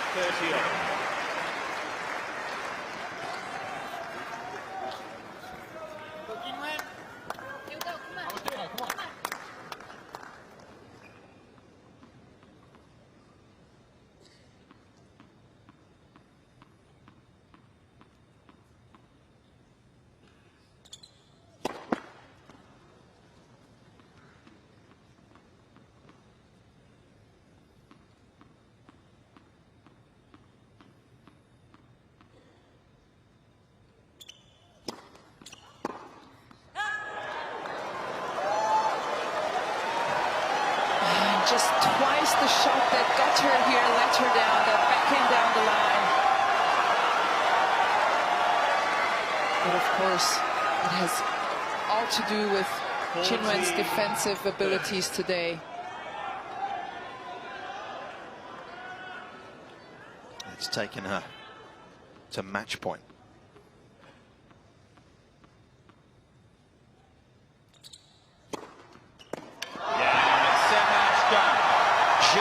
Qinwen, 2 sets to love. is an Australian Open finalist. She ends the remarkable run of Dayana Yastremska that started in qualifying 3 weeks ago. But it will be the Chinese that will get a shot at glory here on Saturday night. What a brilliant performance under duress from a very well-playing Dayana Yastremska. Zheng Qinwen remained calm as she always does, absorbed the pace as she always does, and created her own things when she needed to. What a bright young star we have on the WTA Tour. Good times. Indeed. Yastremska's offered so much this fortnight, hasn't she? She's made life so uncomfortable for so many, Belka. Absolutely, that was it. And I also thought, yes, the two backhand down the lines, but she played a good return game in the end. She made Qinwen work for it. And Qinwen showed that she can, and she showed that she has what it takes to remain calm under pressure. That was absolutely brilliant. Certainly was. Let's hear from the winner, who's with Alicia. Well, what a performance. Zheng Qinwen, your first Grand Slam final here at the AO. How does it feel? Feels unbelievable. I mean, I'm super excited to have such a great performance today and arrive in the final. You know, I think the opponent, she's playing unbelievable tennis and got really good baseline stroke. Oh, it's tough to explain my feeling now. Yet, the real first time here in Australia. Thanks for all the support and thanks to my team as well. Well, from all of us here, you looked right at home here on Rod Laver Arena, an incredibly calm player box as well. How have they helped you through this event to get to this point, the women's final on Saturday? You talk about the next match? Your team, and what they've done for you. Well, of course, we've been working hard. I mean, that's the basic of all the athletes. And yeah, we've been put a lot of effort on the tennis court, also outside in the fitness, in the treatment. You know, basic stuff. I think it's just little details helps every day. Thanks again to my team. And I can't do it without you guys. Thanks.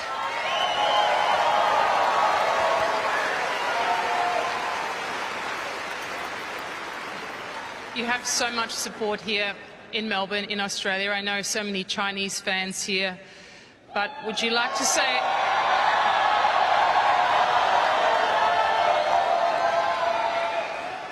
I thought you could finish with a few words in Mandarin for all of your supporters back home in China. Of course. 首先谢谢现场为我加油的中国朋友们，然后谢谢你们，你们给我带来了非常难忘的回忆。还有就是上面举着的国旗真的非常好看，然后祝你们新年快乐，好不好？新年快乐。 Ladies and gentlemen, your new women's finalist, Zheng Qinwen. Well, you've got to love her game on the court, and you've got to love her personality off it. I mean, she has charisma. She really does. She is a bright young star, and more regards than one, of course, on the court, but also just brings that it factor to the game. Yeah. Just has poise and something extra. My Mandarin is somewhat limited, but I get the sense that what she said there was quite energetic at the end. She meant it. My Mandarin stops at xie, unfortunately. Yeah, you and me both. We should ask Novak to translate. Wow, that's true.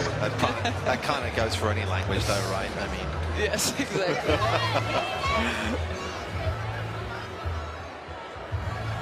Lovely. It's going to be some final, isn't it? A lot, of course, will depend, I suspect, on how she copes with the occasion. That's always the unknown, isn't it, Petco? But, I mean, from what you've seen of her, what are your senses? How is she going to cope, do you feel? I honestly think she will cope well. She seems like a very calm person. She doesn't seem to get too high or too low on her emotions. I don't know her that well, but that's how she seems. I thought it was all, you know what, to me, the more difficult part for her was to get through this part when everyone expected her, ever since the quarterfinal, to make it to the final.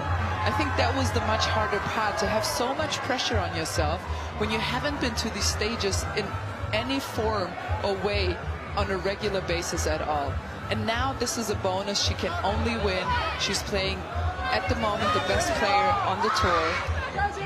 But she's not so far off, and she has the power to match Aryna Sabalenka, and we will see a tremendous final. We'll see a high quality of play. Yeah, couldn't agree more.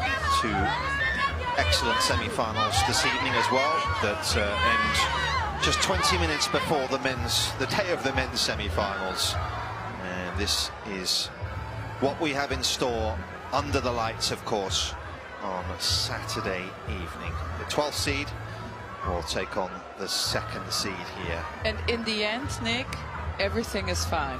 How we talked about, look at these seeds jumping off like flies. Where are they? The draw is falling apart, and in the end, we have the 2nd best player in the world number 2, and we have a very young, super talented Qinwen Zheng that we expected to do well at majors anyways, who's the 12th seed, so all is good in the end. Absolutely. Plenty still to look forward to. We hope you enjoyed our coverage tonight. From myself, Nick Lester, alongside Andrea Petkovic and Joel Krabas, we'll say goodbye.